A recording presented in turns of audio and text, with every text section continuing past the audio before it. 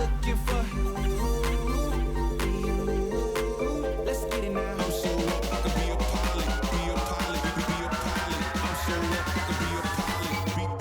Beat. Let's get it now.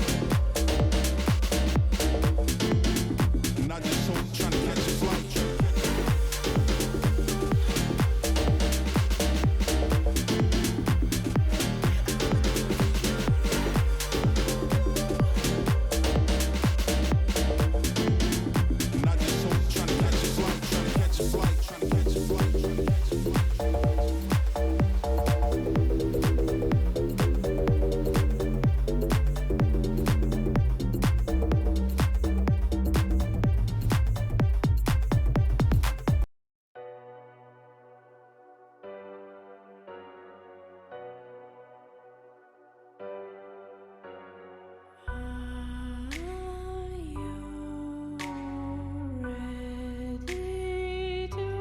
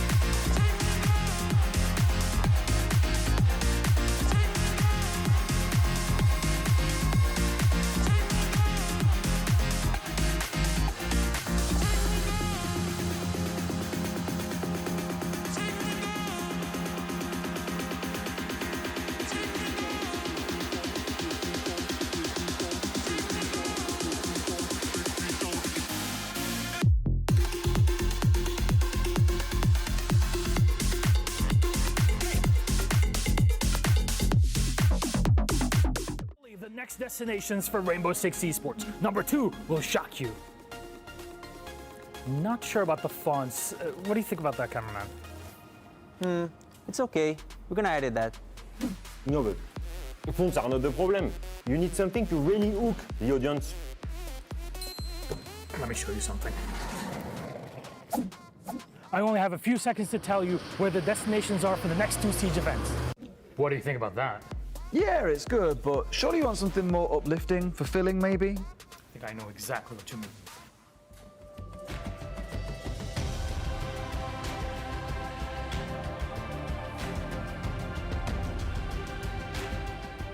Für das nächste Major und Sixth Invitational steuern wir 2 Städte an.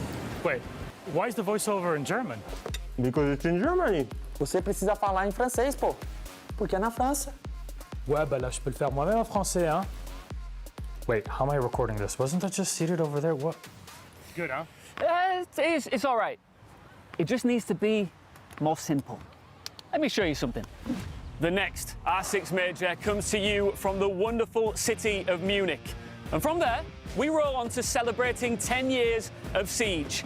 SI 2026 takes place in the most magical city on earth, Paris.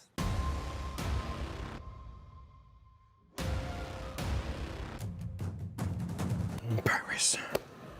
Oh là là, c'est parfait. Masterpiece. Welcome to the XXL Nutrition HQ. XXL Nutrition is the most popular online supplement brand in Europe. Our proteins, pre-workouts, dietary supplements, and of course our sportswear is developed with the greatest possible care. We are known for providing the highest quality products and the best service. Daily, we are working with a motivated team on new developments, promotions, and quality control to serve our customers in the best possible way. XXL Nutrition is an established name in the B2B and B2C market. Therefore, we can also be found in many gyms, supplement stores, and supermarkets. Offering the highest possible quality is the foundation of our brand. Only the best ingredients and materials are used for our products. Everyone at our company has passion for health and fitness. That's why we want to provide our customers, and of course ourselves, with the best products. We prepare all orders in our own warehouse, which has the capacity to process more than 10,000 orders daily. Thank you for supporting XXL Nutrition. We are XXL, the most popular brand in sports nutrition. Back it up, back it up. Let me take it back to the realness, feel this. Let me take it back to the realness, feel this. Let me take it back to the realness, feel this. Back it up, back it up. Let me take it back to the realness, feel this. Let me take it back to the realness, feel this. Let me take it back to the realness, feel this. Back to the back to the back to the back to the back.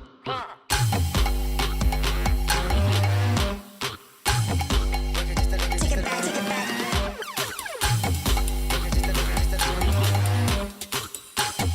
Back it up, back it up, back it up, back it up, back it up, back it up, back it up,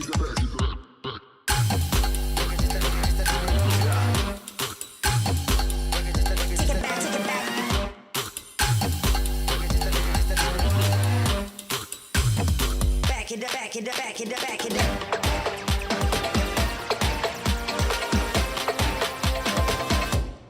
Let me take it back to the realness, feel this. Let me take it back to the realness, feel this. Let me take it back to the realness, feel this. Back it up, back it up. Let me take it back to the realness, feel this. Let me take it back to the realness, feel this. Let me take it back to the realness, feel this. Back to the back to the back to the back to the back.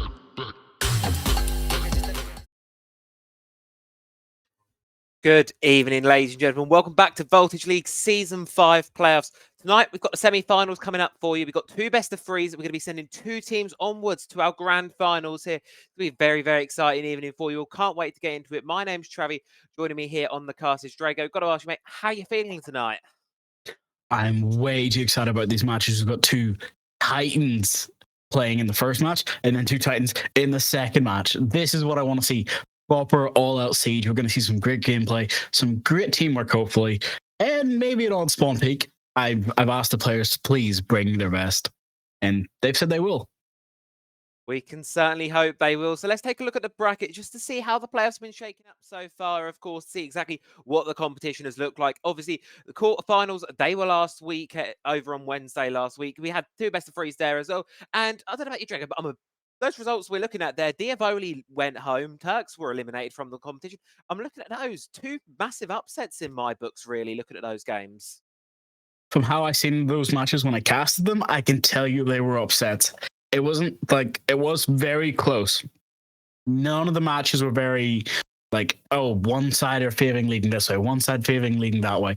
It was, all right, we're gonna be using tooth and nail, clawing our way to victory. It did come out to Team VIP being very strong on certain maps. So I'm hoping Psychopaths have done a bit of research. But if not, it's going to be who's the better team at the start.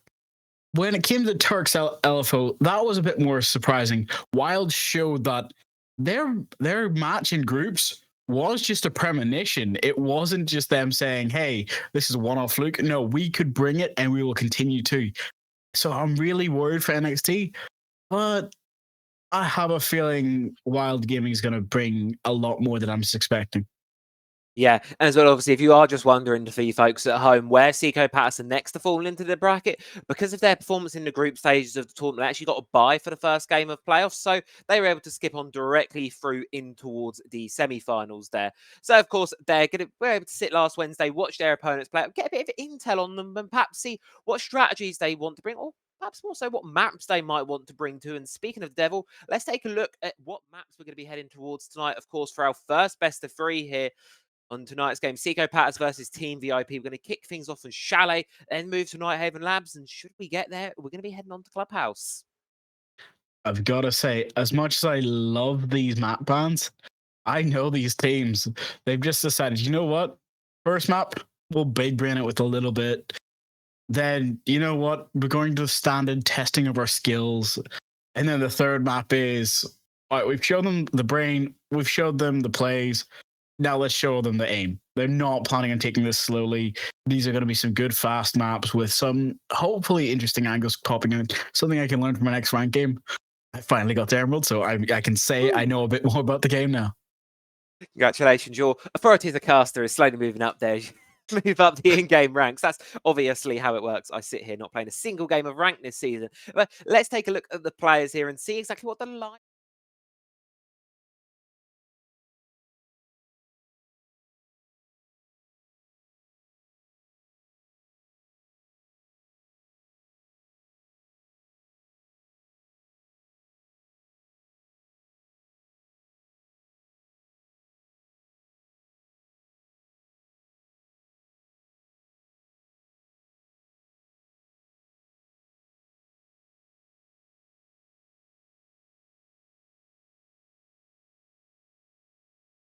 I know these guys, and looking at the stats, they're showing themselves very strongly.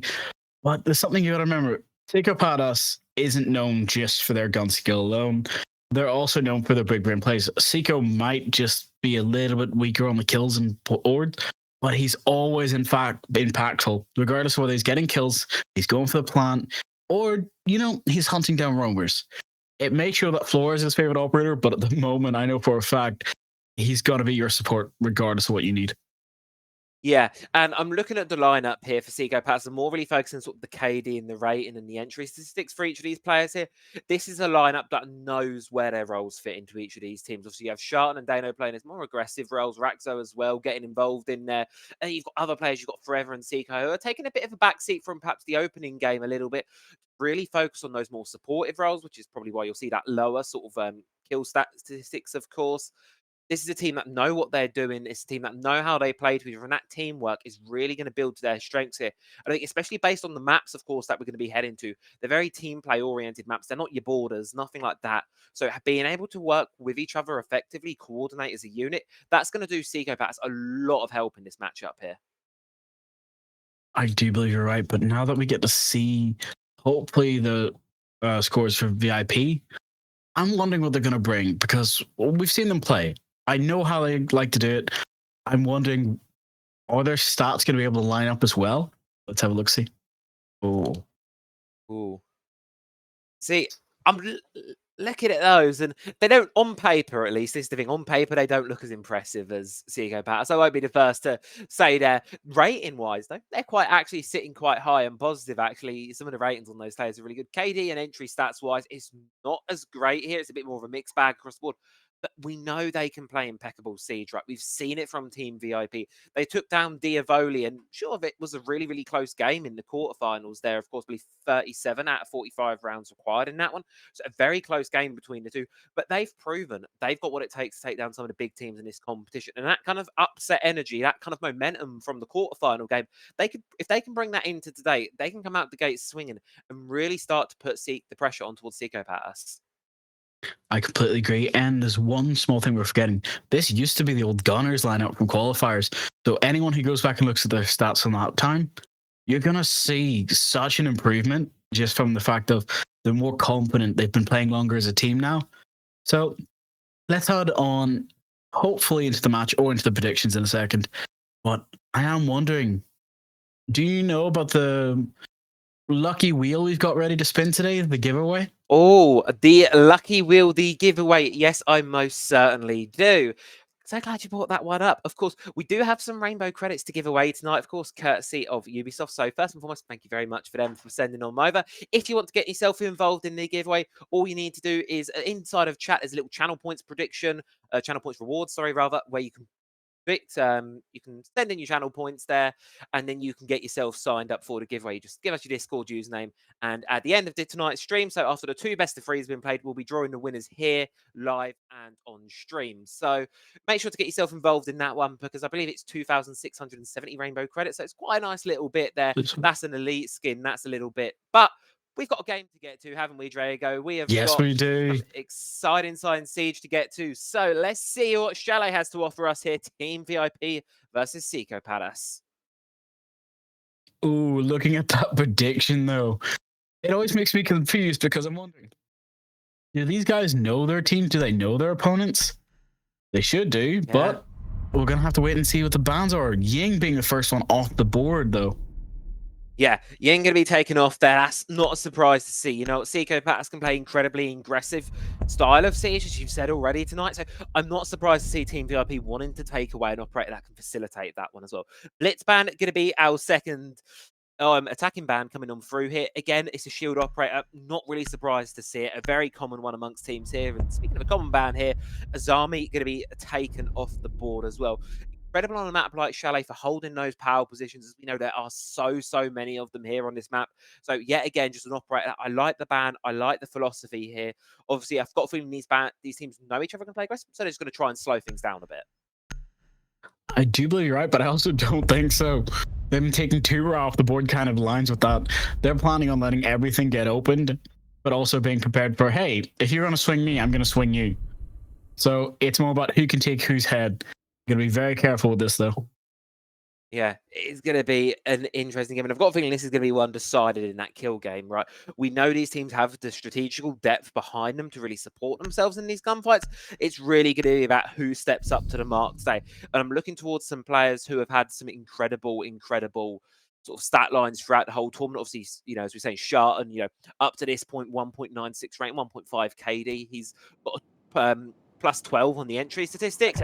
Looking to those kind of players to really step it up today, because I think they're going to be the difference. Attackers have discovered the location of the bomb. I do believe you're right. I am wondering something, though. Whether or not we're going to see Shorten try to drop a 20 bomb, because he's been trying the entire time. I did get the chat to him a little bit and I asked him. He said that the fact that he hasn't already in one match makes him very sad. So hopefully he's going to try and pull it out for us now.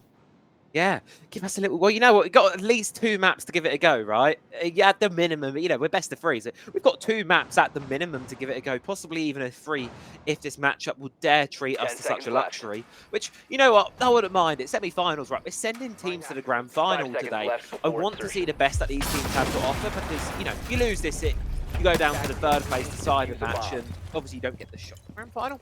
I want to see them put everything on the table here. And, well, you said you wanted some spawn peaks, but spawn peaks denied there. Sharton already 5% of the way towards his 20 as Rudy trades it back, leveling us out even. Which one do you think is more impactful to lose? Having Fenrir taken off the board or having Flores?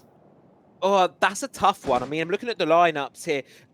I've got a feeling, just for how much momentum that's given Psychopaths here, I mean, they're just continuing to swing out, get these kills. Weehurt goes down as well, and that's already Team VIP in quite a man disadvantage now.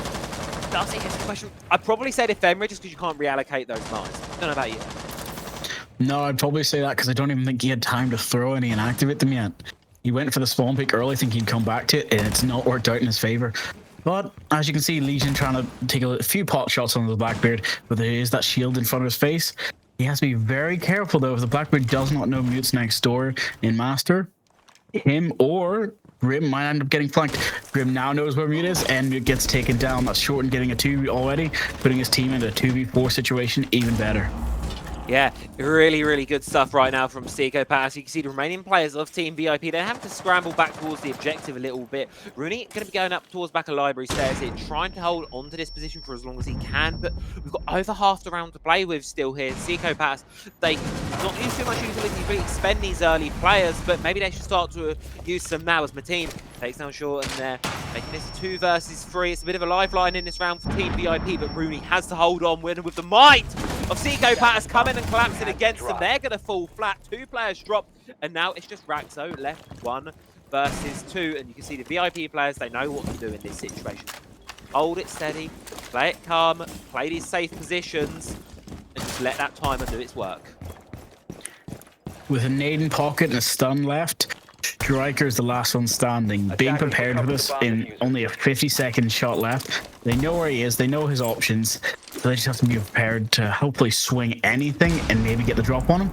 But he's going to drop him down into Fireplace for the last 40 seconds. I'll pass it to you. And the thing is here, Raxo's got the time to be working with right now. 40 seconds is quite a lot of time in Siege context. And if he can try and isolate these 1v1s, he could have an opening in this one. Has the utility to try and split it on through. Going to just go direct in towards the objective here. Knows where the mirror is, misses the shots, however, and doesn't seem 100% confident of where the second player is. Has no clue about Mateen in the corner, and Team VIP, a bit of a role reversal there. What looked like a little bit of a hopeless round at first, and now suddenly nipped, and it's Team VIP actually going to be walking away with that one and starting themselves off quite strong here over in Bar Gaming. And now, of course, they can go on to another objective, and that's got to be a mental boost, right, Draco? You've won a round that, let's be honest, they probably shouldn't have won just on man count alone, 3v5 at one point. They flipped it around. Phenomenal clutch up there from Mateen and Rooney to bring it back. I do believe you're right. Just the thought of that is probably like, all right, we can win this. We just need to play our roles, play our plans. No more stupid spawn peaks for Fenrir. So, you know what? The vigil with the boss G kind of just makes me happy. I'm pretty sure I just seen that. I hope I'm right. But I think that they're not done with being aggressive yet. They know how they want to play this. Yes, Psychopaths lost that first round, but it was mainly due to their own fault and their lack of preparation. They went in being aggressive, they got the man advantage, and they threw it away because they were too confident, because they weren't playing correctly. They wanted to make sure that they had a solid win, and they wanted to rush it. Not what they should have done. Yeah, it's one of those things I think is a quality a lot of teams, sometimes could struggle with. It's that discipline, right? You get in that advantage situation, you want to get aggressive, you want to keep going, but you've got to be able to restrain yourself and hold back a little bit. And I think, as you said, that's what we saw lacking a little bit from Psychopaths there. And it's one that then obviously cost them that round, and it should have been quite an easy round for them. But now VIP already have a leg up in this series, which, obviously it's only map 1, you're only at the start of it, but every little round here can make the difference, of course. And considering this is the map pick of Psychopaths as well, they're going to want to start to get some rounds on the board sooner rather than later. I've never been so happy to see the boss G, and I know that it's been nerfed in Siege X, but I know he's going to be able to use it quite well. I can't wait to see how this goes out for them.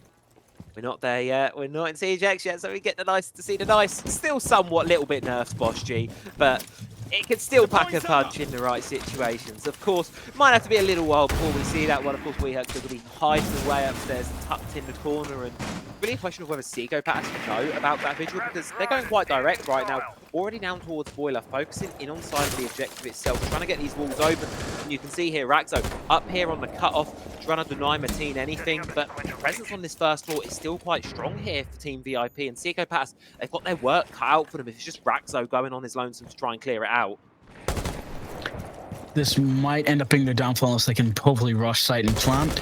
Because as we can see, the hatch is open. If they know about that, they could probably run in and go for the plant, but I don't think they do. Maybe this drone can hopefully give that intel. It does, but it does end up losing his teammate. Maverick being put out of the position. Smoke comes out, gets the hatch to cover. They have to be able to pre-fire, and Rooney goes down. That's the Kai now off the board as well, becoming a 4v5 in the plant, hopefully going down. There we go.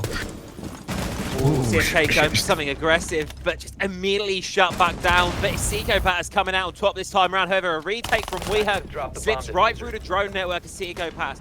We're leveled back out 2 versus 2, but it's essentially 2 1v1s here. You've got Raxo and Greco up on the top floor, and then WeHerk and Shartan down below.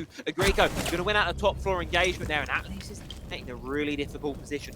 Shartan 4-on-1, so great in the first round here. Pre-fires, almost gets the other VIP player, but just about misses the shots. Can't quite find him through the wall, and he's going to have to go in blind here. He doesn't know where, but as a team VIP, they certainly know where Shartan is. All they need to do is play the clock, give it, then that man advantage that they've got. We are just hide in this corner here, and this round should surely be another one going the way of Team VIP.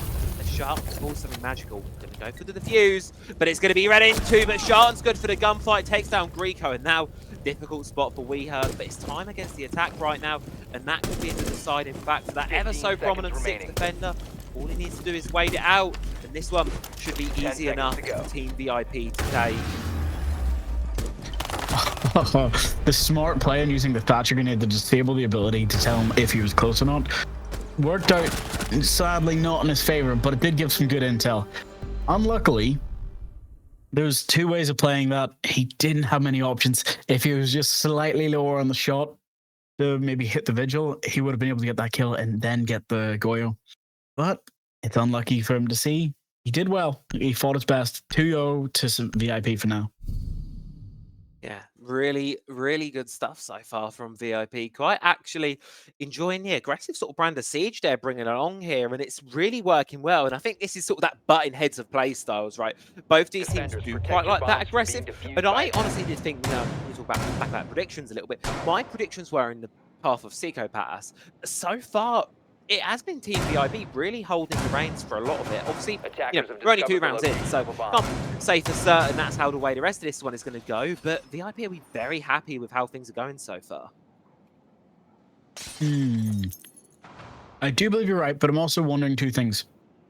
Because their top floor has not been held yet. They've always picked the harder objective to go to, well, bar downstairs. And it's always coming down to 2vx situation. So I'm wondering, is this going to be the same again?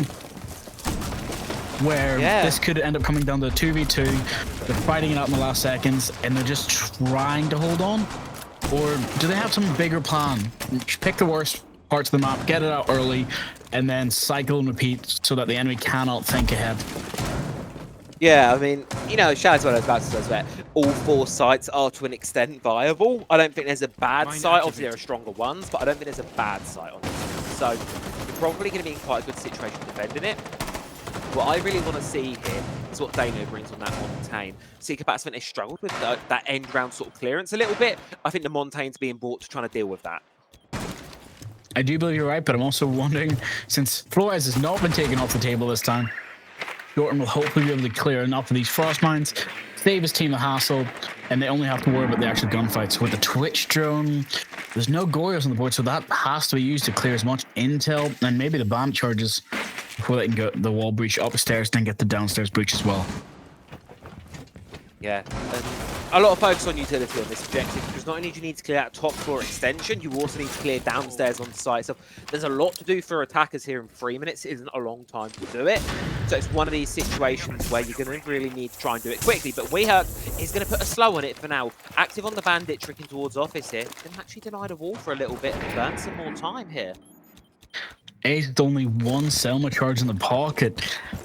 Got to be very careful with how this is now used, because they have no other way to open site. Nobody brought any other sort of breaches. It's all drones and smokes. They were planning for an execute. Yeah, and that's it. And Shartan on the window is going to be dropped out there by Greco. And you can see the network of the defenders right now being held by Team VIP. Psychopaths are not getting any openings in this one at all. Forever's trying to apply pressure from down below, but can't quite see the players. Eventually, that final someone does get the wall open, but it's still a restricted opening. And a man down. Psychopaths desperately need to find an opener into this round. If not mine prime. You're right about that, but do they know where the Fenrir is hiding? Because either Monty ends up crossing and gets shot, or maybe Ace hopefully gets the shot and think, oh no, Rooney ends up getting a pick early as well. Fenrir does go down to Ace, luckily, but now it's a Monty versus a Bandit just swinging while there's a Solus trying to also interrupt the fight, but no, becomes a 2v2 situation again. Frost is upstairs, so there's a little bit of problems, but that Legion is getting stronger and stronger every time seconds pass. 30 seconds off to drop back to site and just try and hold the hatch. Yeah, Dano really should not have gotten himself out of this one. He's in a 2 versus 1 as the shield. There is no way he should be alive right now, but he's just being handed 3v after 3v, makes it a triple in the round, leaves it all down to Rooney. Does have the clock to play here, but he doesn't have the kills. A direct trade to end it out, and it's Team VIP coming out on top. And then how narrow these rounds have been, Drago. That one couldn't have been any closer, but the clock did the final blow. The trade coming on through, and obviously the trades favour defenders now, and that's 3 rounds straight for Team VIP. The pain in my heart seeing a 4K Monty rush that basically saved the team and could not be alive for that final seconds. Oh, Sicko, if you'd just been just a couple more seconds backed off, that could have went handedly to your team, but unluckily, VIP is not giving this up, not even slightly. And coming out the gate rolling, that's what you want to see, because they've completed the full rotation now. But obviously a lot of the rounds have been close, but the way the pattern seems to be emerging to me right now is Psychopaths going to an early man disadvantage. They claw it back because of their insane mechanical skill, but just by that early advantage, Team VIP are able to hold on. It's been close, but Psychopaths really need to get their early rounds under control, because that's what's costing them right now, because they're going into these mid-late rounds, a couple mans down, and sure, they can shoot their way out of some situations, but you can only win battles and not the entire war doing it that way. 10 seconds to insertion. I'm seeing an interesting trick here, which I've never thought about. The chemistry between Fenrir and Frost, because you cannot see the trap, you will step into the trap. It seems to be the way of thinking. And I do like it, but I'm now even more concerned for the attackers, because they do like to rush. They do like to not check the staircase or anything else. So how's this going to work out? Is Legion going to try to spawn pick maybe as well? I mean, we've got to be going for a fast round here. Look at what Psychopaths are bringing along. The Sense, the Thinker, the Blackbeard, the Monty. But one of them might almost be dead already. Zen's on 1 HP and a dream from trying to pick the Nero. Luckily, having a Thinker on the board to give her a little bit of a touch up with HP and a little bit of help with that recoil control as well. Now, Psychopaths, you need to get control of up above, and then you can start that direct push on towards the objective, but I think we might just want to do it a little bit earlier. ROU projector is going to be thrown on in here, and you can see Dano outside of the big window already thinking about the plant here, but surely if you do it, it's just immediate death right forever. Straight into a Legion mine, has to pull away, and the pressure just isn't there right now. They're walking into objective, but they have zero idea of where everyone is. Kills are flooding back and forth, but it's Team VIP coming out on top right now. Power positions are held, and it puts the attacker a little bit of a stalemate. Having a 4v3 come out and having Legion, a direct competitor to Monty, is causing him trouble holding him on the staircase, while the Fenrir can hold up the stairs in the library. There's no safe positions, and there's nothing to stop them. Diffuser is now stuck inside. They have to clear upstairs if they even want a chance at hoping to attack site. Yeah, and this upstairs is going to be so difficult to clear, because all of that utility really went towards that early side push. The only one with anything that can clear out CSK's position right now is going to be shortened over with those Thinker frag grenades, but with how extended the defenders are right now, it's going to be so difficult to do so. We can see Trevor now cornered up here, being watched by the defenders. He's going to try and do what he can, but that's not really going to be a whole lot here. But Ragzo can get something going, takes down Rooney, levels us back out 3 apiece. This round is still within the realm of possibility for Psychopaths, but as that clock goes down, they need to get moving and they need to go now. The sneaking Thinker lurking like a knock is really going to be a surprise if anyone can make it into sight. Jordan, that is not how you're supposed to be doing that, hiding. His teammate goes down. He does get the refrag on Fenrir though, luckily saving his team, and goes for the Legion now. 2v1 situation, a lot more favorable for Psychopaths with Monty on site. being able to go for the plant. Well, Wilk has to just either push site and get the multi before he gets the fuser down, or hopefully kills the Fink and goes for the plant. This is going to be such a difficult post plant, but it might not be a post plant as we had forces forever after the fuse.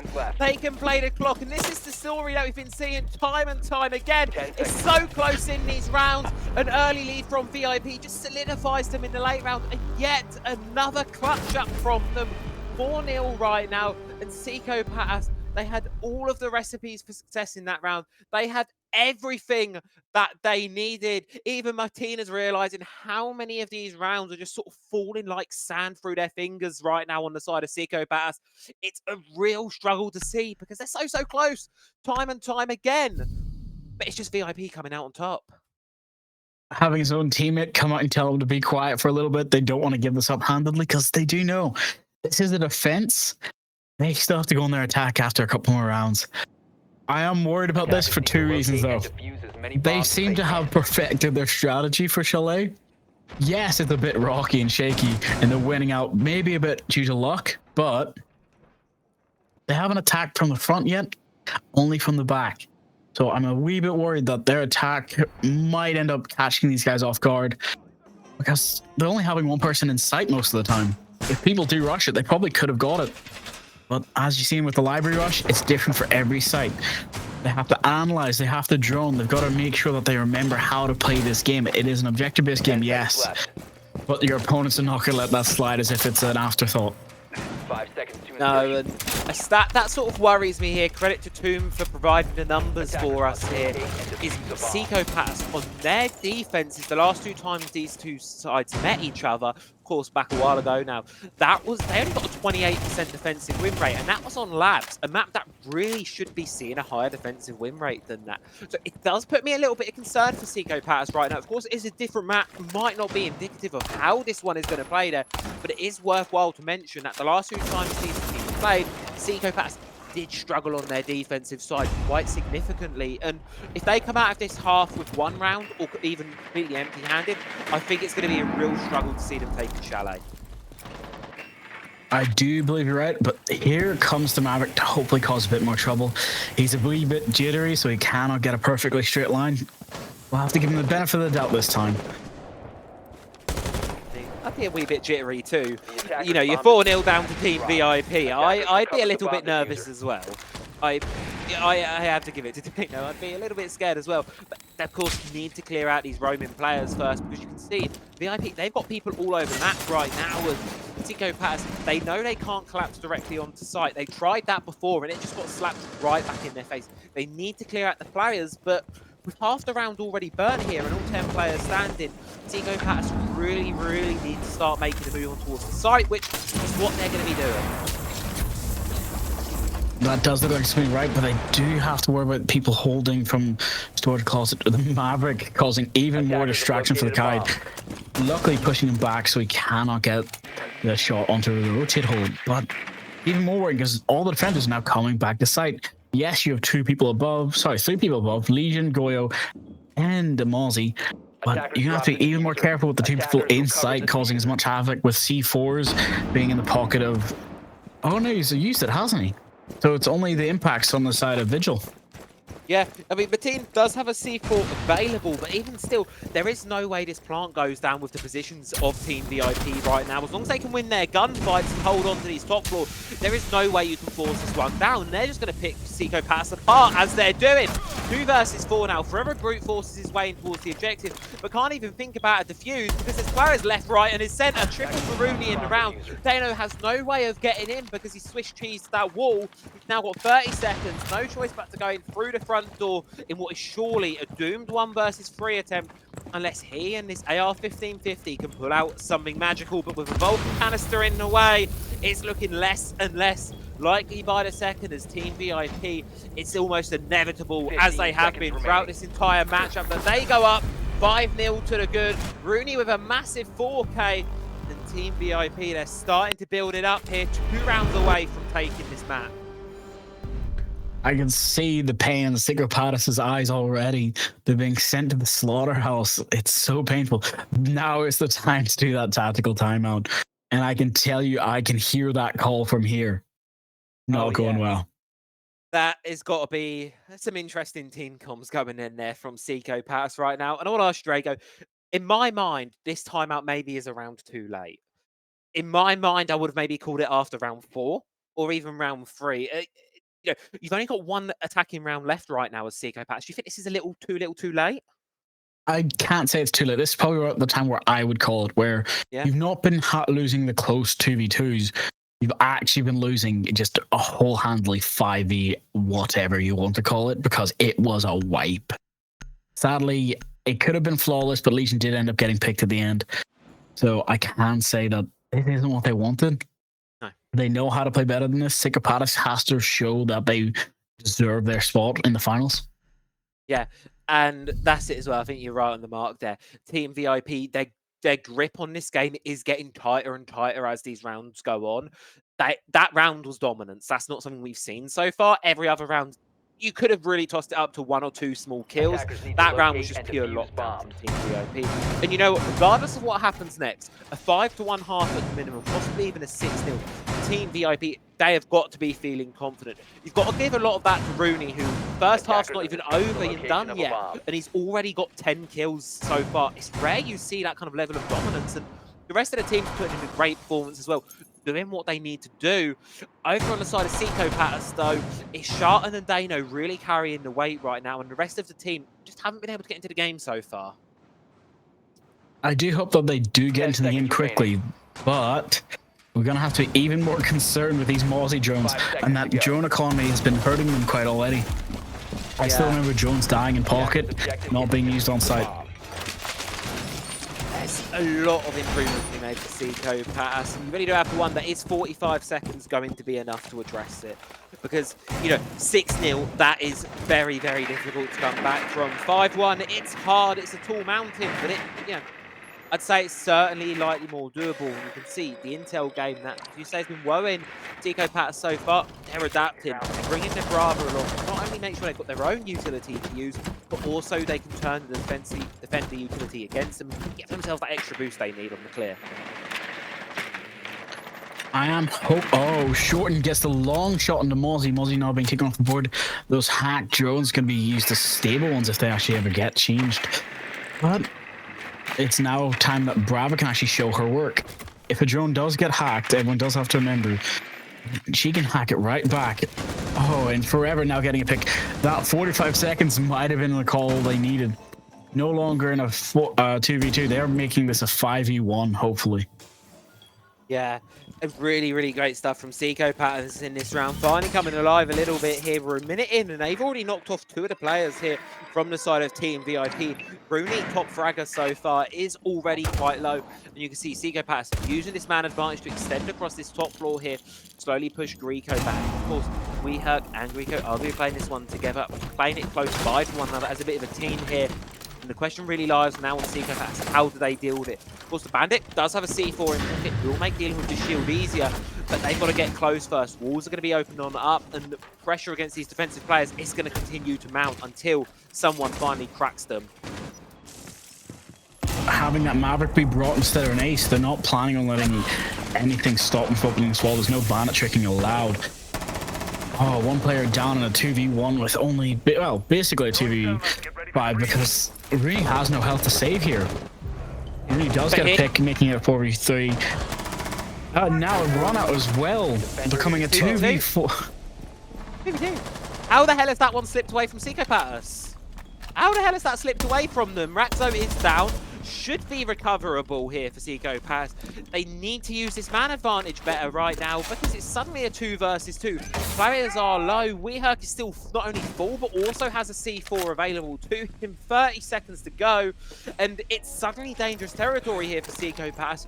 2 players are low. They do have a man advantage. They do have some utility to use to force a plant now, but a slip up here. We've seen Team VIP punishing these late rounds time and time again, and we could see it happen through here. Shartan's going to be one to fall, and now the clock is just going to be used against them to drop into objective, but shut out by Rooney. Seco falls as well, and Team VIP explodes from a miraculous man disadvantage, bring it all the way back, sail into a flawless half. 6-0 is the scoreline. 1 blunder on the defense of Seco Patas, and they will be losing their own map pick in what can only be described as spectacular fashion.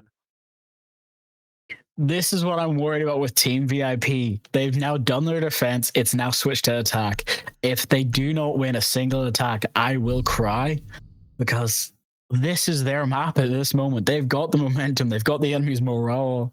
They've got everything. There's nothing to stop them from running over them. And that's what I can see coming with the Deimos Ash Ace. Oh, they've decided to switch. They kept the Blackbeard, but switched the Deimos for a multi, so maybe a shield strat, maybe a rush plant. I mean, try something wild. Why not, Team VIP? Because if you can end this here and now with some crazy silver level rank strategy, it's just something really basic, really silly. If you can end that with this round with that kind of a strategy, that sends a statement right through to Seco Patas. That says not only are you here to play, it sends that we can do anything we want and we will come out on top. A 7-0 would be a statement, a miraculous one at that for Team VIP. And then they go on to their own map pick next. The world is their oyster. Fire it back up again, you know, credit to him for these statistics. Seco Patas, they obviously didn't have to favour the defensive side, but Team VIP, their attack win rate the last 2 times these teams met was 71%. Team VIP can attack. They've shown it throughout this competition, and they want to show it here. VIP looking to handle this very quickly. Already up into library, people getting prepared, hopefully trying to clear out as much of Mezzanine as they can. Not letting anything stop them. People are going to get set up. Maybe this castle might slow them down a tad. Not with an Ash charge in pocket. That's gone. Yeah, oh, forever. Almost could have got a freebie there. Unfortunate for him, it's the Blackbeard, but he's just going to get it anyway. Can't stop him right now. Rooney's going to be going down forever. Finally getting back in towards this one here. It's a good start, and as you see, we have trying to make a bit of an entry, but sent right back out here. It's a good start for Seco Patas right now. The hold is going well, and as the positions, pressure on them starts to heat up a little bit. They should be good to hold it for a while longer, but CSK takes down forever. Trade for a trade, ideal for that position, back level. Everyone getting a little bit too aggressive now, putting it back to 4v4 with Weird being a little bit tagged. So having your Monty that low when you were hoping to go for a plant is not the situation you want to be in. But maybe Ash can hopefully get a pick on somebody who's playing at half ball. Yes, Mira does go down. Now it's a 4v3 with the Legion sneaking up behind them. Yeah, and Sharton needs to go massive. If he gets spotted out, if he gets taken down, this game may as well be as done. Mateen knows, but can't find the elimination. And that's the lifeline that Seco Patas need right now. That's the kind of lifeline that they're going to need to be taking throughout the remainder of this game. Final Selma goes onto the wall there to be able to allow the Montaigne to walk on through, but a dirty angle being held by Dano. Going to fire the shots a little bit early, giving away the position. Still trying to hold on to Piano, though. Not let the attackers gain any more ground, but Monty, he's starting to make his advance. Having the callouts come out while Ace goes to the plant, watching the cross, but the jump out getting the Frost. They're becoming a 2v3 post plant with Monty still in the board while Ace gets one pick. And oh, there's the refrag as well. And now 2v1 versus Monty. Monty goes down. Seco Patas finally get one onto the board. Finally get that round across the line there. Narrow margins by Seco Patas. Still an insanely close round, but it's good to see them finally get one across the line. Obviously, plant attempt there was successful, and actually, funnily enough, that's the only plant we've seen so far all game, I believe. There's been a plant attempts made, but I don't actually think we've seen one stuck through so far. So for Team VIP, good job to get the plant down here, but they still got 5 more match points to play, right, Drago? It's an uphill battle from here for Seco Patas. You're definitely right about that. Seco have showed that they can defend, so we can hopefully see this become a 6v6, just going all the way into overtime. But I'm still worried because that Deimos is still every time being picked, and now the synergy with the line, that can become even more devastating. Oh yeah, Attackers that need is to going locate to and be defuse bombs. very, very spicy one. And the aggression. I don't see a world in where Team VIP slow down this half. They're in such a good position right now. I think they're just going to keep trying to do what they did in that previous round. Clear the positions, brute force the objective, and just like, you know, obviously you're cybersecurity, aren't you? A brute force attack on a computer. It's eventually going to find. They're eventually going to find the right answer. They're eventually going to work it. and it's just going to crack for them. Team VIP, they've got so much room to play with right now. Seiko Pass, it needs to be perfect for every possible attention, and the rounds can't be as close as that previous one. This is going to go on. I do believe you're right about that, but I'm now more concerned than ever, knowing about how they want to hold this. Seeing that, if you look at this closely, they've decided to switch off of the Deimos. Bring the Sledge, bring the Aruni. Sorry, not the Aruni. That's Amaru. So Amaru, Graham, Blackbeard, and Grava. These are all the operators I know to rush sites with. You rush sites and cut off the angles. So I'm wondering what the plan is. The plan will likely be simple here. You can now see that you're going to send Mateen in through the back of Solarium. Defenders on this top floor here, you're going to go in and you're going to hit them hard. You're going to do it quickly, pinch them in there. And while they have zero idea that Mateen is back there, they're going to try and retreat. They're going to get cut off from that position here. You can already see the utility coming on through here. Forever is in this difficult position, tucked away in the corner of Library here. Frag grenades aren't going to work, but Sharton most certainly will. Takes down CSK. And that is exactly what Seiko Pass need right now, because this position for the attack is so much more difficult to take man down. Well, they do know somebody is now in office because the drone was caught and spotted out. But they have to be more concerned about the Doc. Nades coming out into play. So if he even moves, Doc is dead. But he's just going to stand there like a stone golem, being prepared, stimming himself back up. Just like in Raptors and Garage, you just got to hold it. But now Blackbeard getting pushed back with a C4 as well. VIP really struggling, surprisingly, sort of find a little bit of an opening. You can see they've got a bit of a box set up here on this top floor, but no real way to open it up, no real way to get someone in. And the longer they hold this, not only does it burn the clock, but you can see players are just taking a little bit of damage. Mateen is going to be opening up the soft wall there, give himself a couple more rotation opportunities, add something else to the list of worry for Seiko Pass. But right now, as long as the defense don't give any picks away, they should be good sailing for this one. The attack really needs to try and find that weak point right now, but looking at it, there isn't one. You might be right about that, but I don't think you're completely. Looking at how these guys are playing it, they've always got some sort of strat. It's just about whether they can use their drones or use their gadgets. They picked Sledge for a reason, so hopefully it wasn't just to open up floors. It was maybe some bigger brain plays maybe coming out. Possibly so. I mean, I worry because they've burnt all their utility right now. They're going to have to rely on their guns. I mean, they're going to hit. Obviously, Raxo will be going down there. It's 4 versus 4. And this is where Mateen can come in big on the backstab here. See him from behind the mirror window, take him down. They've still got the Doc to clear out, but they have no idea he's in there. Forever's going to get a kill. Sharton with another. Eventually is traded back, so we are 2 versus 2 now. And it's a close round yet again from these two sides. But Sharton, he's got himself up and tucked away in towards Mudroom. And if the inside of Team VIP don't know that he's in there, it could be disastrous the minute he's activated, because with the clock against them, the attackers have no choice but to hop drop the hatch. But Seiko's able to find one. Couple windy shots from Rico there. I believe stuttering out of that one. It's unfortunate, but it's going to be Seiko Pass taking their second round now, 4 away from overtime. I do believe he's just DC'd, so he may end up having technical balls, but we'll hopefully see him come back in time. That was very unlucky, though, at the end of that round. Yeah, I mean, I don't think that one was going to go the way of the attack either way. You're dropping into sight completely blind in a bit of a sandwich. It's unfortunate you don't get the chance to fight it out, but also I think at the same time, realistically speaking, that was a Seiko Pass round the minute they had to drop down 2 versus 2. So it won't be too disheartened about that one. I just don't think they can let the mental slip away from them, Team VIP, right now. It's such a phenomenal job on the defenses. Don't let it get to your head and just play the fundamentals now and just get it done. I do believe you're right about the fundamentals, but they're going to have to remember for 2 other things.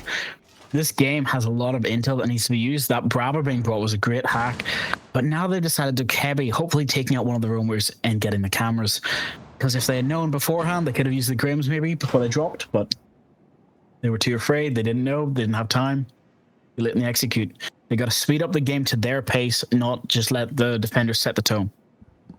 Yeah, that's it. You are the attack. You are in control of when you do and do not push these positions. Because if you don't give defenders any reason to be pressured, that they're not going to swing. They've got that 6th defender. You know, they've got that clock on their side. They have no reason to make a move unless someone gives them the opportunity to. So for Team VIP, as you say, it's about that pace control, about that hunting. And obviously Mateen going to be doing a big part of that here, now going over towards the Deimos here. Not too many defenders identified, rather, so going to need to do some more drone work before they can sort of start to use that operator. Before they can get there, it's going to be an opening of this main breach here. Is he going to get it in time? He does. Oh, I love a good carry trick. It always catches people off guard, though. Especially as a Thermite, especially, you know, with how quick those exothermic charges, it's rare we see that one against the Thermite. And as you can see, Team VIP are just going to kind of have to forego that position a minute. They obviously do have Greco available with those Selma charges, but it's still going to be very, very difficult for them to try and get anything done with limited walls open, of course. You can say with very limited walls open, but they do still get it open. He cannot get a big hole on it, but he can get enough. But that's not going to be enough to stop them. That's the main breach now open. The hatch is still open as well, so players do still have to be cleared out from above. This is where the problem's going to come again. They know about it. They keep trying to just smoke off the hatch, but it's never going to be enough. No, and that's it. The players that are going to just walk in, they're just going to walk into their demise right now. And it questions me because we saw Seco Pass on their attack make this exact same mistake. You push into sight before the vertical is cleared and it just doesn't work. You're just going to be sending players to the slaughter time and time again. Seco proving that point so true. And now it's just be hurt, gone, and Mateen left outside. You've got all 5 defenders identified now, but you also have to kill all 5 of them on your lonesome. Walking in blind to small garage. Claymore does get one back, so at least it's not going to be a flawless round, but players of Seco Pass, they know where this sole remaining attacker is, and it's only a matter of time before they get the job done here. He's got a minute, so there is enough time to drone, use his gadget, pull out, and hopefully get. There's the pick as well, becoming a 1v3. He still has a chance to clutch it. He knows somebody else is upstairs. He just doesn't know who he's going to pick. He does. There's the Fenrir scan coming out with the pistol. It's the right one. He knows, and he can try and get this. If he can hit these Vendetta shots, it's a 1v2. But so much damage being done right now. Mateen is still going to be alive and kicking. Does get one more. A little bit of a teabag there. 35 seconds to go. And with 2 death marks in pocket, all you can do is try and drone this out. But there's no time to really get the drone on in. You're just going to have to send this one on through. Pick an opponent. But that's going to give the game away to the side of Seco Pass. They're going to know what's coming right now. Grenades being picked here. Ready in hand, it's going to go down, but does he know about the other one? Yes, he's aware of it. Could this be the 1 versus 5? Yes, it could be. And Team VIP will take their opponent's map pick with a 1 versus 5. That Medina should have 0 right taken. How does he do it? How does he get away with it? And Team VIP 7-2 will be the scoreline there. A phenomenal job from them and setting them up for success in that series. I can't. I'm speechless. Honestly, I tried my best just to follow along with it. But seeing the Claymore first off, being aggressive, fine, it's 5v4. You have every excuse, every right to be like that. Fine. A shot on the person above the hatch. It happens. Then the third with Fenrir. And it's the game sense from Mateen. I really want to highlight that one there. The game sense when he drops that hatch to know, right, he knows he knows where the Legion is, and he knows the Kaid's going to be in blue. That's where he knows he's going to be. So he drops, anticipating the swing from the Kaid, takes him, and then takes the Legion, isolates the 1 versus 1. That is exactly how you play Deimos. I've got to give Mateen credit for that one. That is what he is built to do. He's built to force, isolate, and then win those 1 versus 1 there. That is definition textbook Deimos play. And that kind of stuff, those kind of clutches slipping out of the hands of Seco Pass, that's what cost them this map, because you've said it the whole time, Drago. So many of those rounds were so close, but just time and time again, massive plays from players on the side of Team VIP, whether it's Rooney, whether it's Mateen, or anyone else. There's always someone to step up to the plate there, and what a performance on their opponent's map pick, because they're now going to their map pick. That's the other thing. We're now going to Nighthaven Labs, the battleground that Team VIP wanted to go to. And Seco Pass, what can they do now? Well, Seco Pass have to go back to the drawing board while they set up the lobby. So they have time to talk now. They have time to discuss on the strats. They need to empty the tank here and now, because the momentum's not going to stop between maps. We know these guys can carry it through. So this is where we're going to have a bit of a problem. knowing how these guys play is one thing. Knowing how they think is another, and knowing how they're going to execute is a completely different ballgame.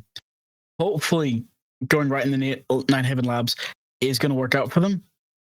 But I'm wondering how their attack's going to go, because this is where the side switch happens. Yeah. I'm a wee bit worried. And as well, I think the issue here is Nine Haven Labs was where these two teams met last time against each other here. They met against each other on Nine Haven Labs, and it was 8-6 going the way of Team VIP. So Team VIP, they've proven they can win this map before. They're going to prove they can try and do it again. And well, I suppose for Seco Pats, as you say, it's back to the drawing boards, that reset, and now it's that chance to try and make that comeback happen. Map number 2 of this intense, this absolute shenanigans of a best of 3 so far is going to be coming your way very, very shortly. But before we get there, we've got to throw to a quick break. So before the game comes up, enjoy some highlights, and we'll be back in a few. Must've went blind tonight, cause I swear that you out of sight. Man, I'm so up, I could be a pilot, and I just hope trying to catch a flight. So let me get the digits, I call right now if you with it. I seen 1,000 pretty girls in this room, $1 and I've been looking for you. I've been searching, it's so hard to find a girl who's one of a kind. Cause being alone just isn't cool. I'll take 1,000 trips around the world just so I could find you, girl. Cause darling, I've been looking for you. I'm looking for you. I'm looking for you. Let's get it now. I'm so up, I could be a pilot. Be a pilot. Be a pilot. I'm so up, I could be a pilot. Beat. Let's get it now.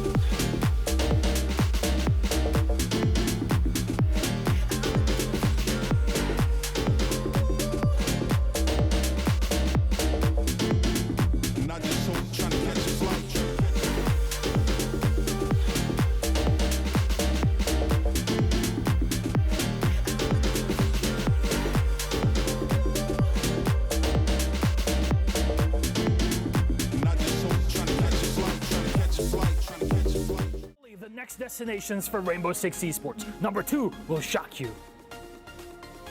Not sure about the fonts. What do you think about that, cameraman? It's okay. We're gonna edit that. No, but fonts are not the problem. You need something to really hook the audience. Let me show you something. I only have a few seconds to tell you where the destinations are for the next 2 siege events. What do you think about that? Yeah, it's good, but surely you want something more uplifting, fulfilling maybe? I think I know exactly what you mean.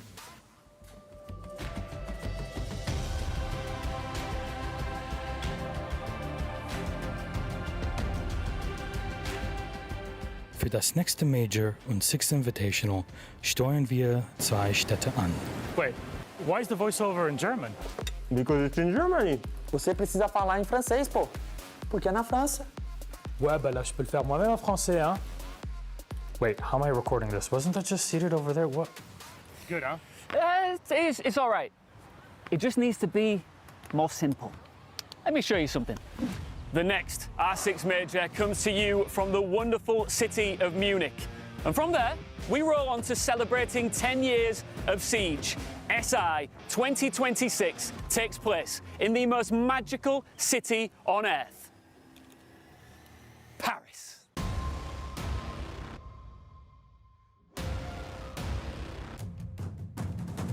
Paris. Oh là là, c'est parfait. Masterpiece. Welcome to the XXL Nutrition HQ. XXL Nutrition is the most popular online supplement brand in Europe. Our proteins, pre-workouts, dietary supplements, and of course our sportswear is developed with the greatest possible care. We are known for providing the highest quality products and the best service. Daily, we are working with a motivated team on new developments, promotions, and quality control to serve our customers in the best possible way. XXL Nutrition is an established name in the B2B and B2C market. Therefore, we can also be found in many gyms, supplement stores, and supermarkets. Offering the highest possible quality is the foundation of our brand. Only the best ingredients and materials are used for our products. Everyone at our company has passion for health and fitness. That's why we want to provide our customers, and of course ourselves, with the best products. We prepare all orders in our own warehouse, which has the capacity to process more than 10,000 orders daily. Thank you for supporting XXL Nutrition. We are XXL, the most popular brand in sports nutrition.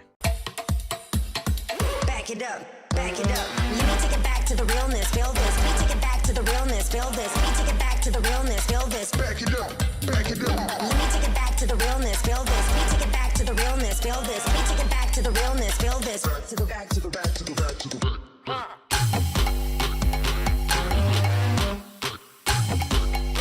Take it back, take it back.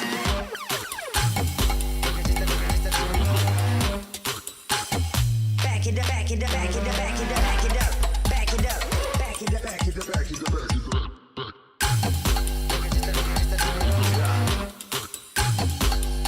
Take it back, take it back.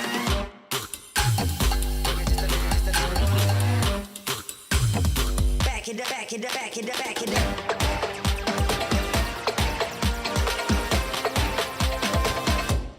Let me take it back to the realness, feel this. Let me take it back to the realness, feel this. Let me take it back to the realness, feel this. Back it up, back it up. Let me take it back to the realness, feel this. Let me take it back to the realness, feel this. Let me take it back to the realness, feel this. Back to the back to the back to the back to the back.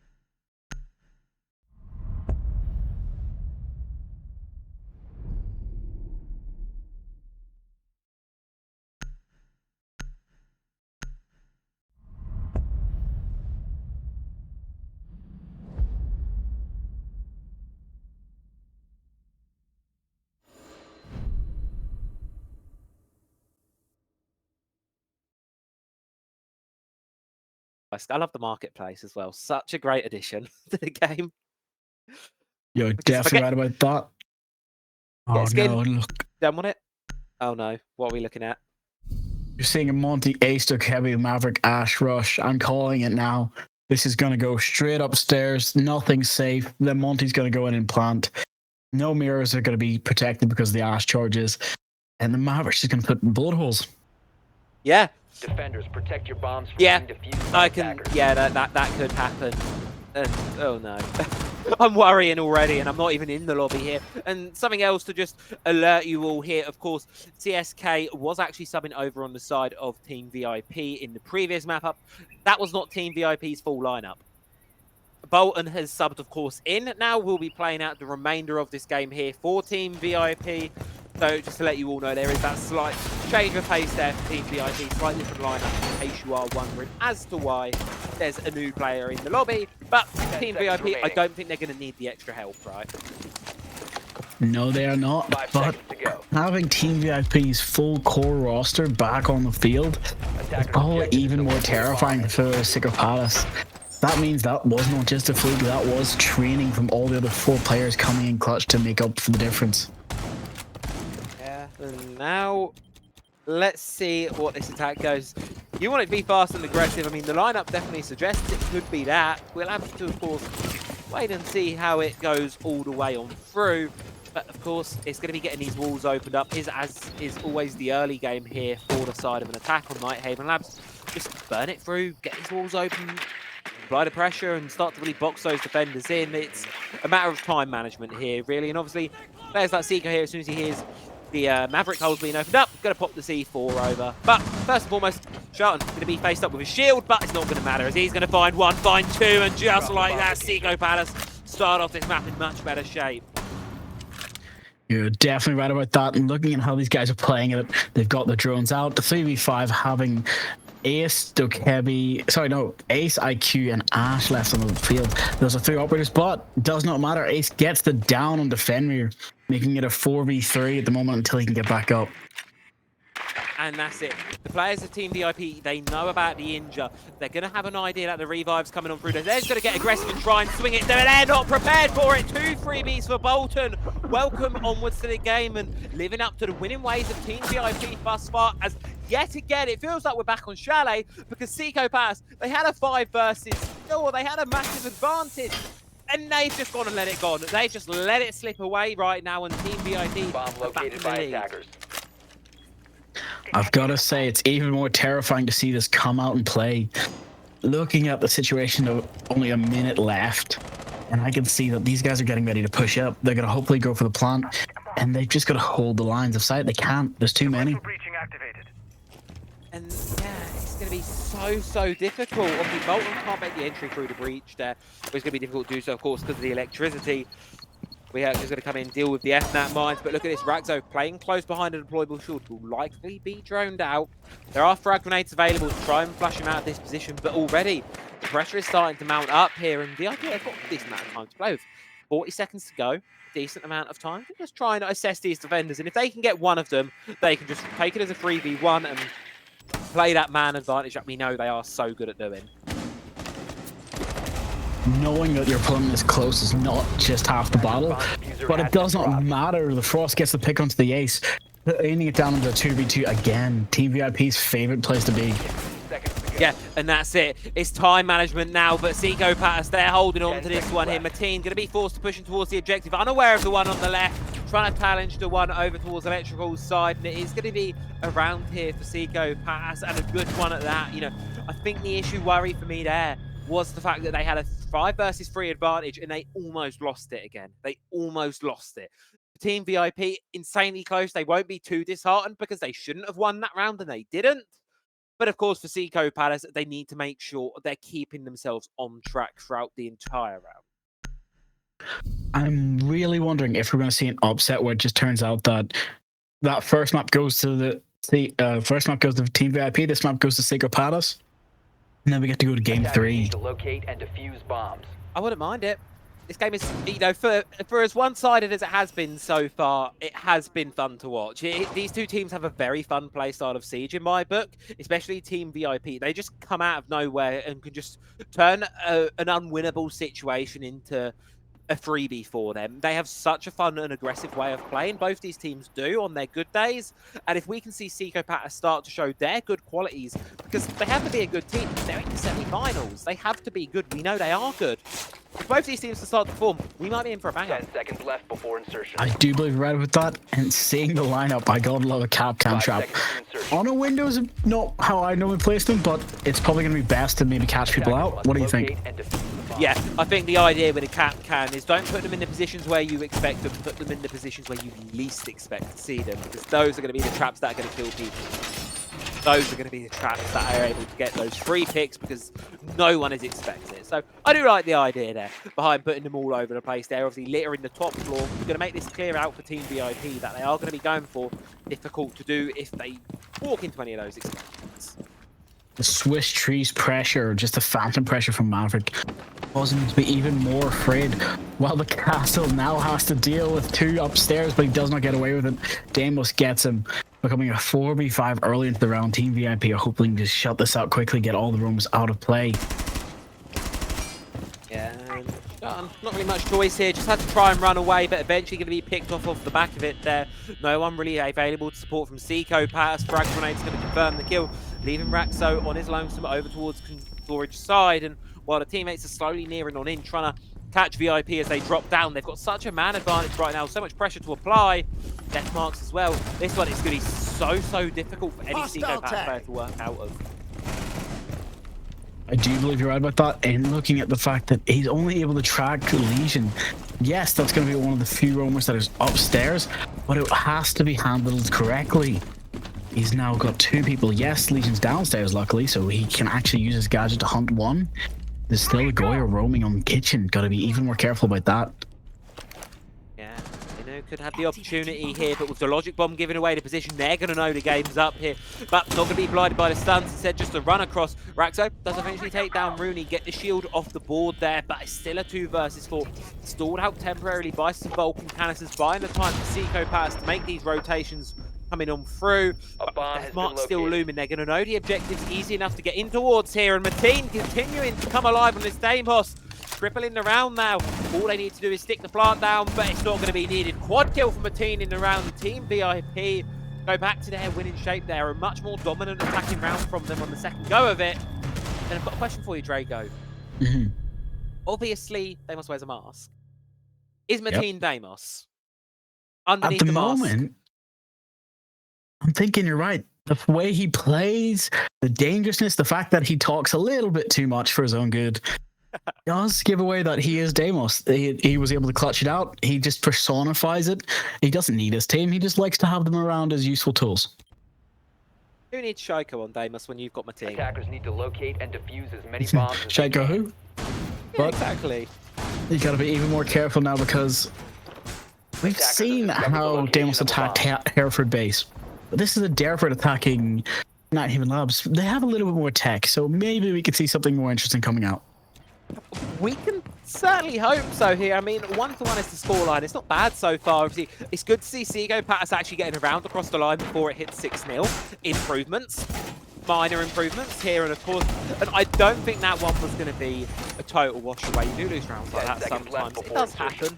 Of course, Seco Patters, I think really now is going to rely on the bounce back, on that kind of comeback ability. And really for me, it's in that road flip. I think that's the answer here for Seco Patters. They need to slow them down and they need to not lose the picks early. I do believe you're right about that, but I'm worried about two more things I've just realized. Not only are these guys bringing the Blackbeard, who's a great operator just for being able to pick gadgets and cause a little bit of mayhem, but now they're bringing they've brought the Kirby, they're bringing Maverick. This roster hasn't changed except for the Thermite. So I'm thinking their plan was to originally just go for the wall, maybe push into B and go for the plant, but they're having to change it up because of how much roaming pressure's upstairs and that 2-row causing as much trouble as he can. Yeah, control is really a site defined by this vertical control, so it's essential you clear it out. You cannot ignore it. If you do, you will be punished severely for doing so. You need to make sure everything is safe here.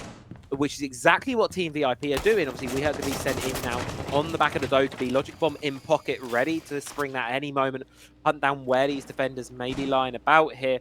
You can see just waiting for the go mark here from the rest of the team. It's going to come on through. The question is who gets the entry pick, because look at this Team VIP. They're going to be pushing directly into a mirror window here, making that advance incredibly difficult.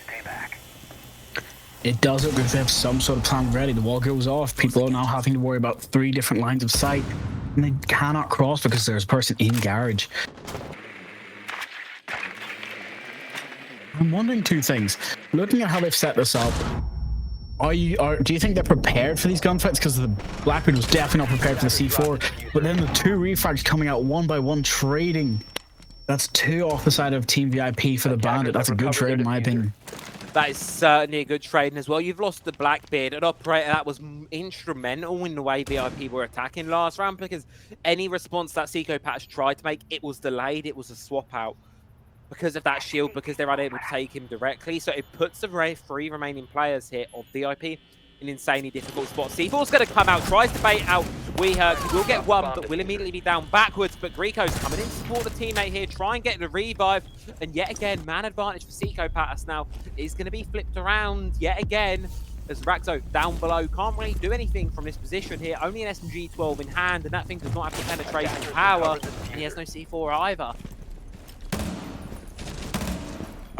Just looking at this, it's terrifying being put back into that 2v3 situation. Psycho-Pass hopefully learned their mistake before, but if they put themselves in the wrong position, this Deimos could hopefully catch them out again bit by bit, causing enough trouble where it's not going to work out well for them. And this is key. They know where the Legion is, and all they need to do is try and force this warden out. They've given the position away. So they know both these players are around right now. The only thing Psycho-Pass can do is hope to play the clock here as Mateen tries to get it from the floor, but one shot is all you need from Raxo. Takes down 2, and it's now a very difficult 1 versus 2 for Mateen, with no choice but to drop down straight into his demise. A much better hold in there from Psycho-Pass at the end of that round there. Raxo getting the perfect read on towards the storage hopping, and it gives Psycho-Pass another round in this one, allowing them to hold on to their lead on Labs. It's terrifying to see the fact that the Deimos can just hunt you continuously back and forth. But that did give Sicko the round they needed, so I'm wondering if this is going to end up being Sicko's map. It's defense on a Nighthaven Labs. If Psycho-Pass can come out of this with an even or a 4-2 split, they're in a good position. I really do think it's going to rely on that second half. I think that's the difference maker for me, personally. Just because Psycho-Pass's attacks last time were not good. It wasn't a chalet thing. I think it was a more fundamental thing. They just did not look good on the attacks in the previous map.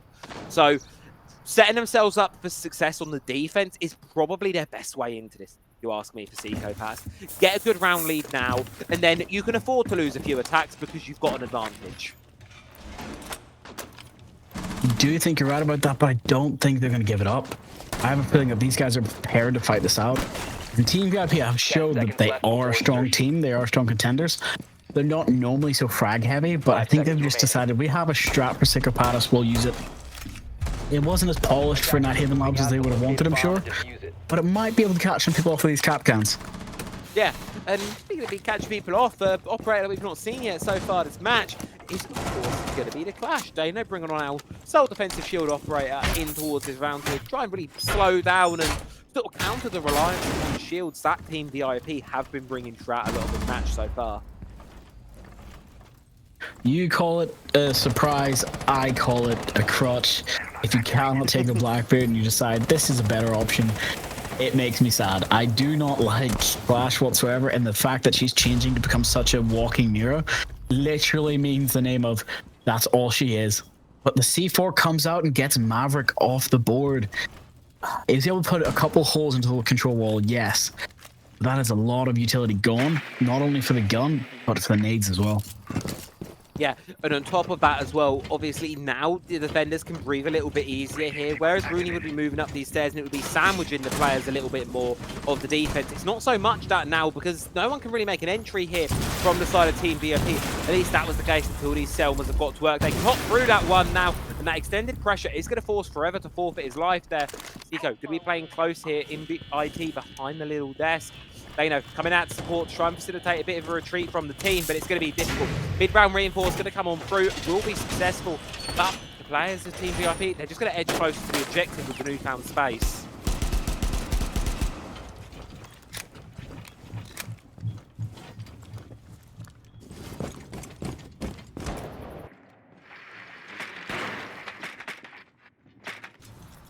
Sequential breaching activated.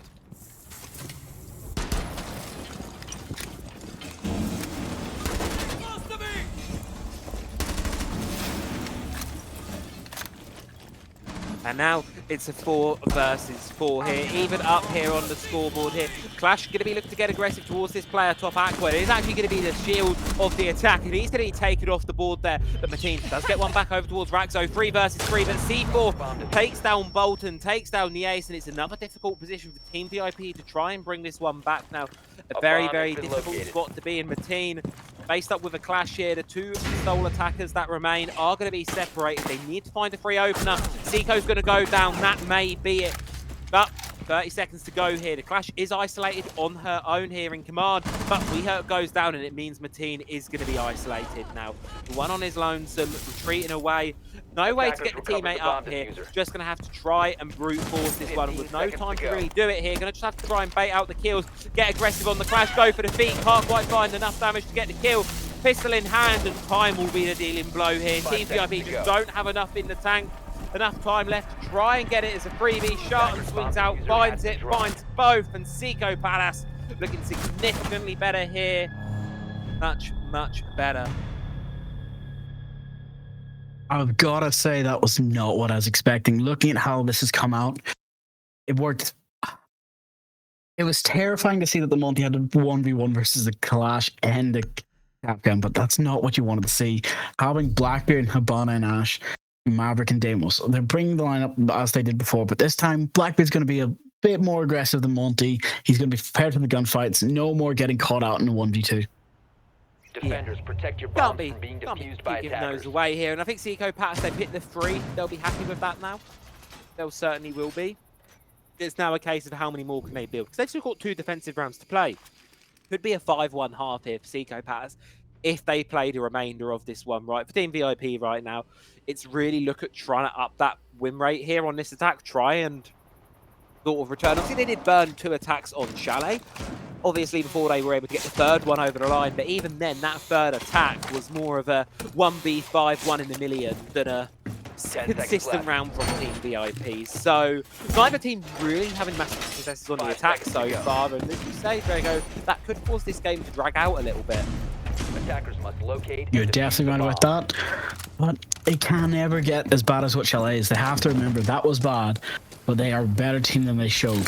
So this is where Zico Palace is now coming out with. Let's hopefully do the math of 3v2 or 4v3 round differential, making sure that they can have those splits and make it better for their defensive half.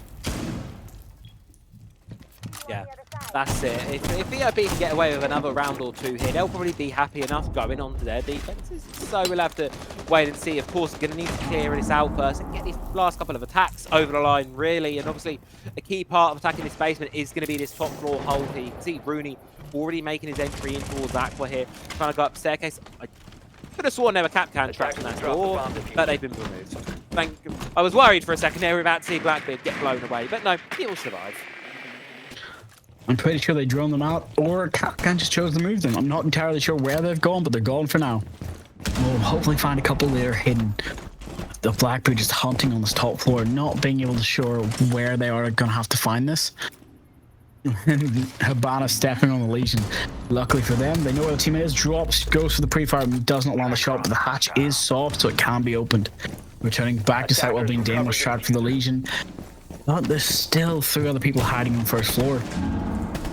And really, so far, good retreat control right now for Seco Patas. When players have been getting pressured, they have been retreating. And when they fight back, they're knowing when to fight back. Mateen is going to be falling there in place of the castle, and that is probably an advantage for the defense there in terms of that Deimos has so much power late round. Going without him is going to be a struggle for VIP. The castle, he's done his job already. So right now, it's just about retreating with that early man advantage. Oh, couple shots here from Dano, trying to take down the Blackbeard, trying to go for it. But it's that difficult, that shield bash, and it's put him in a real difficult spot. He will get traded back, though. 3 versus 3 now. Just watching that Blackbeard do the jiggle peeking and pop his shield down just a little bit is absolutely terrifying. Now, even. 3 versus 3. 40 seconds to go left on this round here. Team VIP going to start to look about opening up some of this vertical here, but they do need to get a move on here. They do need to go just that little bit quicker as they make the entry on in. And look at this, the external wall is still closed here. If Seco can get a bandit trick done, this could be the round over there and then, but no. It's Shartan playing close to it. Now going to be in a really difficult spot. They're aware of it. Greeko's going to find it. Man advantage swings away of Team VIP, but with Vulcan Cannon stopping them from making the entry, time is going to be against them. They're just going to have to push in, but they can continue to find the picks. Greeko's going to take down Raxo, but Siku tries to go in to find something, but Greeko's on the watch. Greeko's got the kills, a 4K in the round for him, and with that, it's going to be a second attacking round for Team VIP here, and an opportunity to walk out of this half an equal stale point, which I would say is a good place to be if you've just attacked. I would hope so. If they could win this, it becomes a 3-3, which is the best position most teams can hope for. Team VIP, I'm wondering what the defense is going to be like because they know how to do it. They've shown us before. Both these teams have went to this map against each other, so this is probably their best chance to show where that difference comes into play, especially after the 70 on Chalet. Protect your bombs from being defused by attackers. Yeah, and now we are going to have to sort of hit here and try and see what can really happen through, right? As you say, that second half is going to be the teller in this one, and obviously with how close this half has been, nothing's going to separate them. That second half, it's that opportunity to make a statement. Obviously for Team VIP, if they can lock it out 4 rounds in a row, they win the series. If Seco Patas can do that, we will be going to a map 3 of Clubhouse. So both these teams have some quite stakes in it right now, but the pressure is certainly on Seco Patas right now, just because of how that map 1 went. You're definitely right about that. And looking at how they're playing it, I think they're going to play it a bit more safe now. 3 people upstairs, 2 people below, nobody in basement this time. Yeah.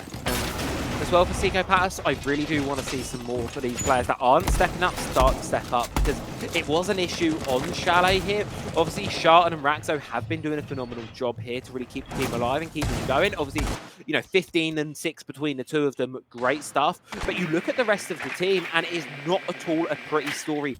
3 and 13 between the 3 other members of Seco Patas. Even on supportive roles, you need to be having more of an impact than that, because you look at VIP.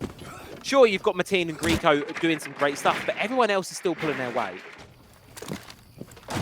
You're definitely right about that, and everyone's putting on that pressure. Just being here, being alive is one of the most important things in Siege. The phantom pressure, having 5 people versus 1, is very different. It is certainly going to be so. So, top floor entry going to come on through. C4 thrown, but Rooney should be able to survive that one and keep himself alive for a little while. Bit of a bandit trick going to be attempted here. Should be successful. Yes, it will be. And that's going to make this push in through here inside of Electrical much more difficult now for the attacking team. The Ash Charge is going to be used to try and get rid of the battery, but it's not going to be successful. And that gives Dano the idea that they're out of EMPs. So he's just going to throw down the other battery, give it a go. Of course, EMPs are available here for the attackers, but they're not used just as of yet. Meanwhile, though, bottom floor is going to start to heat up a little bit. There's a lot more util, but there's also a gun. Just Warden sitting below the Monty, looking for that line of sight, hopefully going to be able to get the pick onto him. They go for it. They are going to try and find it here, of course. This is the question. This is how they're doing it. Push across now for the top floor, coming on in. Of course, you see Greeko on the back, trying to collapse anyone, catch anyone. But it's C4 there from Dano. Going to take down WeHurt there, and that's the opener in the round that's going to be needed for the side of Seco Patas. The Ash gone, the shield stands, but how much longer for? Oh, it's a backstab on the objective. Mateen yet again on the Deimos finds 2, and that's the round opener here for Team VIP, but it's just shut down just as quickly by Forever. But Rooney's back on the trade game, back and forth round here, battling 2 versus 2. Shartan and Dano versus Rooney and Greco here. The attackers have control of the objective, but they've lost the vertical, and that is the problem right now. It's left Greco in a very difficult 1 versus 2. Always down to the 1 versus 2. You're having the Ram with her R4C does give them a bit of an edge, but with a player above, that edge is taken away, and now they're put in a disadvantaged position. He's just going to have to hopefully try to swing. But nope, he's getting tagged and lit up and pushed out. He's got 8 seconds left. He has to push now to go for the kill, to go for the plant. It's not going to work out well for him if he keeps playing solo like this. 1 HP in a dream, and he cannot land the shot. The time goes out. The sick defender wins them the round. Yeah, Seiko Patas doing a good job there, and I think showing a bit of improvement from what we've seen from them so far, where they have been throwing those man advantages away, as you sort of said, getting a little bit over aggressive, especially on Chalet. It cost them quite a few rounds. It's good to see them being able to rein that one on in just a little bit here on Labs, and it's given them quite a good half. 4-2 there coming off the back of your defense. It's pretty good showing there for Seiko Patas. Now, for me, is the important bit, is the question. How did their attacks look? Because over on the previous map, they did not look good at all. They were pretty bad from Seiko Patas. Something needs to have changed here, because otherwise Team VIP can start to build themselves back into this one. You're definitely right about that. I am wondering if it is just coming out to be who can play the better game, who knows this match better. I'm really concerned about 2 different things now. Looking at how, I can't say how bad, but how unfavorable this game is coming out to be. Team VIP are just going to have to step up to the area, and Seiko Patas is just going to have to show that they know this map better, they know how to attack it. I don't think it's going to come out well for them. Yeah, this is the worrisome bit, I feel now. So for Seiko Patas, they need to take the momentum that they're going to be taking out of that first half here and really bring it on through. I think that's got to be the game plan here. But we've seen it quite a few times already where Rooney, on the Clash more specifically, on the shields, so good on this map. We've seen it quite a few times, Drago, haven't we? How good he can be on that operator, and that could be half the fight in here for VIP, as he's not going to be able to be banned out. You're definitely right about that. Hopefully when CZX comes out, people are going to realize, oh, get rid of Deimos, get rid of Blitz, get rid of everything else. No, get rid of the people who are actually good on the enemy team, who you can actually be able to get rid of, and just be smart with the plays. But I'm more concerned now. This Legion didn't get the drone, so the drone's going to sit there, pinging away, and going to give a lot of intel throughout the round. Yeah, and that's it. It's just going to be the intel feeding on through, and I think trying to make things work here. Of course, EMP Blast going to go on through. Bolton ready to play it close with a C4. As soon as he hears that opening up, going to throw it, going to be able to find it. And Raxo's going down yet again. Maverick being the opening pick here, and yet again, it's another C4 to do the job, and good start for VIP. You're definitely right about that. I am wondering 2 more things, though. Looking at how these guys are playing this, how is the Clash going to be able to proceed? Because the Gridlock's there to hopefully somewhat counter with all the frags and nades. But then the Deimos only has Fenrir and Bandit track, so he can't even come up and shoot the Clash from below. The Clash is really going to be, I think late round is where she excels, really, I think. As soon as you start to panic at that end of the round, that's when, if she's not dealt with, she can be so strong. Because any push you try to make, especially through a long corridor or something, if the Clash is there, it becomes a slow push. It becomes something readable, and the rest of the defensive team will just swing off of the back of it. She can be so useful. I'm really excited to see how she plays, but what I really want to see is what Bolton's game idea is here. Look at this. He's aggressive. He's got him into meeting, trying to go for a flank, and could even us back up at 4-4 if he can find something. And yes, it's actually going to be Weehurk there to take down Dano. And the attack for Seiko Patas is falling apart, but Shartan does get one back. Becoming a 4v3, a beautiful play. Comes out, just gonna be even more careful now, shooting down through the floor, trying to catch that Deimos. Deimos shotgun is a play I haven't seen in a while. What do you think of it? I love it. You know what? It's fun because the Vendetta is such an awesome gun, both to watch and both to play with here. But oh no! Siku's looking the wrong way, but Bolton can't quite hit the shot.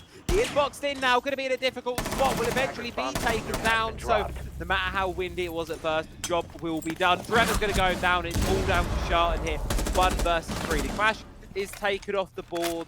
1 Clash without her. It will make the defense hold a little bit better, but in a 3 versus 1 with 10 seconds on the board here, this one should be almost impossible for Sharton to pull out. Going to swing it close to Greco. He's going to find it. Team VIP take their first defensive hold in a fairly comfortable fashion. That's kind of what I wanted to see, but also not. Seeing that both teams are actually picking up and putting up a fight now. Having Team VIP win their defensive round shows that this should go quite handily back in the side of them because it is a defender-favored map. But looking at the actual statistics for both teams, I don't think it's going to work out that way. Every match, every round is going to be a tooth and nail fight. Every gunfight's not going to. It's going to come down to that last bullet. Yeah, it really is here. And I'm looking at Team VIP. Funnily enough, the last 2 times these teams met, it's actually attacker-sided, actually, on Labs here.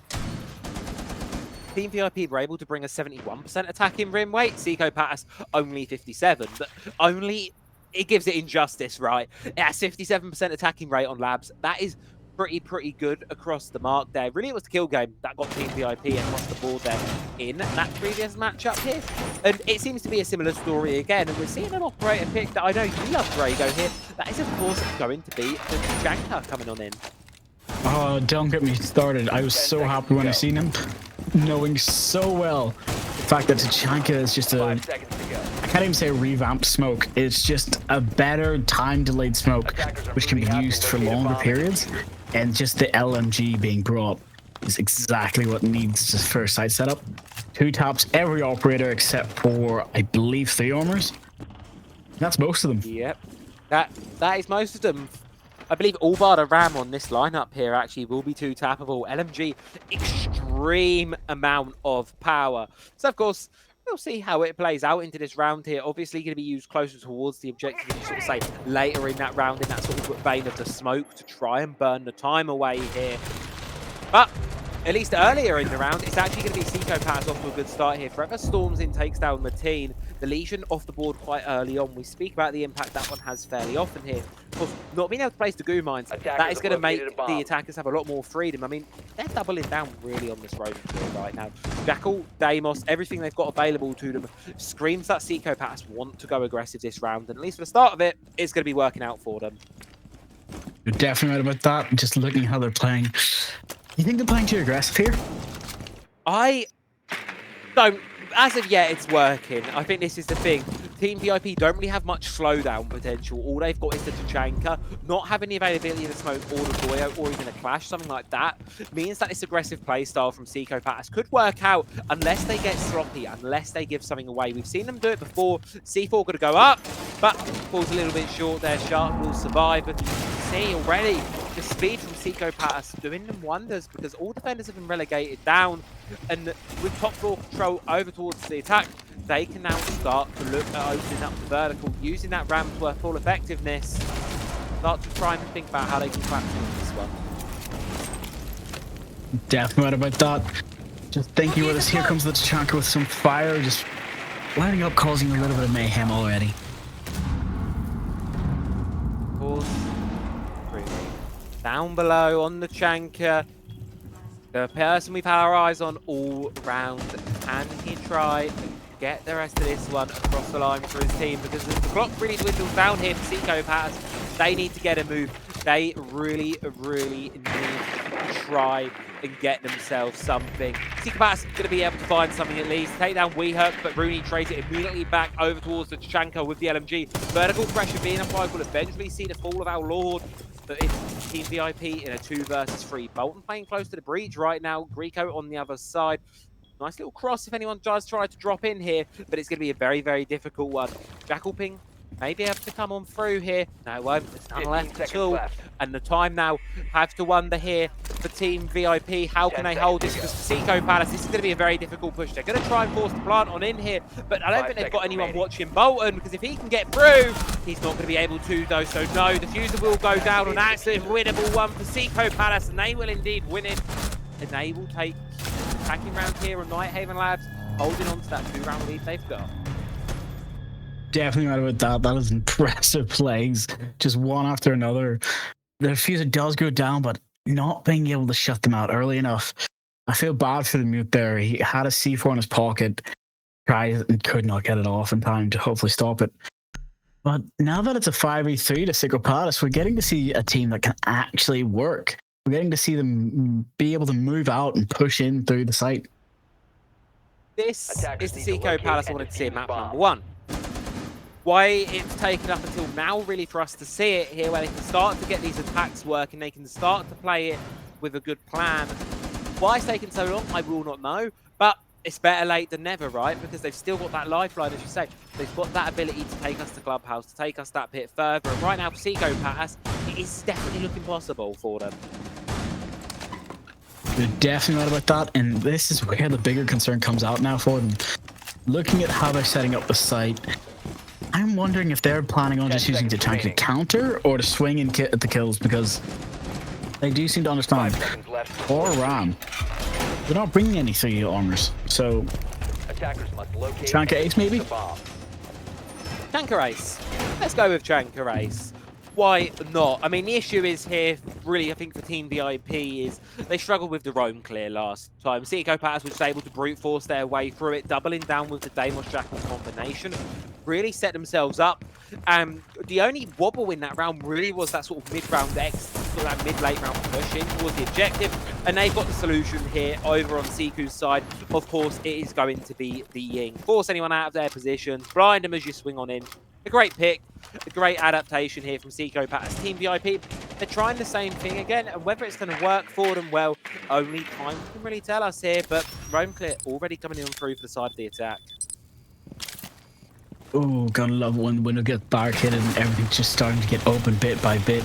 Jackal's already cleared his way into upstairs with Dokebi. This is what I'm wondering. If Dokebi goes to the Lodge Spawn, it does not matter. They catch Mute off guard. He should have one in his pocket and put it down, but he does not. They're running away. Luckily, Shanka getting a refrag as well onto Ying at the big operator off the board before the post plant. And Jackal's just hiding around the corner from him. And that's it, and he can just get away 3v4 that one. And as well, that Ying, we said it was the big adaptation here in this round for Seiko Palace. And now she's taken off the board here. That's going to give Team VIP a lot more breathing room to hold on to these positions. Obviously, with the shields going, it's going to be difficult to do so, but obviously Rooney has so much fire available to him. It's going to be easy for him to really sort of stall off that cargo stairs position, forcing Seiko Palace to have to try and look a little bit elsewhere on how they want to make the entry, on how they want to get themselves down. But first and foremost, get a vertical out. Definitely right about that. Looking at this Shanka fire causing a little bit more trouble and pushing people off. But there's Ram finally opening a line in sight. If he peeks that, he is dead, but I don't think he's going to be able to get it. He goes for the wall bang, does not land the shots. Attackers recovered the 4 versus 4. A little bit of a stall out between these two here. Seiko Palace just trying to find that entry and on through. They've got the drop in towards Animus, but with the Tachanka still standing, that one would be a fiery way down here. And you can see Rooney in quite a flexible position right now, able to make the move around, and that's why he's going to be the target of Deimos here. He's going to be the one they're trying to spot out, but he's not in a position where Sean can do anything, so instead, it's a push back towards Vendin, but as Seiko Palace have lost one in the meantime, it's going to make this pushing really, really difficult for them as the vertical almost now being used against them. We are in a prime position to flank here. Team VIP looking much better on their second defensive hold of this side. But Raxo going to be trying to get the plant down. Is the cover there? That's going to be the question. Doesn't seem like it because the Fuser will be getting stuck, but he's going to have to clutch this in a 1 versus 4. attackers need to protect the diffuser. Full might of Team VIP coming on through. Just going to send all this fire in towards Animus. Rooney confirming the kill with it. What can Raxo do from this position? Gets impacts thrown, gets eventually taken by Bolton. Team VIP going to now move and trail us behind by 1 round. You gotta love the Tachanka fire causing them to not be able to push out and take the gunfights as much as they want. Just having to try and peek the hatch, getting also peeked by the window, through the wall bang. There was no way left to stop them. Diffuser went down, but it could not be kept. Well, Team VIP moved back up to that top floor site, one that they were very strong on in their first round here, and that would be an opportunity, right, wouldn't it, Drago? 5-5, it's a great spot to be in, and this one, if you ask me, one of the most exciting bits of a game of Siege when you hit that round 11 at 5-5. I completely agree. Yes, the last match didn't go that far. This one might go the distance. Maybe we might see an overtime. I'm hoping to see some really good plays come out from them. Only one problem. I haven't seen VIP change their lineup very much. Yes, there's small adaptations. I've not seen them be very adaptable this time, so I'm kind of surprised. It is surprising in a sense, but especially with this objective, it worked really well for them last time. So if it ain't broke, don't fix it. With the basement, it was small strategical things because, like I said, they replayed the objective with the same operator lineup, and the second time it worked so much better for them. I think they know strategically themselves they are certainly going to have an uphill battle against Psycho-Pass, but where Team VIP can be so good is in the eliminations, is in that entry and that fragging game, and that's what we're seeing them play into, getting the right people in the right places at the right time to make magic happen. That's what Team VIP are doing, and that's what's really been cementing themselves for how great they've been so far in the semi-final. You're definitely right about that, and having the Deimos have Bandit, Fenrir, and Mute in his pocket, it's not what you want. Those are three operators who can either roam or not, but the guns, if you can take those off the field, those are C4s gone. That would be a problem if the C4s go here. We've seen how useful they've been against these Mavericks here, haven't we? Quite a few. I think this would be, what, the third Maverick now if this one gets blown up. We've seen if he dies for C4. You need to be quite careful on, especially this IT wall where getting it opened up, and you can see Raxo doing it slowly with the support of the team to make sure nothing sneaky gets on through and will indeed get the job done, and that's going to give Psycho-Pass opportunity to focus their attention elsewhere. You're definitely right about that. I'm just wondering two things, because looking at how these guys are playing it, I'm terrified about what's going to come out. Having the clash fate, maybe let's say probably the Deimos, actually. If he can get that track, he could probably win this. Okay, Raxo's going to take down Bolton, just like that. Bit of magic, just like that, happens on through. A little bit of a freebie. Forever down below, it's going to be spotted out here, and you said it, Deimos versus the clash. There is another player here to try and make the support. Rico, of course, going to try and fire on backwards. Will eventually be taken down here. Psycho-Pass taking themselves quite an early lead on this round here, giving themselves a two-man advantage. Exactly. Having the Gridlocks come out behind the clash, he just has to try and break up all the way back up the staircase. Being worried about the guy droned, he does not know, but he's prone. They know where he is. So the Ash can hopefully go for the peak. Sorry, Nomad can hopefully go for the peak and maybe get the kill. Fenrir, a big offer to get taken out if he gets moved. Yeah. Will eventually spot the drone out, tries to get aggressive, but so does Dano, takes him out eventually. Could be a flawless one here for Psycho-Pass if Mateen and Rooney don't get their say into this one. One is locked outside on towards rafters by the IT wall being opened up. Rooney no choice now but to fall on back to the SMG and try and push in. Try to get aggressive here. Finds the head of Dano, finds the head of Raxo. 2 versus 3 now, but he's going to have to get the rest of them if he wants to take this round here. No choice now but to go deep in towards the objective. Here's the IT player, finds him, triple kill for Rooney. We've seen 1 versus 5s before. He could be looking to do it again, but has no idea about Sharton. And he will take him down eventually, giving Psycho-Pass map point here. This might have actually been an upset. We're just going to be very careful with that. Sadly, he was not Deimos, he was Clash this time. Had the gun, but could not land everything. Unable to call out for the Gridlock coming up behind her. I was worried about that from the start, but you got to be even more worried now. Well, they're not going to change the lineup. They're going to go for the same place, same operators. Make sure that the change is hopefully in the site setup. Yeah, and I think it'll be the small micro things. They're not losing the gunfights early on. I think it was a bit of overcommittal down there from, I believe it was Rico and Rooney down below in the clash and the Mute. Just didn't need to be swinging Deimos's with half of the round to go downstairs. Just play it a bit closer, play it a little bit safer.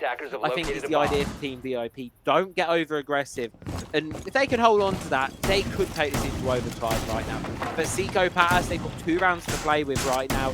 And with the way they've been playing and the much improvements we've seen from them, you know, there is a world in where they can certainly close this one out here and bring them to the clubhouse. I do believe you're right about that, and thinking about it, the fact that they actually did do a switch. They switched to Fenrir for the smoke, so the fact that they're not planning on having this be like, oh, carry on, just do your wayward work. No, now it's, all right, we're going to wait for the post plant. I'm calling it now, their goal is probably, hey, our win con will be post plant. We're going to let them come in the site fine. We fight them as much as we can. We go for the picks, but nobody dies before that last 30 seconds, and we all hold it off. That would be a great way to play this one. Certainly would be. The Bolton already up close on IT, but going to be forced away from it by the death mark, of course. There wants to try and hold on till a C4 is viable, but vertical pressure denies that being a possibility. Giving space to Psychopaths, letting them get the job done, and they can start to try to make that opening now should they want to go for it. And well, something from Psychopaths as we're seeing them introduce Akali into this one. It is interesting, but I think the Kali's more probably to try and cover the Maverick now. Put the holes in the wall, yes, but then get the Deimos to get rid of the Bandit. Kali can just watch the angle for anyone trying to throw a C4, and maybe gets the pick. Oh, just barely missing the head of Mute. Ooh. I do question why we keep peeking Akali. I really have to question it. He's winning, so there's no point in questioning if it works. That is true. He is winning. With a bit of HP advantage. I suppose that's the thing with the Bolt action, of course, isn't it? You fire that one shot and you miss it, your guard is down for about half a second, which in Siege, half a second is a lot of time. And this Rico wants to get aggressive, playing it close. Rooney elsewhere, though, taking some damage towards Aqua, going to be forced to retreat. Deimos is hunting this Bandit. He does not care about the floors. He will get the angle to try and get you. He has to hide behind his own teammate Clash, who's also tagged as well in a 5v5 situation, but they've got the health advantage at least. Yeah. Frag Grenade's going to come on through, try and force some of these VIP players out of the positions, but so far they're doing a good job of staying alive, even if the damage has really come on through here for them. And it's making Psychopaths have to really work for their way in towards this one here. You see Dano going to be holding a long position outside of IT, hold the cross, far away, but now it really comes on to the rest of the attackers and how do they find their way into the objective itself. I just got to remember that most of these walls are reinforced now. They don't know where they are because they do not have the time to drill, and that Mute has kept everything out of sight. They're going to have to play this very carefully now. And Clash hears them coming up the staircase, being swung from both sides. Just has to be prepared, pushing into blue, getting tagged bit by bit. Deimos goes down. Oh no, and Legion gets 2 picks as well. Now it's Maverick going down as well. Quad from a team. If he goes for the Kali, he might be able to get the ace. Yeah, and that was a disaster there from Psychopath. Send it all in, and Mateen just does what he's done before, and this matchup goes absolutely huge here. Finds the ace eventually, takes the head off of Dano, and that's going to be Team VIP, keeping it alive to the end of regulation here. And now we have one more round to decide whether Nighthaven Labs is done here and now, or whether it is going to be Clubhouse to settle this one for Psychopaths. I think it would be a shame to see this one slip away into an overtime, because it would be sort of, I feel, the story we've seen from them a lot this match, where they're so close, they get themselves in these winning man advantages or these winning positions, and it just slips out of their hands. We've seen it inside of rounds. They can't be letting it be seen inside of maps. You're right about that match point, though. I think Psychopaths need 1 to win, but then everyone else is going to need 2 or 3. Team VIP is trying their best, but I'm worried that because of which side they have to go to, they're going to play this very differently. Yeah, let's actually take a quick look at the overtime sides here and see who is going to be starting where. Psychopaths will have defense. Nope, never mind, scrap that. VIP, sorry, will have defense on overtime. So they will be starting on what has historically throughout this game been the favoured matchup here, at least. So would be advantage for them if they can do it. And of course, well, they're going to have to try and make this last defense work for them if they want to take us there. They're definitely right about that. Just looking at how they're playing this, I think they actually might get a bit more aggressive than we're looking at. Oh, yeah. Bandit is getting ready. He's warming up his aim. Maybe a jump out or a C4 throw early out into Afron Electrical. The things that really, for me, solidified VIP's performance in Chalet was that inability for them to just slow down. They were just non-stop. They were relentless. And we've not seen as much of that here on Nighthaven Labs, them playing a little more conservatively at times. If they can return to that, that might be the differentiating factor here, that they need to sort of flip this one on through. But as well, rat spots here from Weehirk. If he's not droned out, he will be spotted eventually, so probably going to have to move away. But does he know about Seiko? Because he's now in a tough spot. You're definitely right about that. I'm even more concerned now. The fact that it looks like that wall is going to get open, but he did not get the C4 off in time, so he's just going to have to try and hold it. It's not going to be what they wanted. They wanted that wall open so they could get the kill. But now, Blackbeard can just push through. I do like the fact Blackbeard and Clash are now both going to be able to do this, which is going to become a much bigger problem in CJX. Oh yeah, that shield bash ability, it can be deadly, and something else that could be deadly as well is Sharton has been deadly all game, and now sneaking up through back of basement, trying to creep his way in towards the objective, could be even deadlier here. But with Forever going down here, it's an opening pick going the way of VIP, but it's immediately traded back there. WeHurk just goes for a swing that might not have been needed, and that gives a 3-1 open on there. Raxo going to be moving on in, taking advantage of the fact that Rico can't move there because of the connection issues. But look at this, Sharton just snuck his way in towards the objective, and now it leaves Bolton in a 1 versus 4 to stop the map, to stop Seco Pass, and he will not do so. And we are needing to go to Clubhouse to settle this series out here. All 3 maps required. I've got to say it, Drago, what a return to form for Seco Palace here. You're completely right about that. Just looking at how this is playing out is terrifying to me. Again, I finally got to Emerald. If this is the players I have to meet up in Champion, I don't want to go. Just having these guys be so monster, so disastrous. But looking at the highlight, you gotta see this. It's beautiful play. So let me get the digits. Throughout this entire matchup, really, it's been such good from such great entries, such great fragging performance from both these teams. Really, some really exciting rounds as well. A lot of back and forth between the two. And with both of these teams, especially now VIP on the second, you can never count one out. There's always that clutch factor in a lot of these players, and just because of that, it's keeping these rounds exciting, keeping this game close.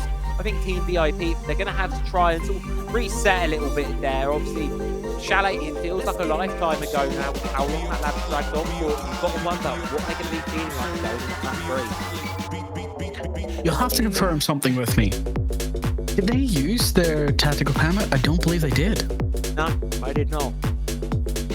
I remember them using it, so they chose not to use it, which is interesting, isn't it, really? It's 1 per map, correct? 1 per map, yeah, so 3 sets every lobby. Or every map, rather. Just wondering what the play was. Was it, all right, we can win this without it, or they didn't want to slow down their own momentum, or give Secret Palace the ability to push forward with theirs? As you can see, the ace coming out. The team needs it. He kept his momentum the whole match from this map going onwards.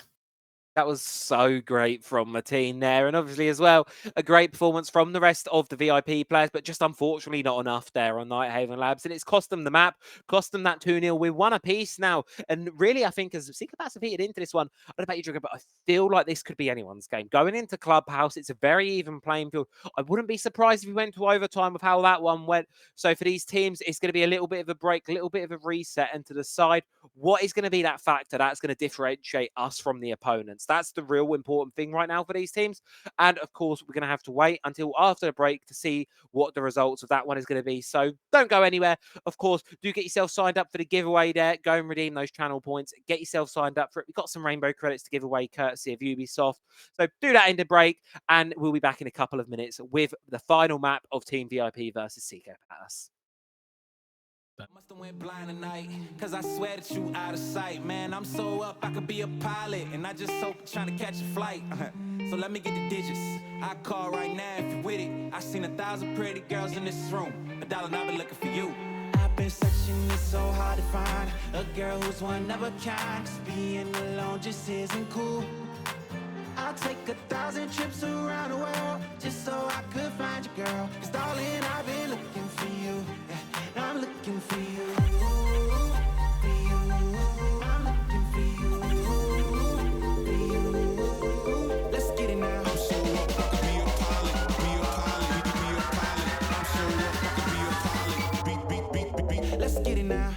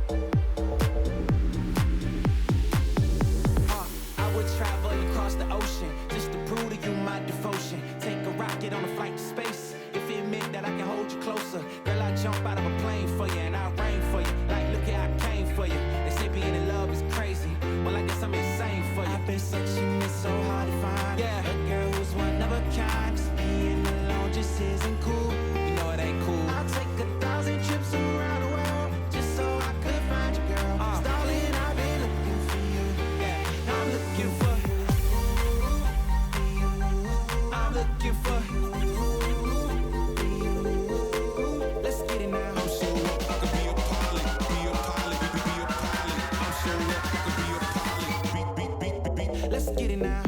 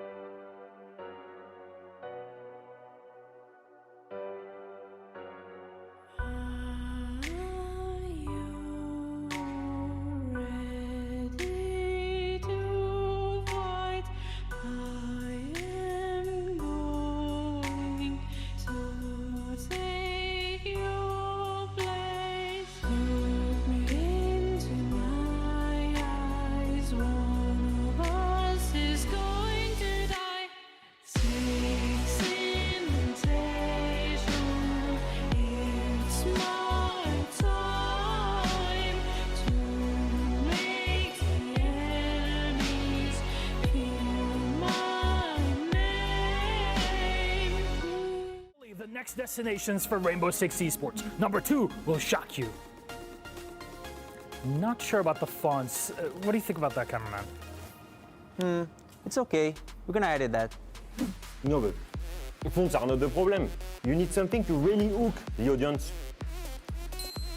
Let me show you something. I only have a few seconds to tell you where the destinations are for the next 2 Siege events. What do you think about that? Yeah, it's good, but surely you want something more uplifting, fulfilling maybe? I think I know exactly what you mean.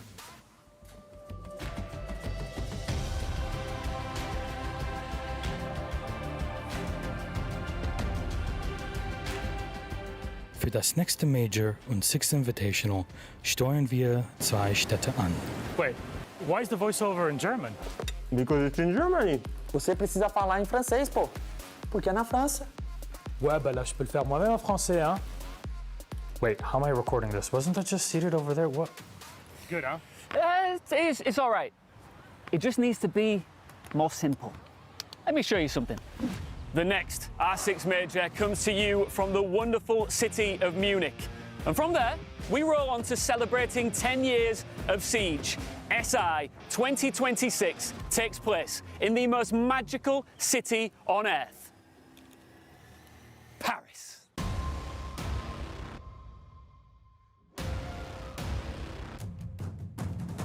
Paris. Oh là là, c'est parfait. Masterpiece. Welcome to the XXL Nutrition HQ. XXL Nutrition is the most popular online supplement brand in Europe. Our proteins, pre-workouts, dietary supplements, and of course our sportswear is developed with the greatest possible care. We are known for providing the highest quality products and the best service. Daily, we are working with a motivated team on new developments, promotions, and quality control to serve our customers in the best possible way. XXL Nutrition is an established name in the B2B and B2C market. Therefore, we can also be found in many gyms, supplement stores, and supermarkets. Offering the highest possible quality is the foundation of our brand. Only the best ingredients and materials are used for our products. Everyone at our company has passion for health and fitness. That's why we want to provide our customers, and of course ourselves, with the best products. We prepare all orders in our own warehouse, which has the capacity to process more than 10,000 orders daily. Thank you for supporting XXL Nutrition. We are XXL. the most popular brand in sports nutrition. Back it up, back it up. Let me take it back to the realness, feel this. Let me take it back to the realness, feel this. Let me take it back to the realness, feel this. Back it up, back it up. Let me take it back to the realness, feel this. Let me take it back to the realness, feel this. Let me take it back to the realness, feel this. Back to the back to the back to the back to the back.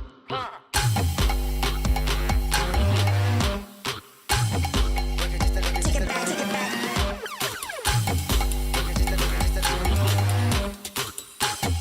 Back it up, back it up, back it up, back it up, back it up, back it up, back it up, back it up, back it up, back it up.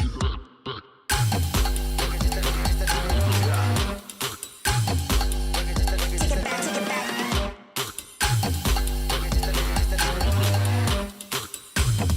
Back it up, back it up, back it up, back it up.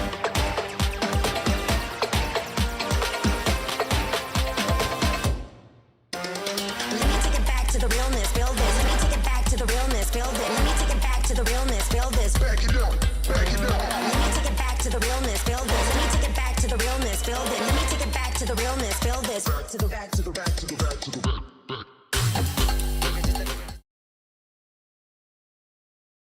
Welcome back, everyone. Your Caster Star Jagger here with my boy Trav. So, what did you think of that map? Because not only did we have crazy plays, an ace clutch, which I loved. Yes, it was on Legion, but still. And then we also got to see some really weird things going on, especially with how their site set up, how the big brain was going. So, are you ready for the 1v1 coming into hopefully a 2v1 for one of the sides? That was an interesting map, I think. That was a very interesting map of Siege to watch. You said there was a lot going on, a lot of constantly changing factors, but there is one thing that I think I'm certain on, and it's the fact that we've actually got a bit of a game on our hands here now between these two. I can't lie, after how map 1 went, I was really worried this was going to be a 2-0 shutdown by Team VIP. I was really worried they were just going to run away with this one and just close it out here, there, and then. So I'm really, really glad to see Seco Pass haven't let that 7-2 get to their head, haven't let themselves be impacted by that. Reset, came into map number 2. They were playing much better. They looked a lot better as a whole, as a team, individually, and they got a win. It was close. It was 7-5. So I still think Clubhouse is quite open territory, but there's one thing for certain, Drago, I think you'll back me on this, is it's hopefully going to be quite an entertaining and competitive map between these two. For sure. I cannot complain about anything that I've seen. And knowing how these guys play, I'm hoping Team VIP on the defense can show up something spectacular, because this isn't a defender-sided map. This is a perfect 50-50 split. Everyone knows this map. Everyone knows how to play it. This is where you show your skills and your aim specifically. But Seco Pass as well. I'm wondering, what are you expecting for bans here? Or operator bans. I think we're going to be seeing more of the same, I think, to be honest. I think we'll see the Blitz ban permeate on through. I wouldn't be surprised to see an Azami ban, obviously Cade ban as well, quite useful for these teams. Time has been an issue on a couple of the attacks here, so obviously getting rid of something like a Cade or a Tuberal, allow those attacks to get working a little bit quicker. That might be the goal. But the good news is we don't have to wait too long to see the bans come on through here, as the game is just about ready to be coming on your way. Clubhouse, the third and final map between Team VIP and Seco Palace. One of these teams will be going to a grand final. One of these teams will be falling just short. And there is only 15 more rounds at a maximum to decide the difference between the two. And Drago, I don't think it could be any closer. You're definitely right about that. But now I'm concerned looking at these stats. Everyone put these in, of course, before the match started.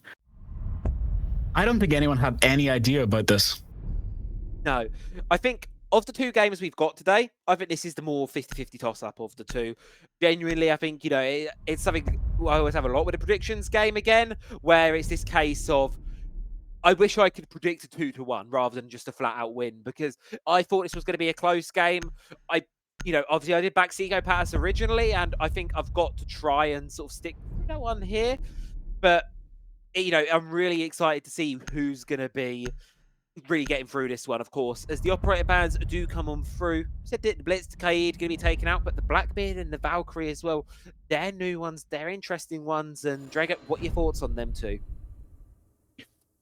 The fact that we get to see completely new defender-sided ones shows that the defense is more of what they're thinking of. They're thinking of how to attack, how to win, who will be so impactful in this map. Yeah, it's going to be difficult. Back down to, of course, the basement objective, the ever so favourite here on Clubhouse. Hold it down and see what he seems to really get going with. Obviously, with Cade off the board, those hatches will be a little bit harder to hold on to. Tubrel not picked into, instead putting the utility elsewhere. Fairly standard lineup coming in here for Team VIP. For Seco Palace, it's much of what we saw work for them on Nighthaven Labs. The Ram, the Deimos, apply their pressure and really, really sort of bring it on through. So we'll have to wait and see how that one pans out, of course, as FaZe rolls on through here. And I think at this point, Drago, with 2-2, or with 1-1, sorry, we're at an even playing field. We're back at 0-0 on the round count. 10 seconds I remaining. do think this is going to be one of those clubhouses where we're going to be here a while and it could be going either way. I do believe you're right about this, but the fact that they're doing a full map hold, except for the garage and oil pit, I'm thinking that they're planning on just making sure that this gets a shutout completely. Mute stays upstairs, causing as much havoc and wasting as much time as possible, while Warden might try to go for the spawn peak, maybe getting the Deimos if he's lucky. Yeah, that's it. They're going to be trying to get this early game. For Seco Palace, it worked very well for them in Nighthaven Labs, being able to get that player off the board quite early on here, but we had to do the same here for Team VIP. Away, out. Right by the window here. There is a player on rappel that he could catch. He's going to jump out, going to find it, and no! Seco's not looking the right way to try and make the trade back, and that's going to be a freebie there. C4's going to go, not to find his mark, but the damage has been done now for the side of Team VIP. As Seco Palace going to have to play the rest of this round without their execute operator. Losing Graham so early, and if the Warden had just turned to the left instead of deciding to jump back in to save himself, he would have been able to get the ban as well, because the gadget was still out. The pain that I'm sure they're feeling is not good, but luckily Blue Hatch is still open, things are still able to go, and Deimos is still on board. Yeah, it's not total disaster for Seco Palace. It's unfortunate, it's going to make things harder, but it's salvageable, and that's the key instance right now. Sharton going to be using that death mark tracker to just try and identify anyone else, but that extended hold we saw from Team VIP, it's going to be gone now. They've got the opener. They can just retreat down now. They don't need to worry about really extending this lead any further. They can just worry about playing this out in an execute with that man advantage that they've got. I do believe you're right about this, but I'm wondering, how are they going to try and rotate to Blue, to Dirk, just because I'm thinking, if they go through Blue, they're going to have to fight 3 operators, all holding it, not only Warden, but you also have the Mutant. And now they're all trying to rotate and get in the line of sight onto the main stage because they have not opened the other hatch as well. Saving the mirror from the ace charge, but Mutant does have to back up from the nades being brought. Yeah, and that's just going to deny him trying to swing out to try and take down that Selma charge. But look at this, Rooney's in a good position with the C4 right now. Throw it up on over. Going to try and take down someone with it. Will be able to do so. But what's this? Sharton just moves straight in towards the objective here. Gets one, but immediately traded back out. And Team VIP looking much better here on this clubhouse defensive hold. This is a triple for Rooney. Raxo left with it all to do in a 1 versus 4. Sight is cold, or diffuser is cold, sorry. 30 seconds left to go on this round here. Should not be able to get away with this one. They can hold the mirror windows, hold the angles. Either get the kill or let the clock do the talking. Either way, this round is a surefire one for the side of Team VIP. As Seco Palace struggling a lot there in this first attacking round. Maybe not so. 1 player down, he's got 2 left to try and fight and get the kill. Just didn't know the smoke was close with a shotgun. Very unlucky when you've got low health like that after multiple gunfights. Yeah, difficult one. I think regardless of how many players VIP threw him, it was always going to be that clock. That was going to be the difficult factor there. 5 seconds left to go. Try and get that one last player. Unless you put off some magic and 1 shot straight onto the head and get the other shot, you're not going to be able to pull that one off there. Unfortunate, but a good start for Team VIP. Exactly what we want to see from them. I mean, you said it, Drago, right? This defensive half is very important to them, and you said how important it is going to be for these VIP, especially to bring something good out here. And as you say, it's that 50-50. If VIP can come out of this half with that round advantage in quite a strong way, even a 5-1 or something like that, we could see a repeat at Chalet here. I'm not going to go that far just yet. I need to see a little bit more from Team VIP. Something that makes this special. Not just holding downstairs the easiest defender site on this map, but something a bit more like a Sammy spawn peak, Ace, something like that. You like spawn peaks? I mean, who doesn't? They're fun to watch. You're definitely right about that. But it's also just the fact that this is how you get your early advantage when you're playing against such an aggressive team. You've got to know that, the moment they get into a gunfight in the building, it's a lot more favorable to them. Yeah, that's it. And you saw the power of that early round pick in the previous round, right there. Seco Palace lost Grim quite early on there. I believe that one was to Weehurk, and it was a real struggle from that point onwards for them, really playing with that 4v5. So definitely see the value in going for that aggressive pick.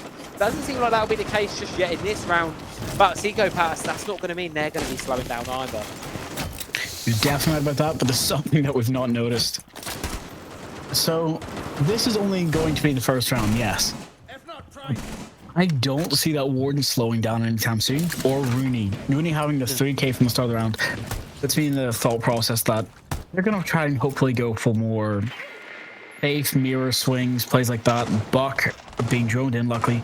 The Brava drone, sorry, the Twitch drone coming out, trying to hopefully, spot some people out. Warden just keeps peeking up, but he has not been able to get an actual line of sight. So that's going down. If somebody goes for the refrag, they're going to have to be finished. Yeah, good opener there. Grenade's going to come on through here, and as long as Greycoat's actually alive, they might not have the confirmation that he's injured, which could allow VIP to play with a mental game. Never mind, he's there. 4 versus 5 now. Anyway, early advantage going the way of Seco Palace. They're going to be getting the first pick this time around, however. And it's a good start for them on the attack here. Halfway to go. Already starting to push up. Now having to eye this construction side and really got to work out how they want to make this push across the map, because it can be quite difficult to do. Elsewhere, Seco's going to start to get Jacuzzi opened up here, just giving more possibilities for the attack to work with here. You're definitely right about that, and the fact that Samira is not even concerned about the hatch being open behind her. He's more concerned about hopefully trying to go for the swing while Bolton is tagging the Maverick's toes.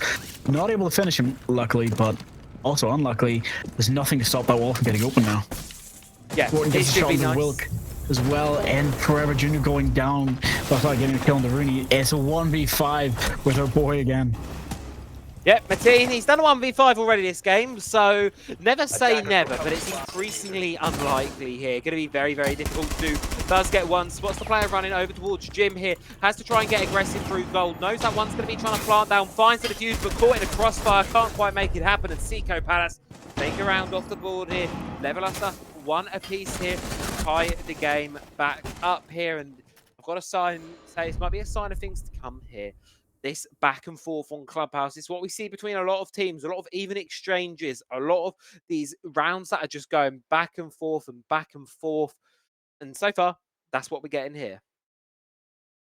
There seems to not be a lot of communication on the side, not as much as it was in the first round. So I'm wondering if it's, let's say, Herc isn't being Hercules, he's not being strong enough to lift everybody on his back. Or if it's Dean just trying his best, not showboat. I'm wondering what kind of restriction they're putting on themselves this match. Yeah, that's it. And, you as much as you want to show off a little bit, you don't want to show off too much, because it can backfire right against you. I always have the philosophy of the more you put into that showing off and that bragging, if you start underperforming, double, triple what you've put in is going to be thrown right back in your face. You're going to make yourself look like a bit of a fool if you say, oh, look at how great I am, and then proceed to get spawn peak. Need to balance that kind of trash talk. It can be useful, certainly for these teams, and Full Chat has definitely died out of it. 5 seconds left before insertion.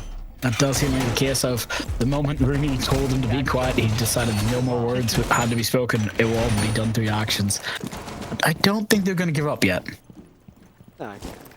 Obviously, focus on the game, because at the end of the day, just to reiterate the stakes here, semi-final game, grand final spot on the line for these two teams, and the next couple of rounds are going to be the differentiating factor in who goes and who doesn't. There's no lower bracket, no second chance. You lose this, the best you can get is 3rd place.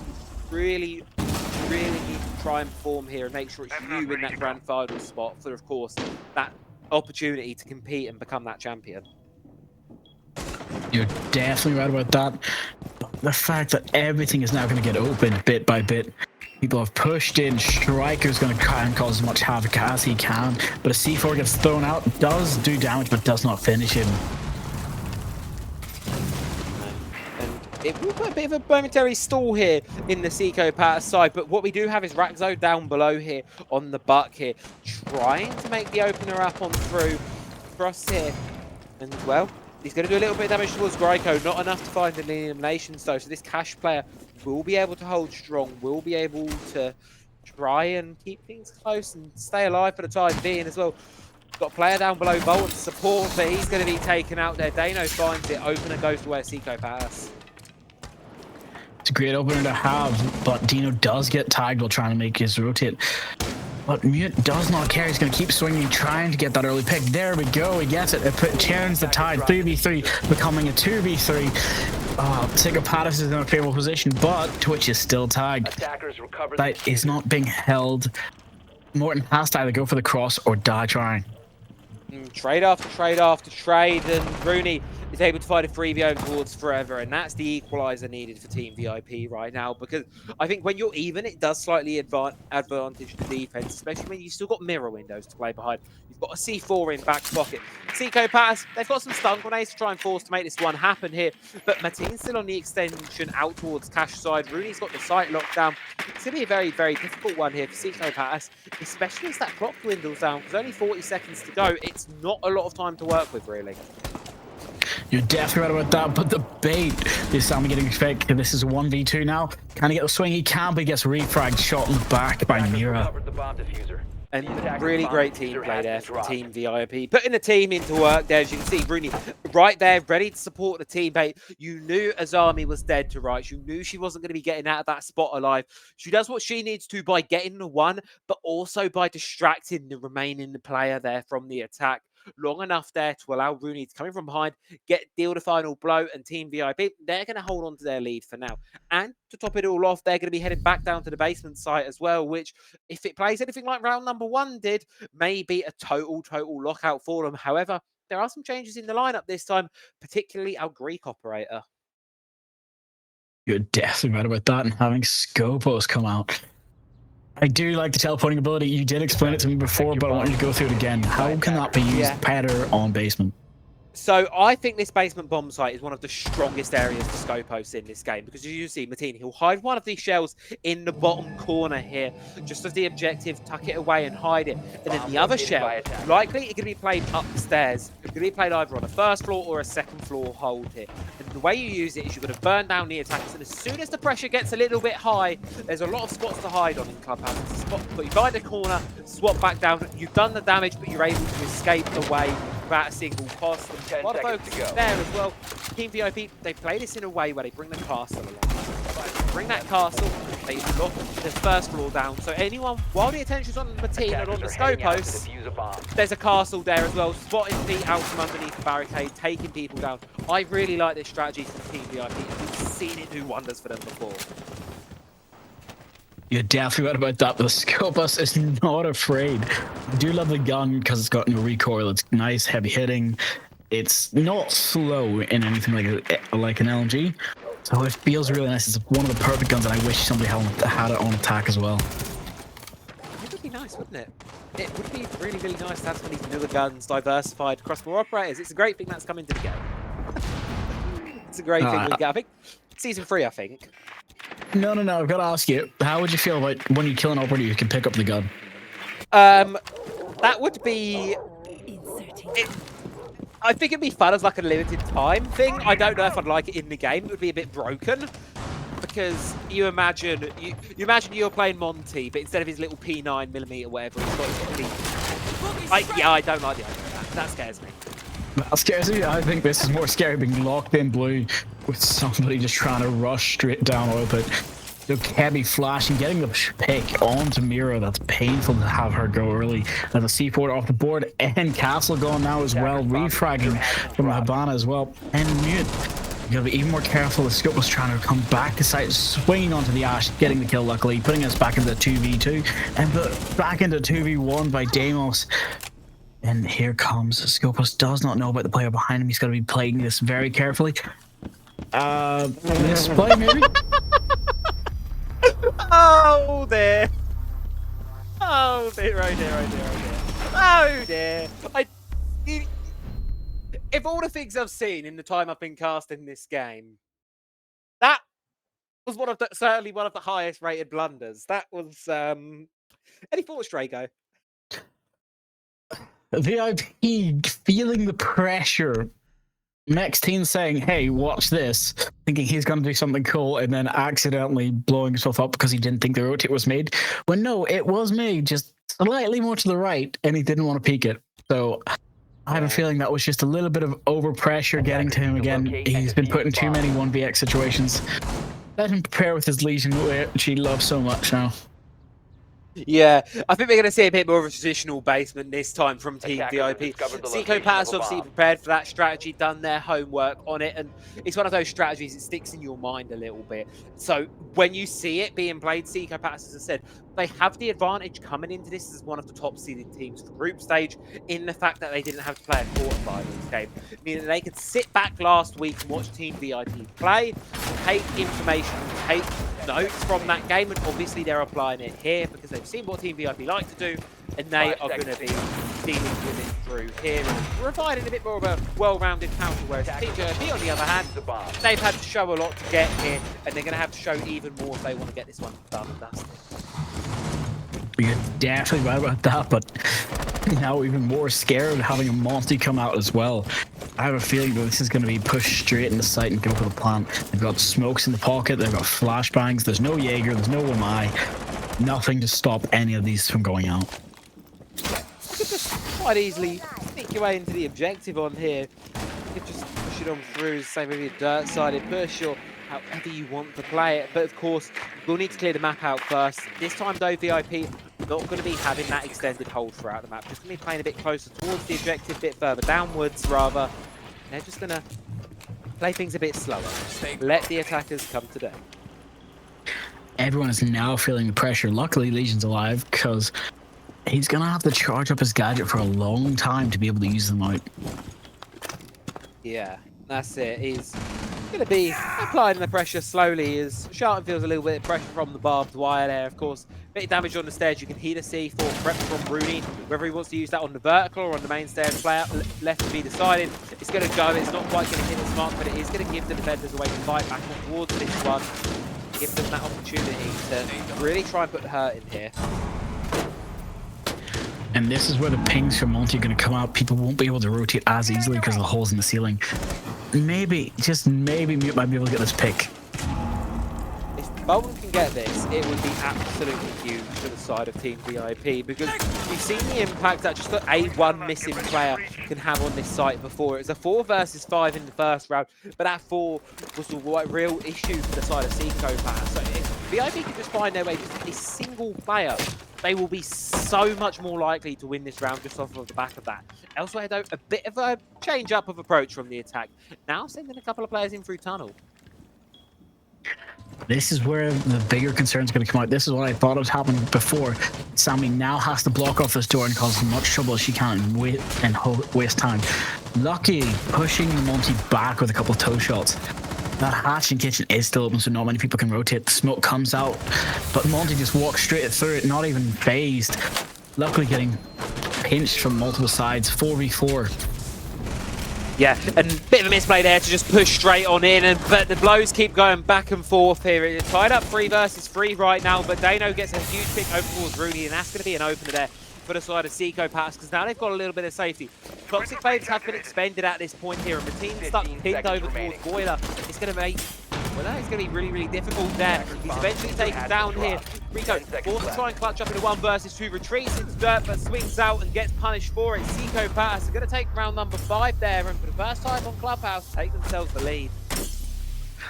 I'm going to have to ask you what you're thinking here, because at this moment, having a 2v3, and it's for attack. You want a 4v2 on your attack. No, sorry, on your defense, not your attack. This is painful for Team VIP this time. Yeah, and I feel like VIP are hitting a bit of a roadblock now, because I believe this is going to be the 3rd time in a row we've seen them commit to this basement objective. Not sold on one of their strategies yet. Sort of jumping between the strategies now. We're seeing a little bit of that hybrid with the Scopos, but with the Legion instead of the Castle. But we're seeing this real weird hop around right now for Team VIP. And it screams to me a little bit of uncertainty. They're a little bit unsettled right now. And I think that is justified with how this game is going so far. Also, as well, I think it's the first time we've seen these nerves start to creep in from them, because up until this point, they've seemed fairly comfortable. But I don't know about you, Dragon, but I'm starting to feel like Seco Patterson are getting that mental advantage, and if they can continue to convert that, they're not going to slow down anytime soon. I do believe you're right about that, but here we go. We can see the entire attacking team ready to swap back their lineup and be prepared for this downstairs push. They assume they're going up, but no. Having the Grim come back out being switched for the Ash and having Deimos being brought just shows you that they're playing for this. They're playing to hunt and to get as many operatives as they can. Yeah, and obviously when the Scopos is being brought along, you saw it get identified there in the prep phase by the attacker, so they should be able to go for the hunt here over towards Mateen, who, being honest, has had a bit of a quieter round. Same with Rooney as well, the sort of top-forming players up to this point of VIP. They're not doing bad by any stretch of the imagination. They're just maybe not doing as great as they have been on previous maps, and Seco Pass really capitalised from that. Bolton yet to get a kill so far, droned out in the corner of a Logi, forced to retreat away from the hatch there and avoid a bit of an early death. For Seco Pass, it's now on the omen of how do they clear out this top and mid floor. Scared and just terrifying the Legion with a charge, but Legion does know the issue is that Red Dot has given away his position, so he has to swing or peek her, but Ash is going to be prepared for it. She's given the call out. They know how many people are roaming now, but they're all rushing back to site safely with no concern now. Yeah, and that's it as well. You can see Matina using the teleport there from the Scopos to just retreat away, leaving the remaining shell over in construction. Should be cleared out by Seco Pass relatively quickly enough there, just to deny any late round flanks coming on through. Of course, very important there to get rid of that one. Otherwise, she can go back up to it at any given moment. And obviously doing so, she's suddenly behind the enemy. Also, pretty little interaction there. When the idle shell is taken out, just like any other operator in the game, it does drop a phone, which Sophie can now hack. And she'll be able to take over any defender cameras as well as a little bonus for her. That's so interesting. I didn't even know that happened. That's terrifying, actually, because that just means Dokebi's even stronger. But now the bot can see the mirror and gets shot right to the floor. The drone's coming into Utah. Ooh, Chat's slowly working its way into back alive here. Certainly, at least from the side of Seco Pass. And well, their side is coming a little bit more alive as well here. Shart and Agrico having a bit of an exchange, but the latter of them is going to be falling just short. Logic Bomb comes on through now, falling out the players here. Seco Pass are going to know the positions here, and this triple down on the basement bomb site really not working for Team VIP right now, just because they're losing the players, they're losing the early fights on the extensions, and it's costing them execute. Utility going to start to be thrown on down now. Warden primed and prepared for it, but this one should be an easy push in here for Seco Pass. I do believe you're right about this, but the Dano gets this flank onto Seco Pass as well. Just being prepared for this. It's a 1v3. The Fuser has to go down, but they may not be able to get it down in time. The angle downing one, 2v3. Sorry, 2v1 and gets taken down. Not what you wanted to see. Yeah, unfortunate there, but I think that's just, you know, great aim placement, great crosshair placement, but you saw it there. I think that's just the issue with the SMG-11 there. You just don't have enough ammo in that thing to be pulling off those massive clutches. You get 17 rounds plus 1, I believe, in it. It's not enough to be really chaining multiple kills together, especially with the fire rate of it. You run out of bullets quite quickly. You need to take that second to reload. And when you've got 3 attackers and you're on your own, it's not the ideal weapon for that clutch up there. So unfortunate, but it's going to give Seco Pass a very, very strong attack in half. 4-2 now as they move on to the defense, which, you know, historically is the favor, historically, as we say, it's an even map on Clubhouse, but 4-2 would be very, very good for Seco Pass on the attack. And now they can just look to sail the rest of this game out. You're definitely right about that, but let's hope they don't get complacent. I feel like that's what's happened to Team VIP, but I think we're going to see this similar to the second setup that we've seen for them as well for VIP for Seco Pass. 2 things I'm careful about. Hatches. These guys are known to, yes, they'll do their hatches, but they always do it at the last minute. So if anyone rushes, they can get easy picks. But it looks like they're not even going to worry about that. They're going to castle it up, open the hatch, and play above. 10 seconds to go. That is going to be the goal. And 5 seconds remaining. Same as normal, and you know, Team VIP decided to adapt a little bit their lineup, bring it around, bring the vertical, try and bring everything on through to see what they can really get going. and across this map, of course, here. So, round number 7, New Hearth. It could mean a different change of pace for the game here. We do sometimes see it in Siege, but there's only one way to find out, and of course, to let this one play on through. That is not a sight I want to see when I look at Mira. That is weird, but all right. Yeah, Hollow B fans, where you at? Hollow B is the best one. Does not exist is how I like to say it, but fair enough. I am the one Hollow B fan in the world. I'm using Hollow A mostly. It seems to be the favourite here. I use the Russian reflex one. I prefer use that. the reflex. They've all got their ups and downs, and to be fair, it's one of the nice things since that. I remember years ago when you couldn't use the different sights and different guns, you were restricted, and it just made no sense at the time. It's so nice you've got the options now, because you will see players try for that consistency as Forever hits the shots, hits the nice recoil control here, but Battle towards Rafters isn't going to be killing anyone just yet, but Forever, he will be marked out here, just adding that pressure mounted to it. Having the Sammy barriers be used and wasted, but Bolton does get tagged trying to shoot Forever, but that's not going to work out in their favor. Little by little, people are taking pot shots and damage. Grim keep going through, but Ash gets the rush in, kills Forever on the rafters. That's a 4v5. That is the mad advantage you want to start, especially for the downstairs push. Yeah, but look at the time Forever was able to burn there, right? So much utility, so much time wasted towards clearing that Azami out on Rafters, and we've got 1:15 left of the round at this point. And not much has been done elsewhere on the map, so Team VIP going to be extremely time-pressed for that. And I think Psychopats knew it was unlikely Forever would get out of that position with a kill. Would have been great if he did, but it's not the end of the world.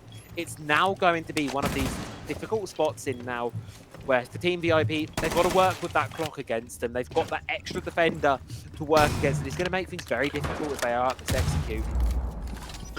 You're definitely right about that. I am wondering, are we going to have to see something a bit more special now come out? Whether it's going to be a Jaeger for the next round, or is it going to be a 3v5 where they just push in and go for the kills maybe? Because that does seem like it's going to be played 4v3, Ace goes down. Yeah, and that's it now, tied. A little bit close to being tied back up here, but it's going to be Team VIP exploding in the kills department. Raxo does find one back though, so keeps it somewhat close, somewhat winnable. The question is, do they know about Siku's position here? He's in a real good spot, and if he can't catch these players, he may be able to get away with it, but no. But what's this? Raxo's on the flank here, may be able to find the player on the defuse, but no, can't quite get it in time. He's now going to have to play this post plant out here. He is cornered. Side of VIP know exactly where he is. They can just hide this one out, use that man advantage they've got here, play 2 versus 1. He knows about the one behind the chassis, he is going to find it. Got a triple in the round, going to need to find Mateen. Mateen has been the clutch master so far for Team VIP. Ban is going to keep them alive for this one as he takes it at the kill and the first attacking round there for the side of VIP as they look to try and bring us that little bit closer to a tied game. The plays, just everything being brought in, coming down, always to a 2v1. And if the Mira had just swung a bit more aggressive, could have stopped all of this trouble, but unlucky in this case.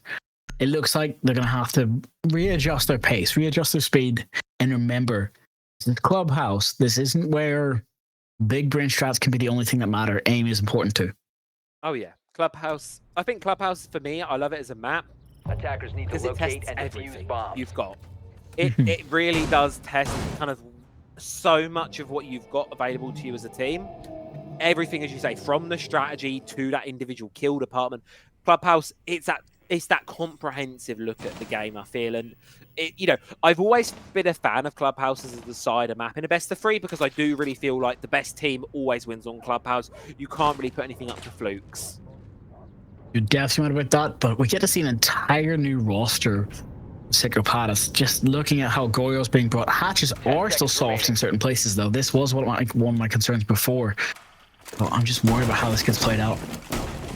Yeah, I mean, obviously leaving them open does give the Roman defenders that availability to have more options of retreat back in towards the objective. That's the possibility there. They can retreat themselves away. They can hide back in that objective and get away, because that's the key, because otherwise you're limited with your options in terms of staircases, really. You've only got the couple available to you. So having those more mid-map options to drop down, it's always a benefit for anyone roaming, and especially a team like Psychopats right now, where they've got 4 players out and about on this map. they're going to be needing every possibility to get people out of it alive as they can take. You're definitely right about that, but I'm still more concerned now with one thing more than ever. Are we going to see an Asami jump out maybe again, trying to go for one of these players that are rappelling upstairs? Hold on, pause, mute jammer, might need to get taken care of quickly. I mean, I think the times for jump outs might have, unless he hears a rappel or a drop, it's obviously still in a great position there forever, but at least for now, the attackers have gotten past that hurdle, and instead it's actually going to be WeHurt getting past the hurdle that is Raxo, taking him down. Now the player out towards Jim is going to be found out. Mateen takes down Dano. Team VIP looking a lot better on their attacks right now. Get a two-man advantage really early off of the back of it, leaving just Shart and Seiko and Forever in a 3v5. You're definitely right about that, and Forever is likely going to have to try and push back out, but here come the attackers. They've drawn them out. They don't know where she is. Hopefully someone's there to cut off the rotate back. Yes, they are. Rudy ready to get the flank. Now 2v4. Sorry, yep, 2v5 with only Goyo in sight. Painful to see. Yeah, beautiful bit of teamwork there from the side of VIP to really catch that player on.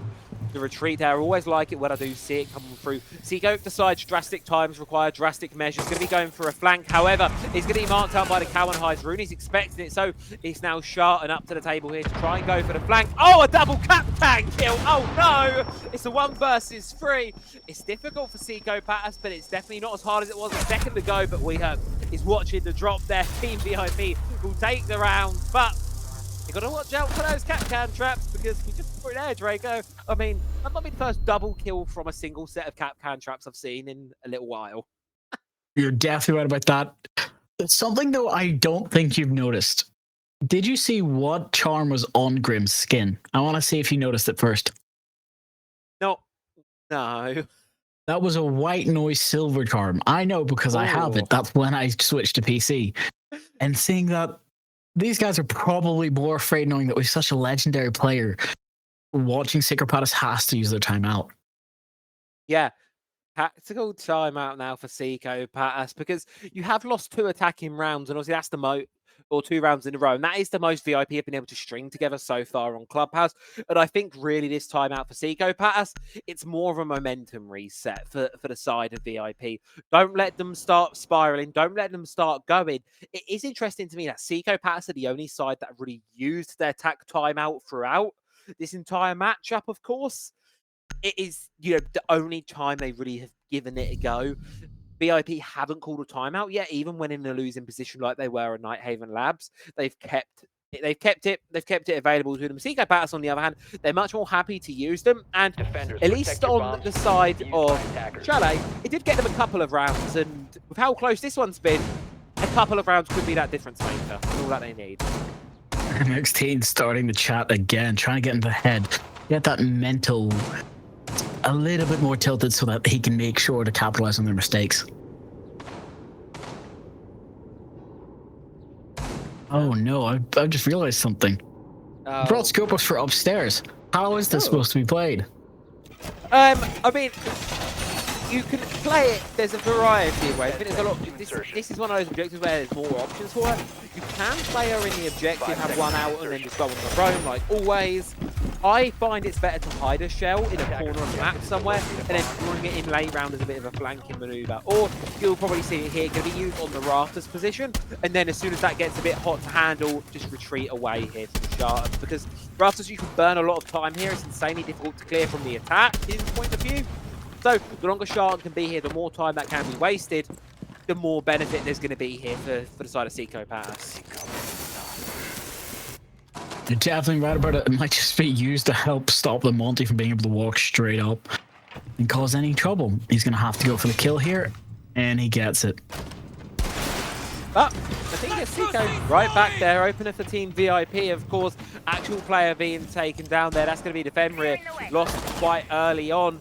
And they know now going to be next on the chopping block here, playing up towards Red Stairs as to try and see if he can do anything about the VIP players pushing across. It doesn't have a C4, went for the deployable shield instead, so going to be a difficult one. But Raxo thinking about a top out here as Forever holds the window. Mateen could be in a bit of a difficult spot here if he's unaware of this one, but it's cash clear, proving insanely difficult right now for the attacking team. But they're making it work. Bolton finds Sharton, and that's a 2-man advantage right now, making a 3-man advantage, 4-man advantage, and it's all down to Forever.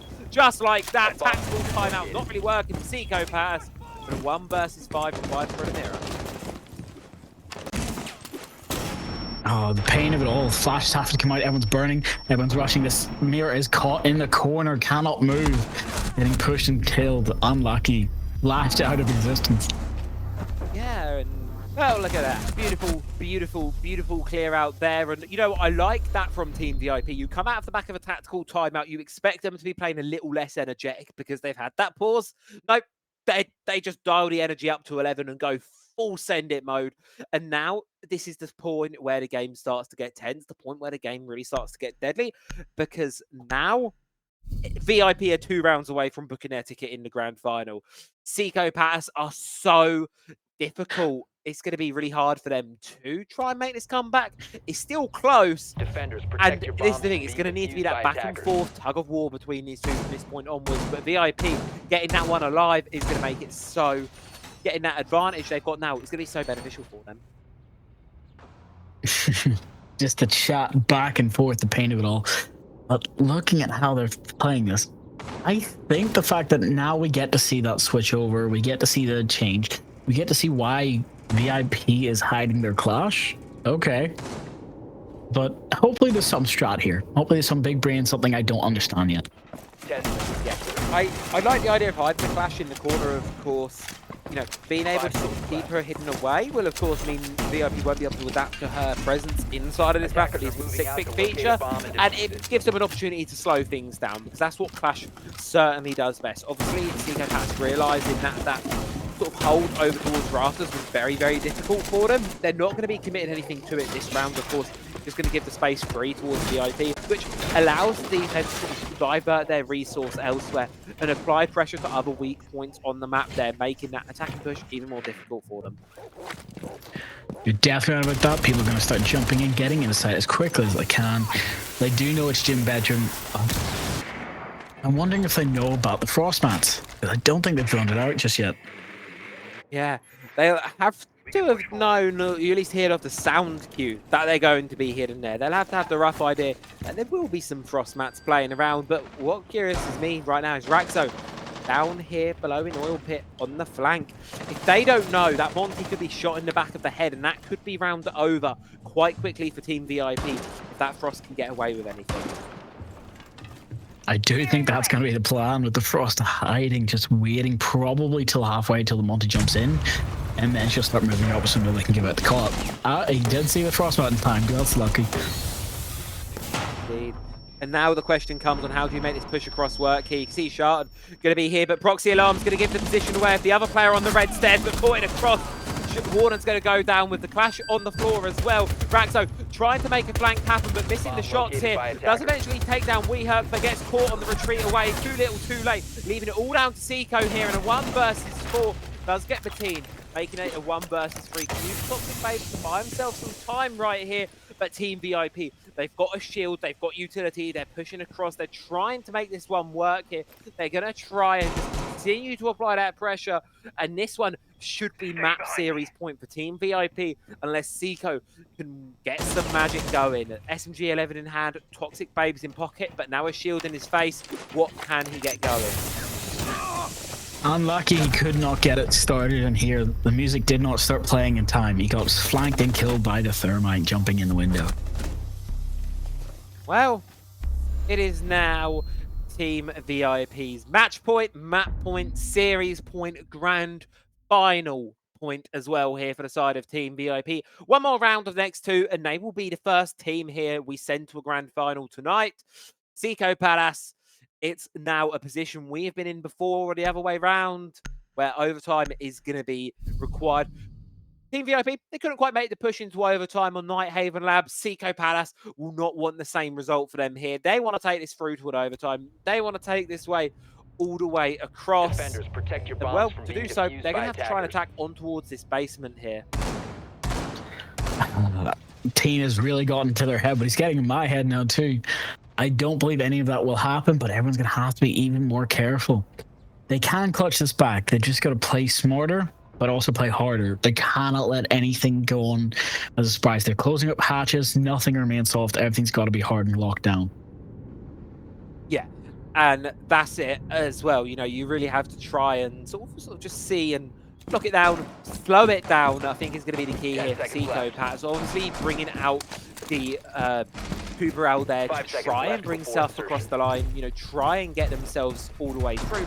Slow down that attack, restrict the possibilities of it getting done in a due time here. And well, might be seeing a spawn peak attempt there from Sharton. Not finding anything though. So for now, we're going to just go into the round 5 on 5. All is even. All is even until it is all. And looking at the time of 2:40 to start, and the guns are already flying. Warden holding this blue stairs, not wanting to let anyone into the window. Plan for Seeker Pats this time is very much stop them before they can get anything going. Slow them down, stop them before it gets started. That's, I think, is the idea right now for them. We see a sort of spawn big attempt from Sharton, forever trying to play it up close. Neither one working out, but it is certainly slowing Team VIP slightly. And if they make that push and then try to open up the hatches with a Tuberal, Zoto canister slowing them down, that clock could become a real deciding factor in this round as we look towards the end of it. You're definitely with that. They're still hunting for the hidden 6th roamer upstairs, but there isn't one. The only 6th roamer on this map is the clock. They've got to be prepared for this, though. Yeah, and this is the other thing. Both these teams have played such a varied game of Siege, and that's going to be the issue of this one, really. It's going to be the very, very difficult one for the attacks, trying to read on through how they can do this. It's going to be difficult for the attacks because obviously it's constantly changing on through. They don't know what to expect going into each round. So as you say, they're having to clear those phantom players that aren't there. It's burning time and Seco Pass. It's all playing into their game plan for this round. Oh, well, they can hear dirt now being reinforced, so they can hopefully now go for that and try and do a different push. But they do not have a lot of time left, so they have to make the decision now or never.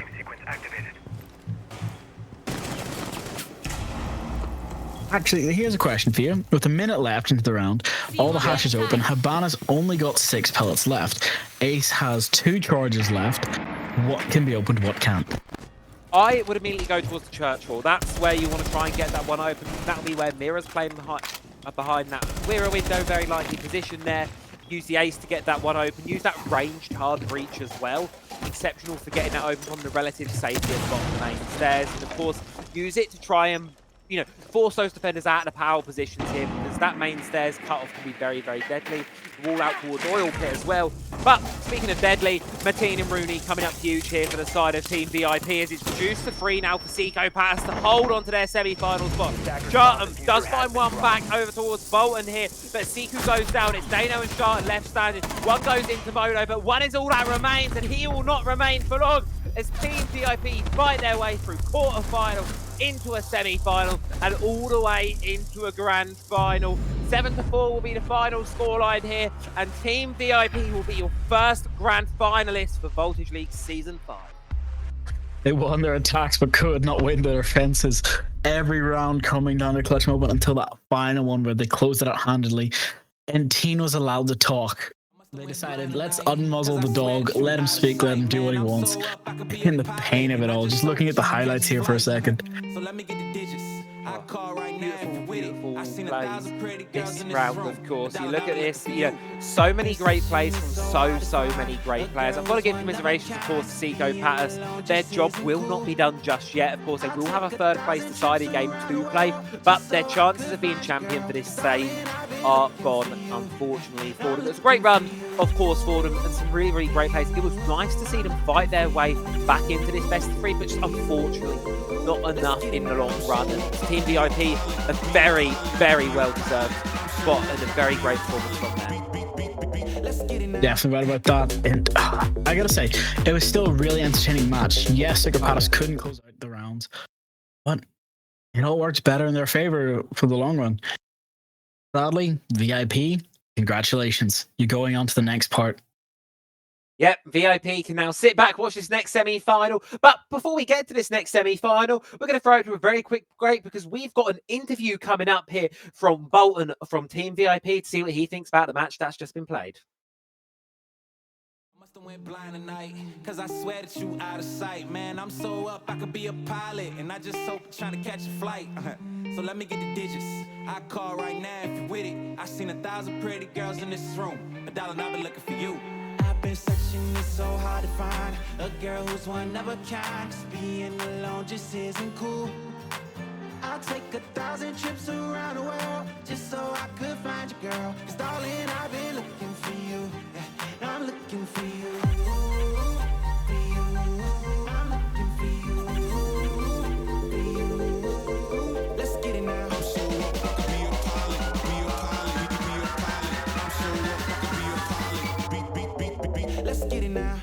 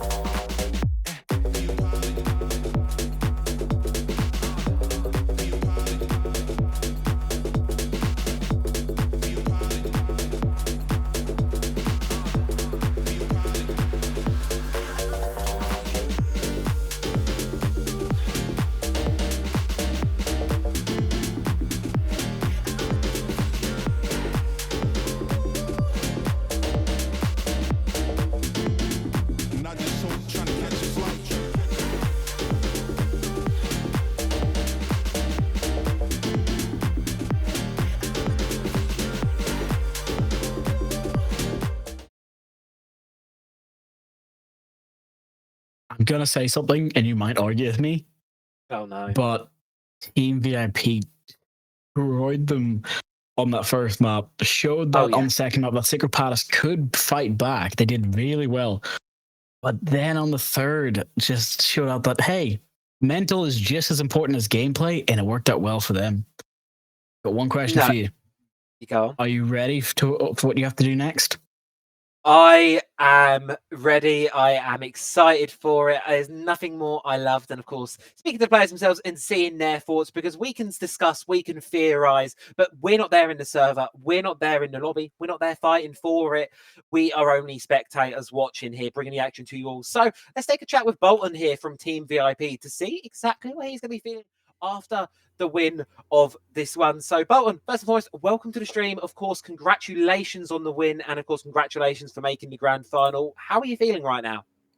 I'm feeling really good, man. I told you guys last week, we're gonna destroy Secret Palace. We already know how they play, and now we already won against them. Like on Night Heaven, we made so many mistakes again. I don't know, Night Heaven is one of the maps we make a lot of mistakes, but still, we managed to keep our mental good. Like you said, our mental is important, and our mental is always good. and we won because of the mental, I think. Yeah, and certainly showing that through, and obviously in quite a bit of all chat, getting quite active as well, quite entertaining to watch as well from our perspective. One thing I do want to ask you is, you said about destroying them. I don't know, obviously, I know you weren't playing in there for it, but did you manage to catch much of map 1? No. I was like at an appointment, but I was watching the stream like on my phone, like in a sneaky way, but still I saw how my team like clutched many rounds. Oh yeah. And they played really good. The last round especially. I don't know how they managed to join like a loser 1v5, but yeah, it's insane. My team is the GOAT. Crazy. Like my team is the GOAT. And one thing I do want to ask you a little bit is about how, obviously, you're not playing the first map of a best of 3 and then coming into it in the second map while the rest of the team and all of the other team as well, they're warmed up into it. As an individual, how is that coming into a game that's sort of already started almost? Yeah, it was like really hard to get warm up in the game, to be honest. You're right about that. But then eventually, like I was warmed up as well, and we played really good. Like my personal thing, like I didn't get many kills in these 2 maps, but like my team's goated. They get the kills from me, and yeah, so we won the game. Yeah. I mean, you guys certainly have a phenomenal team. Obviously, I know you said Labs was a bit of a struggle map, obviously, just a second ago. Was it just strictly maps, or was there something else that changed sort of between the 2 maps, obviously Nighthaven then going into Clubhouse, to really sort of edge you guys over and get that victory on the Clubhouse?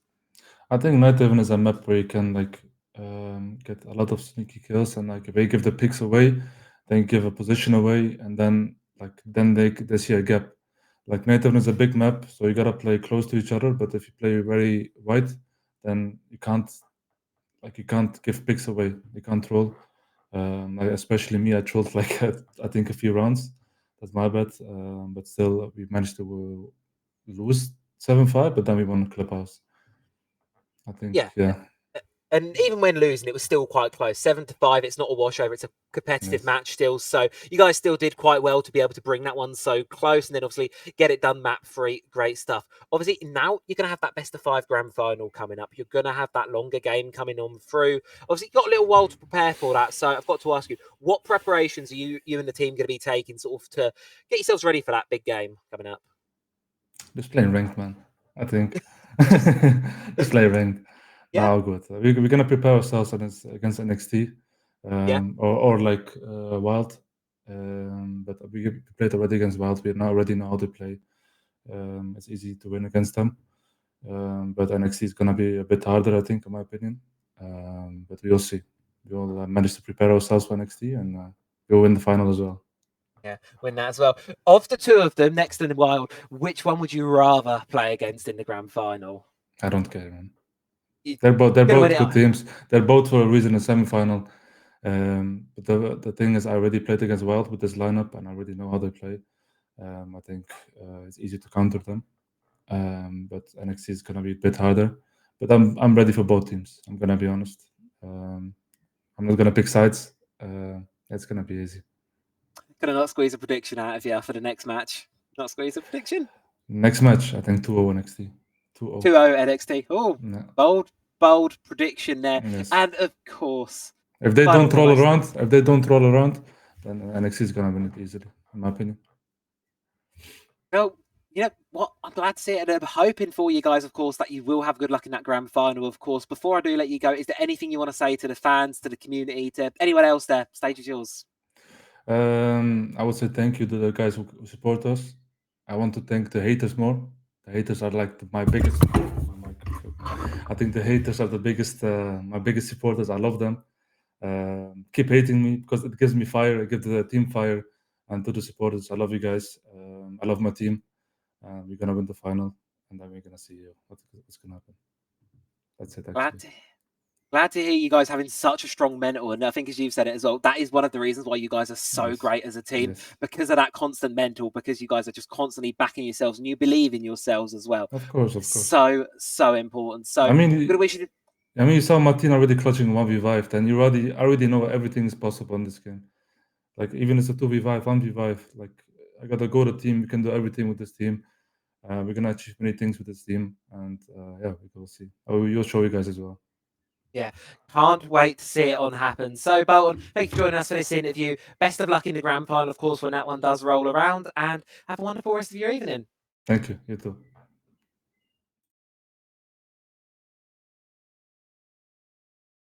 Oh, I love the optimism there. I love the positive mental. Every time we speak to Team VIP, it's like we're talking to someone who's just nothing. The world is peachy. The world is great. I absolutely adore it from them throughout that entire time. Bolton so strongly believes in himself and the team, and you know what? I think he's entirely justified.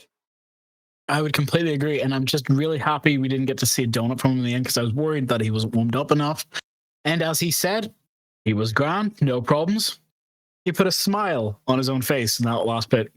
I gotta say, no donuts today, just the one I'm eating. So I've got to say, when it comes to this team, when it comes to how quickly they resurged back after that first round win, and after them getting a little bit handled for the start of Clubhouse, I'm quite happy to say that they are all winners today. Yeah, massively, massively deserved from Team VIP. But of course, that is not all of the action we have got today. We've got one more best of 3 going to be coming up, of course, next for you. NXT versus Wild multi-game. And the winner will be joining Team VIP in the grand final. So that will be said and done. That one will be coming up your way shortly. But before we do throw it to a quick break, just to remind you, all folks at home, we do have a giveaway running tonight. We have some Rainbow Credits giveaway courtesy of Ubisoft. So to get yourself entered into that one, go and redeem the channel points reward, get your Discord username in there, and we will be drawing them live at the end of the next best of 3. So time is running out, so get in there quickly, and we will be back with you all in a couple of minutes for our second and final game of the evening. Must have went blind tonight, cause I swear that you out of sight. Man, I'm so up, I could be a pilot, and I just hope trying to catch a flight. So let me get the digits. I call right now if you with it. I seen 1,000 pretty girls in this room. $1 and I've been looking for you. I've been searching, it's so hard to find a girl who's one of a kind. Cause being alone just isn't cool. I'll take 1,000 trips around the world just so I could find you, girl. Cause darling, I've been looking for you. Yeah, I'm looking for you.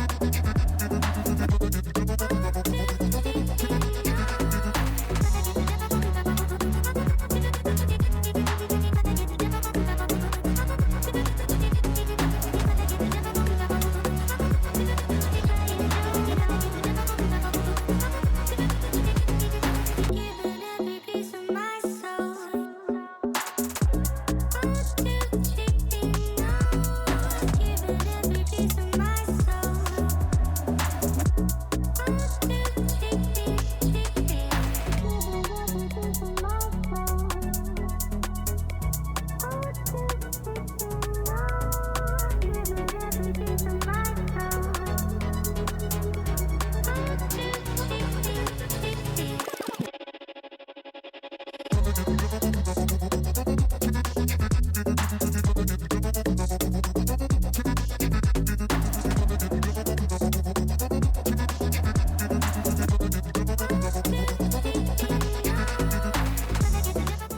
next destinations for Rainbow Six Esports. Number 2 will shock you.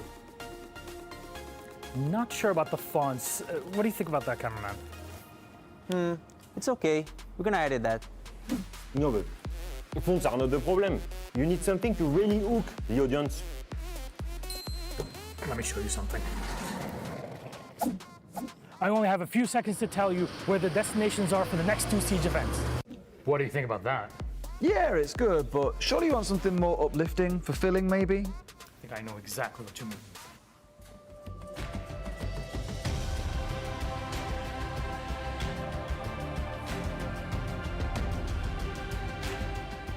Für das nächste Major und Sixth Invitational steuern wir 2 Städte an. Wait, why is the voiceover in German? Because it's in Germany. Você precisa falar em francês, pô. Porque é na França. Ouais, bah là, je peux le faire moi-même en français, hein? Wait, how am I recording this? Wasn't that just seated over there? What? Good, huh? It's all right. It just needs to be more simple. Let me show you something. The next R6 Major comes to you from the wonderful city of Munich. And from there, we roll on to celebrating 10 years of Siege. SI 2026 takes place in the most magical city on earth, Paris.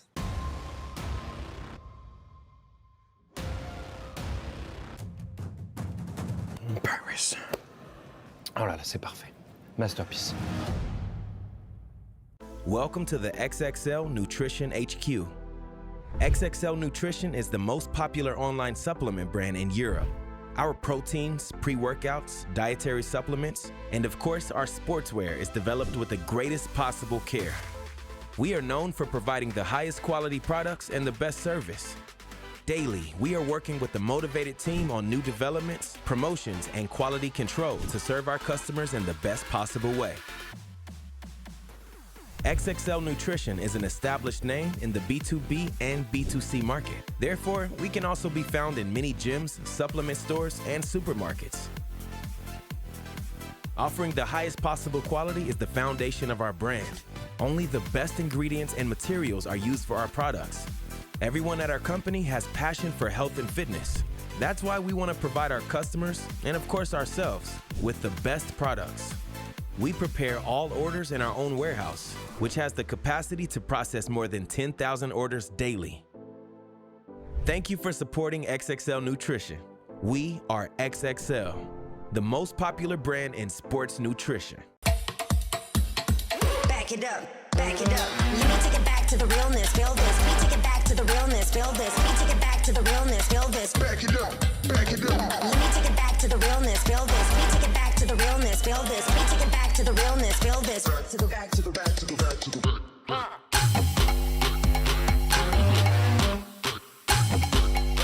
Take it back, take it back.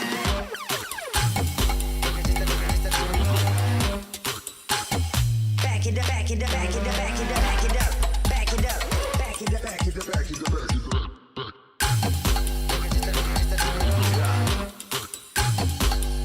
Take it back, take it back.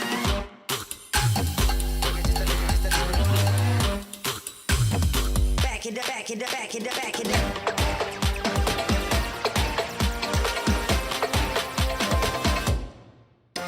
Let me take it back to the realness, feel this. Let me take it back to the realness, feel this. Let me take it back to the realness, feel this. Back it up, back it up. Let me take it back to the realness, feel this. Let me take it back to the realness, feel this. Let me take it back to the realness, feel this. Back to the back to the back to the back to the back.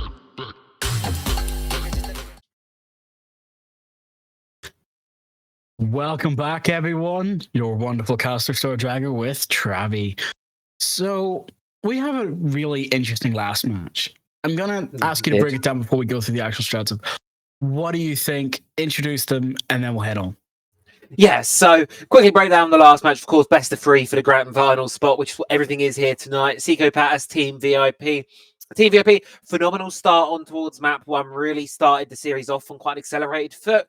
Took a little bit of step back on map number 2, did struggle on labs, eventually did lose the map over towards Seco Pass 7-5. And then a clubhouse that was really quite tight and close. But at the end of the day, towards the last couple of rounds, Team VIP took a surge way ahead and they took the series. And now they find themselves in the grand final spot and able to sit back and watch this next game for us, right, Drago? They can sit down, relax, and watch who between NXT and Wild Multi Gaming is going to be making our grand final. As we heard from the interview before, Bolton is really sure that if NXT win it, that'll be more challenge. But I have a feeling that Wild will surprise us all today. So let's head over into the team stats and learning more about it. Oh, that bounce first, my mistake.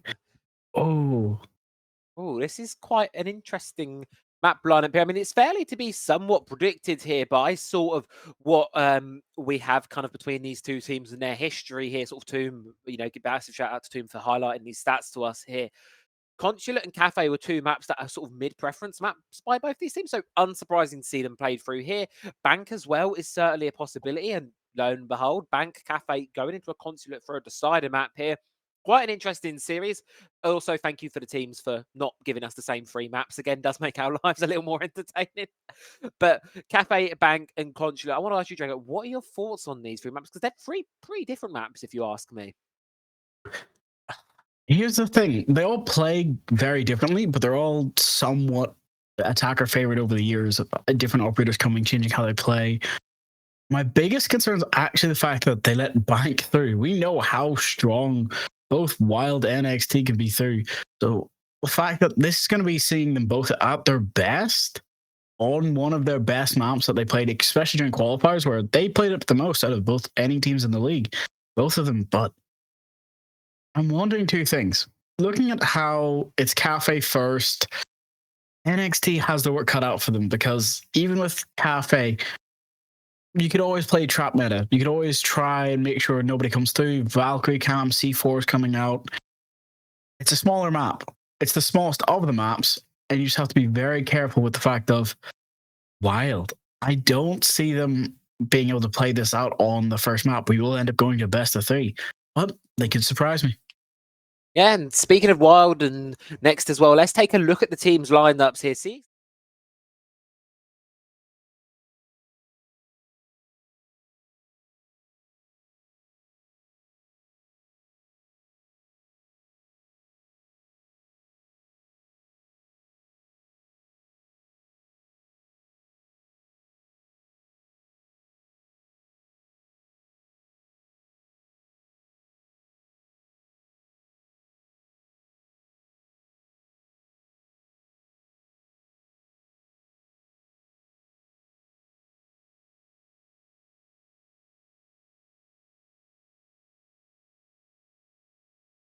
First stats here for the teams are going to be looking like, of course, we're going to start things off with Next here. And I mean, what more can you say? Everyone's got a positive rating. Sagrana and Oxide, really high KDs there. Penguin not too far behind over. Decent sort of middle of the mark entry stats. They're sort of 50-50 on the mark there. A really great overall look at on the team on paper, at least. On paper, they play fantastically. In game, they play even better. The problem I have is I thought this was going to happen. Looking at their cost, they understand as you get up and you fight better teams, it's supposed to go down. Not with these guys. It stayed around that 70 mark for the last 2 matches in a row, showing how consistent they actually are. Kixie being the only one who's actually negative just shows that he's the playmaker. He's the one that's doing all the hard work, carrying the entire team. He's just not fragging out. Yeah, consistency is king, especially the further you get into these competitions. Having that really solid sort of foundation down here can help bring you on to these further stages. So let's see who they're going to be going up against here. And let's see what Wild Multi Gaming do have to offer us here in terms of their own statistics and how exactly things are going to be looking through. A bit more of a mixed bag, some higher highs, some lower lows. And immediately, I think what sticks out to me here is the difference on the entry game, right? You've got a generally 50-50 result across the board. You do have some players, Shocks and Slayer, going positive on the entry. But then, of course, you've got, some players like Pity You, for example, down there is sort of quite low on the entry stats. And that does have a little bit of worry for me here for the Wild. You're definitely right about that. There's 2 things I'm really worried about and really wondering. Looking at No, I'm not going to say it because I want to see if anybody in the chat or anybody else in general can actually pick out what I'm about to think. But Falcon, somebody who is known for rising to the occasion, flying away with it. I have a feeling if this was a different game mode, I'm sure we're going to see something crazy going on. Oh yeah, that we could certainly see some high soar and some really crazy things going on between these two teams. So, of course, we're going to have to see exactly what happens between the two of them here. Of course, Cafe, as you said, it's going to be that starting point here between these two. Really interesting early battleground here, and I'm quite curious to see how that one's going to play on out. And, of course, you know, we've got to reiterate, right, the stakes of this matchup. The winner goes to the grand final. The loser does not. It doesn't get any simpler than that. It's quite an easy train forward, but of course you've got to only get through one of these opponents, and they will make it quite a difficult run, will they not? You're definitely right about that, but let's go straight into the bans and see. The chat is now having to be told to be cleared. They had way too much fun before during the prep phase. You just got to be prepared for all of it. Yeah, and of course as well, operator bans now going to start to filter on through to see what we're going to be sitting and taking off the board. And I think to no one's surprise, an operator that is banned extensively nowadays is, of course, going to be that Blackbeard. An operator who on the attack, he can be so deadly. And he, of course, with that shield added a little while ago now, to take so much ground so quickly, no surprise to see him taken off the board. You're definitely right about that. I'm wanting to know two things, though. Looking at how these guys have played this out, I'm a wee bit terrified. Blackbeard's gone. They've used no ban. If they no ban again, this map is going to be... Okay, thank goodness they didn't. Ooh. But if they chose to no ban so many times in a row, it could have been disastrous for them because this map, you need to take away some operators. Valkyrie's got to go next, right? Normally, on a map like Cafe, yeah. Going to be a Valkyrie next. Spot on the mark there, taken off the board. No surprise, the amount of open areas on this map, the amount of space that she can watch with one or two Valkyrie cameras is no surprise. And I mean, that no ban is a bit of an interesting one. I can't lie. I'm quite curious to see maybe if there was a bit of logic behind that, maybe it was just a bit of a misclick. Not very often we do see those in competitive Siege nowadays, to be frank. So we'll have to wait and see. For now, though, NXT going to be starting themselves off on the attack here, while World Multi-Game going to be starting themselves off on the defense, up on the normal primary bomb site for most teams here on Cafe, up on Cocktail, and let's see what they can get going. You're definitely right about that, and there's something that you're going to have to probably be a bit more surprised about. Looking at the way they're setting up, they've put the rotate on somewhere that can be shot from Skylight, so I'm wondering, are they even planning on using it, or is it just going to be used as a long angle? Gotta be the long angle, right? You gotta try and use it. I mean, this site, there's a couple of different variations you can play it, a couple of different spots. Of course, you don't have a lot of wiggle room in terms of horizontal. There's very few rooms buffer on this objective, very few rooms total on the top floor. So you need to make sure that in these rounds you are maximizing that space, and perhaps catching the attackers off with a bit of an off angle could be the way forward. You might be right about that, but I don't think these attackers are going to be ready for this because they're going to drone. They're going to be prepared. Dokebi's going to use her logic bombs. You're going to have Deimos being prepared to swing everything with that pistol. And did it already. Just, you know, that's a good sign of faith. Make sure that they know what's coming for them. Yeah, send it out. Send a statement quite early on, of course, here. Focus going to be over towards Cigar side to see exactly how to crack their way on in towards this one. Just get the windows open. Obviously, Sagrana having to be cautious there of the white run out at the bottom of White Stairs. You did just see a drone in place there. Obviously, NXT have quite a few of those available to them at the minute. And so far, no one's giving anything away. The defense, they're just going to hold their positions, hold strong. And the Omen's really on that attacking side right now to make that first move, whether for better or for worse. You're definitely right about that, and I'm terrified to see what's going to happen next. The Arunigates are there to slow them, but I don't think these guys care. They might just run straight into Kitchen. Sorry, just straight into Christmas. Still afraid of the white stairs run out, but now the biggest complaint is going to have to be that person holding from the closet, but I don't think they're going to know about the warden below sight, so they might just try to drop and go for a smoke, but that's going to be even more dangerous. Yeah, and that's the really hard thing about this top floor Cafe. Due to the lack of like balconies really to get into, getting into the map can often be the hardest part for an attacking team. You see here, Zox going to be taking a little bit of damage there. Will still be up and standing, but on quite a low HP margin. So just going to burn some of those toxic babes to buy himself at least a little bit of time here, because time is of the essence really right now. NXT, obviously, they've only got a minute left to go here on the attack, and all 5 players still outside of the building. Not really made a dent in things so far. I'm starting to worry a little bit for them here, because they need to make a move. They need to make it now, and Ben are going to be doing exactly just that. Well, you asked for them to make a move, and that's what they've done. Looking at how they played this out, the Deimos now has to peek a shield. That is not the position you want to be in, though. Umai behind it shoots him down. And another refrag on the Twitch as well. Actually, not a refrag, just a frag.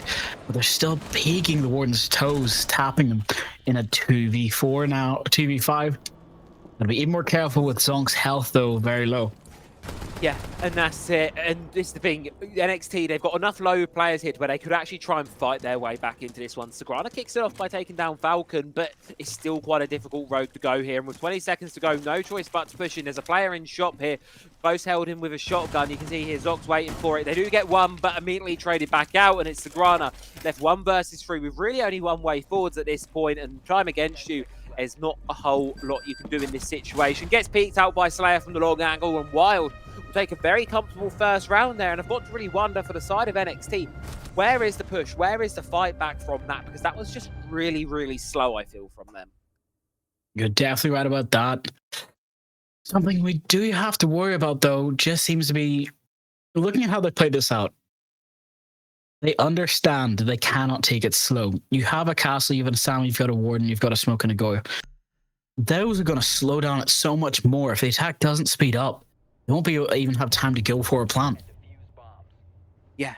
And that's the thing, you cannot spend 2 minutes of the round sitting outside of the building there. I think that's going to be an issue. For NXT, they will probably resolve it. We know they are a great team, and we know they definitely have the potential to resolve those kind of things on the fly. So they should be good for that one. And at least looking at the operator lineup here, Blitzer line and a Grim and a Duke AB, they certainly seem like they might want to go a little bit faster this round.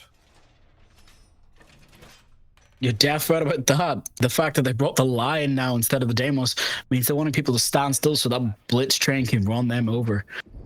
But I don't think Wild's going to care. I think the Warden is probably their direct counter to any Blitz, any plays they want to bring with flashes. Yeah. And as well, doubling down on that sort of space denial operators in the form of the Smoke and the Goyo, it's going to make any fast attempts from NXT, as long as they're read into, it's going to make them very, very difficult to execute and pull off there. Window's going to be getting opened up towards Small Bakery now, buying NXT the option of moving on in, getting their way across, of course. Now it really comes in the execution. How can they start to take this ground? Because I think you can already see it already. They want to take this a lot quicker, and it's going to be quite a direct push in towards Bakery. As the player behind the counter is going to be spotted out, but they're just not paying any respect towards Falcon. Penguin eventually drops to the C4, traded back out by Ben, 4 versus 4, but the train of NXT does not stop here. Wild holding them away, holding them at bay, double for Falcon in the round, and it's now a very difficult spot for the attack here. Kills keep going the way of Wild. We finally have a minute to rest, and the players can finally breathe for 2 seconds. Ace does not have that luxury very much. He's got low health. The 2v3 Goyas are still on the board. Site has not been taken. Some breaches have been made. But it's all up to the Sturkheavy. Hopefully going to get that lucky pick. No, but Ace does get the line of sight, killing the castle on the way. Still a 2v4. Yeah, and that's it. It's a difficult spot at this point now for the attack. How do you progress onwards? The one thing they do have is time. They've got a lot to work with here. Over half the round, just barely to play with. Defense, they are going to be droned out, marked out, but so are the attackers as they make the entry in there towards prep. Slayer's going to be taken down there. Now it's all left on. 3 kills so far. Top performer for Wild, but going to have to come up quite huge here to clutch this one on out as the attack. They can just start to expend their way on through. Logic Bomb's going to give the position away. They know they've got a bit of free space to take right now. NXT going to make their way up, slowly push in towards the objectives. Hodka looking to challenge the player on towards red, unaware that Oxid has made their way into the objective. And NXT, they will take a round. Much more comfortable looking one from there. Still a bit close for comfort, but certainly much better than they looked in round number 1. I did say they needed to speed it up, but I did not think they'd speed it up that fast. Within the first minute, half of both teams were dead. So I can say it's speeding up very quickly. Happy middle ground. There's a happy middle ground somewhere in the middle there. That's a bit more comfortable because, you know, you can only rush so many times, right, before it gets read into and you just get shut down at every opportunity. There's a middle ground. I think Wild are going to try and contest that a bit more because surely NXT don't rush it in yet again. You may say that, but I don't believe you're going to be right. Looking at how they're playing this, it looks like it might be an upstairs push, shoot down through the floor, rush plant. But we'll just have to wait and see. Yeah, as I say, lineup indicating a bit more what we're used to seeing here on Cafe. You have that roam clear, you fight for the top floor, you work your way downwards, and then, as you say, just apply that vertical on towards the objective. Buck and a Ram provide you that insurance by bringing both of them. That way, if one of them dies on the roam clear, if one of them gets caught off or just for other means can't do their job, you've got a backup plan, you've got a plan B, because it is essential, if you're going to play this style, that you have the vertical open and available to you. Definitely right about that. Something I am terrified about, which I've just noticed, is yes, they're bringing the Deimos, but I believe he's already scanned all the operators. You're gonna have to be more terrified about that than you are anything else. The fact that he knows where you are and he can just keep pinging you as he goes along. That top floor hold is gonna be very necessary. This castle cannot even drop off if he wants to. He's gonna have to go for that frag.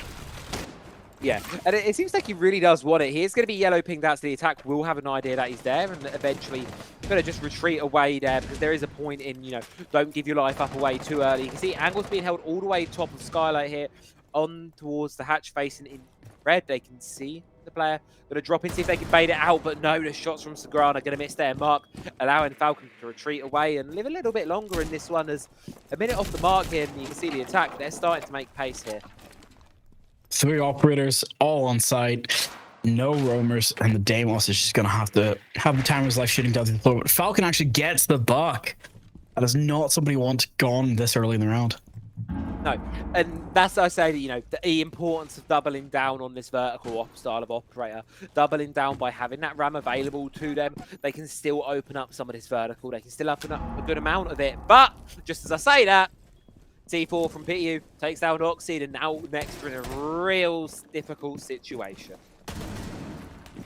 Oh, the pain of it all, just looking at how this is coming out for them. I am terrified. Bit by bit, they're just peeking in, hopefully trying to bait the smoke to try and peek to make sure that they can actually get the round. At the moment, time's running out for them slowly, and another player's going down. Twitch in a 2v5 situation, a couple seconds left, 1 minute. And that's it. 2v5. Do a lot of damage towards Hodka there, but he's still alive and kicking. Not for long, though. 2 quick kills go back the way of NXT, giving a small opener into this round here for the side of the attack. But Wild, they're not going to give this one away so easily. Of course, you still got a player in VIP. The others are playing Bar, and you can see the convergence here coming through for Wild. They're prepared to deal with this at the forefront of the hold. They're ready to take this head on. They're ready to try and get this one done. But as Ben, next to crossover, wants to make a think about hopping in Freezer. Kixie going to make the hop in through. They're going to get in towards there now, but Castle Barricades, they're going to have to use the hard breach charge to get them open.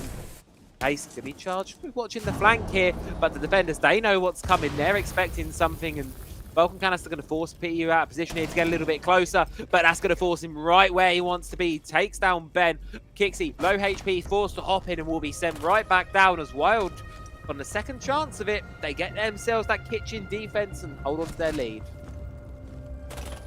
Well, now we have to go back upstairs, and I've got to say, there's 2 things that came out to me in that round. The fact that the adaptability from both these teams is perfect, but also the fact that they were able to identify the weaknesses, maximize it, and capitalize on the mistakes. I couldn't say it was a bad attack round, except for the early picks. Each one of those called just unfortunate siege timing. Yeah, I think that's the massive issue there, right? There's the early, very much issues there from the side of them, and as you say, those early picks there, and it's not just the early picks themselves, I think, but also the operators that you sort of have as well in there. You know, you lose the Ram, you lose the Buck, you don't double down on that vertical clear, but if your insurance is dead as well as your main, what can you do? Not a lot, really, and NXT just, unfortunately, early failures there really did cost them. So now they're going to look to go back up towards this top floor. And we sort of said a little bit about it the first time it was played in round number 1, Drago. It needs to be faster from the attack. You're definitely right about that. I think this might be the case unless this Warden can get a jump out, a spawn peak, whatever his dangerous plan is. You might be right about that, but he might actually be able to get the Zofia trying to go for the rappel here. I never repelled inside the building because I'm terrified of this.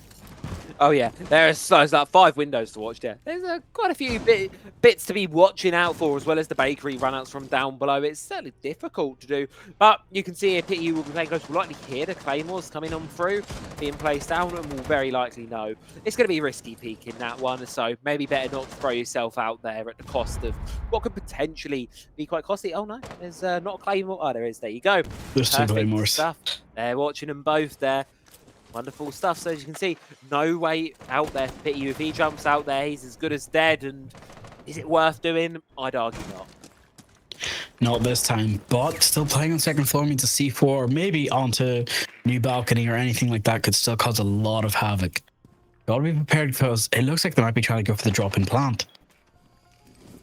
Yeah, that could be the way in, but without the power positions over towards Cigar, over towards Cocktail, sort of cleared out, and Freezer as well, all of these nice positions that you want to be in, without those cleared out, bathroom side as well, you can't really get a plant down. You need to clear things out first. Pityu really debating going for this run out, going to eventually send it on through, but can't get anything done before the Claymore, and that's just a risk that was not worth taking there, and it gives Next a early opener in towards this round, considering it's the Warden as well. Execute's just got a whole lot easier. You could say that, but it looks like that just was the trigger that lit the fuse. The whole barrel is going now. People going down 2 by 2, 1v1, and now it's a 2v2 again. Instantly, he's got to go for the frag. Warden getting peeked by Capita, but Capita actually wins the fight. Mutant's now holding down from below, being prepared. He does have a shotgun and a C4 in hand. He's going to play this very carefully now. Yeah, that's it. He's in a prime sort of position to try and clutch this one back, but with the C4 expended, now it's going to be more difficult. Going to creep his way back up the stairs here, and look, the remaining NXT players, they are isolated. You can't get a direct trade from where they are at the minute. But all they're actually going to need to do is just try and burn it, just try and wait the time out here, hold it on through. 1 versus 2 for Zox. Definitely possible, but definitely incredibly difficult because they have no idea where he is. It's a freebie onto the player in Freezer. Sagrana's going to stick the plant down instead, and now it's on Mute to make a movement. Sees the bolt of the Capital sitting up. Oh no, and it's a quad for Zox, and wild multi-game, and they're going to steal the round away from NXT. Great fashion. So many refrags back and forth. Oh, just looking at how that came out to be played. I couldn't imagine what their plan was, because they got in, they got as many as they could as quickly as they can. People were getting traded off back and forth. They had top floor control. The C4 was wasted. You just got to listen with your ears and be prepared. At that point, it's either reset, remove, try and hold a better angle, but it did not work. They knew he was downstairs, so they just tried to hold the staircase with audio, but he's not going to make that mistake. Yeah, and I suppose the other thing here that I'm sitting there sort of thinking about right now really is, you know, if it was any operator other than the Capital, he only spotted him because of that crossbow sticking out on the back of his head, on his back. It peeking over the counter, and that gave him a couple extra milliseconds of reaction time to snap onto the head of him. Any other operator, and that could have possibly maybe just slightly gone the other way. So unfortunate one there, and Wild will be feeling very, very happy with that. A freebie. I served them on a bit of a silver platter there. A great clutch up there from Zox. And now they can look to try and say this out, because I'd say 3 rounds, they've done well so far. You're definitely right about that.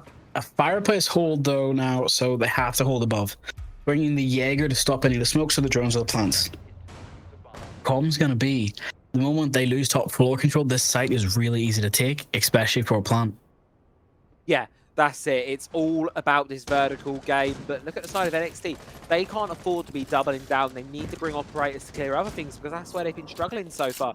So they've only got Ben on the butt, which means, of course, should Ben go down, getting that wall open is going to be very, very difficult. Sagrana's going to open us up with a pick over towards Hodka. You can see a lot of a bit of a think about an engagement here coming on towards the bottom of White Stairs here. Zox wants to go for a swing out, wants to go for a run out, but it's being held in place by Penguin there. And now spotted out on the drone as well. Should be a freebie, but no, he's going to retreat away, and he can't play that position much longer. No, and you're right. And it's even more terrifying now that the Legion's gone. He could only put down what he had during the prep phase. And now that there's no more Legion mines, he can call out where the previous ones were placed. That's as much info as he can give, or as much assistance as he can give. But losing him early was not the play. No, that's it now, and it's going to really put Wild at a disadvantage for this one. NXT will be quite happy with the start of this round, and you can see it. They've slowed down a little bit. They're not taking things as fast as they would, because the pressure, just by having that 5 versus 4, is relieved a little bit. And it's put Wild in a disadvantageous kind of spot now. They need to try and find a way back through in towards this one. So how do they do so? Well, that's going to be the question here. How can they find the opener? Reinforcements towards Cigar has been thrown off there a little bit here, and the top floor hold is still going strong, so there's still quite a bit for Next to work through here. C4 from PTU goes up but doesn't quite hit. Definitely right about that. The C4 being wasted this early is painful to see, but it could have been a big play. The problem now comes to they have half of site control, but they don't know where the Jaeger is. Ben's just probably called him out with those pot shots, but it's up to the time of has he dropped? I don't think they know yet, so they're going to have to waste even more time. That sick defender creeping up on them that would end up winning them the round if they can't play it out. Yeah, and that's the other difficulty as well, as you saw there. Selma's being thrown across the final one over towards Cocktail side, and unfortunately there it got caught out by an ADS, meaning that hard breach options for the remainder of this round for the side of NXT are going to be quite limited. And as much as Wild, man disadvantage right now, they're doing a good spot to hold these positions that they want to be in right now. It's doing a great job and really making NXT double guess kind of everything they're doing. Slayer taking a bit of damage from the vertical here, looking to challenge on towards it, but does eventually get punished for it. Ben with another pick there, extended the man advantage that NXT hold and allowing Dixie to get himself in towards the objective. Now can think about possibly going for a defuse here once they can shake PTU out of position, which they're going to be able to do so just like that. Zox and Falcon now trying to clutch up here, but the flank, it's been heard, it's been ran into. He's going to fall, and 1 versus 4 now for Zox to keep this round alive, but with the diffuser down, it's surely a done deal with a sea of NXT looking his way. I've got to say, I'm sure there was some sort of scream or pain in the end there. You know it for a fact of Castle shooting the railing instead of the operator. That is painful to see. And then him running around as much as he could, a smoke trying to stay alive. Yeah, that's it. It is so just unfortunate really to see right there. And as you can tell, it definitely NXT a much needed round for them there, because I think on the attack, going in with 1, not the greatest idea. Whereas 2 to 3, I think it will be decent start for them, of course. Right now, NXT, they're going to want to equalise this. Wild, they'll do good to take a lead here. You're definitely right about that, but I've got to say, I'm hoping that they've got a different setup orientation in their pocket, because yes, they picked the same operators now, I just realized. And here comes the attackers bringing the same attack. They won the last one handedly, but this one was the last one they struggled on, and they lost it. So I'm hoping they have a different play here. Yeah, I mean, as we sort of highlighted, the difference was those opening picks, right? That was the real difference maker there. NXT just lost players early on. The difference needs to be in that early round. They need to get they need to be getting into the building, getting that vertical opened up without losing players. Only 1 C4 to burn through this time from the side of Wild, so much more difficult for them to make sure that's actually going to do its damage. And look at that as well, to top it all off for NXT, Deimos can see everyone right now. That's going to be the biggest problem. The moment they realize that anyone's off-site or trying to flank, like where the Sasami's hiding behind bar, that's it. It's a done deal. Easy. Or so we say. It's not actually as easy as we make it sound sometimes. It is a complicated game. It was then, after all, of course. Now, White Stairs going to be opened up here. Try and apply some pressure towards this VIP position. Zox, 7-2 so far. Phenomenal game, of course. Continuing to back up that great stat line we sort of highlighted earlier on. Well, big contribution for Wild's lead right now. The question is it going to be enough for them to hold on to it? I'm definitely going to have to say yes. People having to move out of locations. People are trying to rotate. And now, C4s are getting wasted early. That is not what you wanted to see. So now there's only impacts and hopefully the Goyos to maybe stop any try to plants, rushes, or anything else they can do, because there's still players who have to come in and help attack this downstairs. That castle barricade's going to stall the ram just for a little bit, but this castle might actually be able to get a kill onto the ace, which would be nice. And this is what I like to see here. It's doubling down on towards this VIP position. Not only have the player inside of VIP itself, but have someone else to play the supportive role. Have someone to make sure that you cannot get yourself pinned in it on your own there. Castle now, there's that operator you said, he's going to be targeted out by the Deimos here. And here comes Ben moving down to go hunting. But is he aware of the player behind bar itself? Is he aware of Hodka? Because if not, he could do some serious damage right now. Toxic Babe stall out the white-sided push. Falcon playing it close here, sees the Deimos, does eventually take him down. Opener goes the way of Wild Multi-Gaming right now, and that's exactly what they needed. With a minute left and another operator going down, there's Twitch off the board. 3v5, everyone's returning back to site, trying to stay alive while also trying to make sure they don't get killed by this bar window. But Asami doesn't care. She peeks it and gets the kill. Smoke takes it, actually, stealing it and downing the ram as well in the process. Buck is the last one alive and he's upstairs with 30 seconds left. He's probably going to have to rush this. Oh, we've already had a 1v5 today. I'd say this one feels a little bit more difficult with how Wild have been playing so far. Really, really great stuff. I'm loving the team play we're seeing from them. There's always someone to support them in their positions there. And as they end the half on a flawless note, go up 4-2. As I say, impeccable stuff so far from Wild. Really, really impressing on their defenses. However, we now have to see what they can get going on their attack here. Go next, only trailing by 2 rounds, so it's not the worst deficit to be in right now. And actually, looking at the scoreboard here, it's pretty even performance mostly across the board. Performance might be even, but that does not mean the plays. When we looked at their stats before, NXT had better stats, but they're now losing the rounds. You got to remember, big brain plays, but it's their defense. Let's hopefully see some change. Their attacks were very structured, very rigid. Let's see something new. Yeah, that's it. Let's change the pace up a little bit here. You know, it's one of these games, of course, where because of the operator differences, the loadout differences, there's so many. It's almost like you're playing a different game sometimes on the defensive side. And when your opponents are playing something new as well, the whole way a game is going, it can certainly change up over the course of a half switch. So you never truly know. There's going to just have to wait and see and find out exactly how this one is going to be playing out here. But at least for now, Wild will be quite happy with how they're sitting. And they're, of course, going to have to try and continue this trend on their attack here. I do like what they're bringing. Gridlock for the staircases, and then they've got quite a lot of utility to deny defender utility, as well as force out players from difficult spots. Definitely right about that. Gotta be prepared for those spawn peaks, though. Habana only having 21 rounds in her gun is always a big toughie when it comes to spawn peeking, because I have to make sure I land every shot of mine. But yeah, Sammy's not going to care. She's hopefully going to try and pick one of these people, try and spawn peek and maybe get an early pick for their team.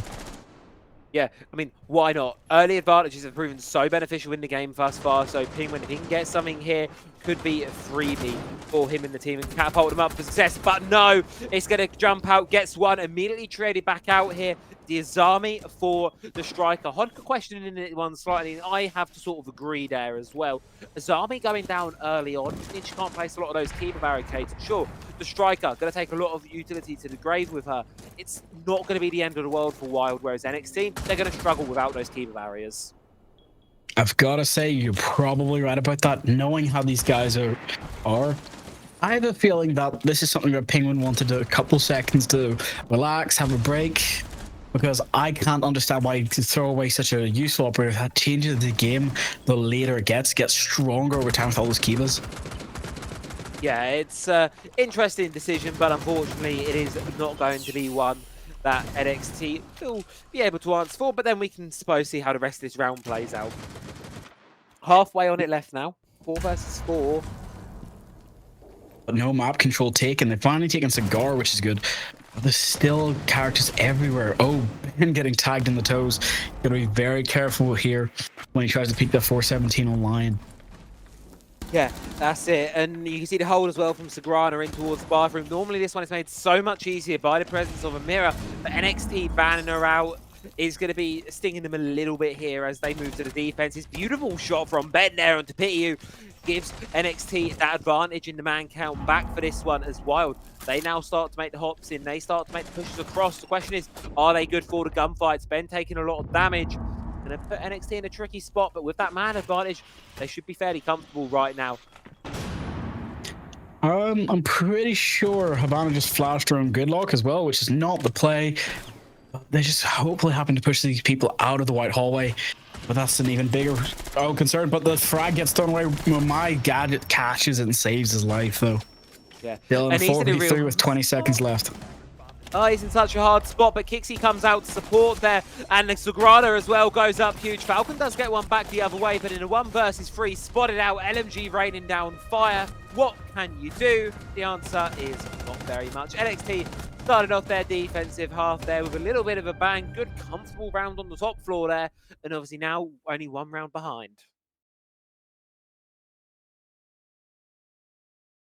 I am wondering something, though. The Maestro decided to get electric right at the end, perfect as a Maestro should. Would you do that, or would you sit and wait and hide with your cameras? It depends. I think in the man advantage, I'm just going to swing it because you know what? I've got an LMG, and even if I'm not comfortable where he is, there's enough bullets in that thing. You can just hold left click and continue shooting until you find the person eventually. Over in the case of a more even round count, I'm hiding using those evil eyes. That does seem to be the play, but you got to look at this as well. They have decided to change their setup now. This mute has figured out something which I've been trying to ask her. How do you stop people from being able to open the top of that reinforcement? And there it is. That can no longer be opened in small bakery. That ace charge will get stuck. 5 seconds remaining. Yeah, that's it there. It's going to be a very, very interesting one to see how this plays out. But we'll have to, of course, wait and see here. So, 5 versus 5 now. Wild obviously just lost the first attack, but they're going to be bringing something new in. They're going to be bringing in the Aurora operator, who we don't see a little bit of, but certainly I think Cafe is one of the maps where she is strongest, just due to the abundance of doorways there available to her. So let's see what she can exactly get cooking, because I don't know about you, Drago, but I feel like she's a bit hit and miss. Very much, but here's the thing, she's a very good playmaker when you use her correctly. So hopefully this team has a strat, but I'm hoping it doesn't include Ace at this point. That is a painful operator to lose so early as well. Oh, he downs as well. Aurora's not going to be able to get used, but she does lock out and kill Smoke in revenge. I guess that's an afterlife for you. Yeah, that is certainly going to be it. And now, well, Hodka gets one back, levels us out 3 versus 3 here. What was an aggressive attempt from Wild has sort of been shut down just a little bit here. They've had some impact, but now they're going to have to give it away. And look at this one as well. Sagrana going to be watching the vertical angles on, so going to be giving that viability here. And this is the thing, if Wild push on in towards the objective, it's going to be really, really difficult for them to do so with that vertical control against him. They need to get someone up there, but I don't think they're going to try that. Instead, they're just going to go direct and try and force a plant down. It looks like that's going to have to be the play, but Legion being able to hide up here for so long in mining is going to be difficult, but maybe Lion might be able to catch him out. He knows Lion's out there. He knows if he pushes too far, he could get shot as well. Gonna have to be very careful. Ben's still here, though, now to rotate and help. Only Blitz in sight. Yeah, and this is the issue as well. The shield is on his side, but he's on his own. He's got 0 support with him. Slayer is not too far behind, but just gets cornered off here. Sagrana putting that vertical to great work there. And NXT now tie up the game 4 apiece. Back on the board here, and yet again, we're at this point now where it's anyone's game, but NXT's defenses, they've been getting better and better over the last 2 rounds, and right now, I don't know if there is a way to stop that. Sure there is, but they'll have to find out on their own, because I don't know what it is. But I do have a question for you. Goyo won that fight versus the Lion with his ACOG. Do you think Goyo needs to keep his ACOG, or should it be taken away at this point? I like using it, so I'm going to say it needs to stay. Simple as that. Alright, well, I can't argue with that. I do like using it as well, but I do admit it is very strong, regardless of who you are. The Vector's power and speed. Mira should have one too. Yeah, that'd be fun. Let's give everyone an ACOG. That would be so fun if everyone had a... It's not unfair about who gets ACOG, who gets this, that, and the other. Let's just give everyone all the scopes and see what happens. How confident are you walking up to this map from spawn if everyone had ACOGs, Bandit and Jaeger included? I'd like to retract my last statement. Great point. As somebody who played in that old stage of Siege, I can tell you, everyone having ACOGs was fun, but mainly for the defenders.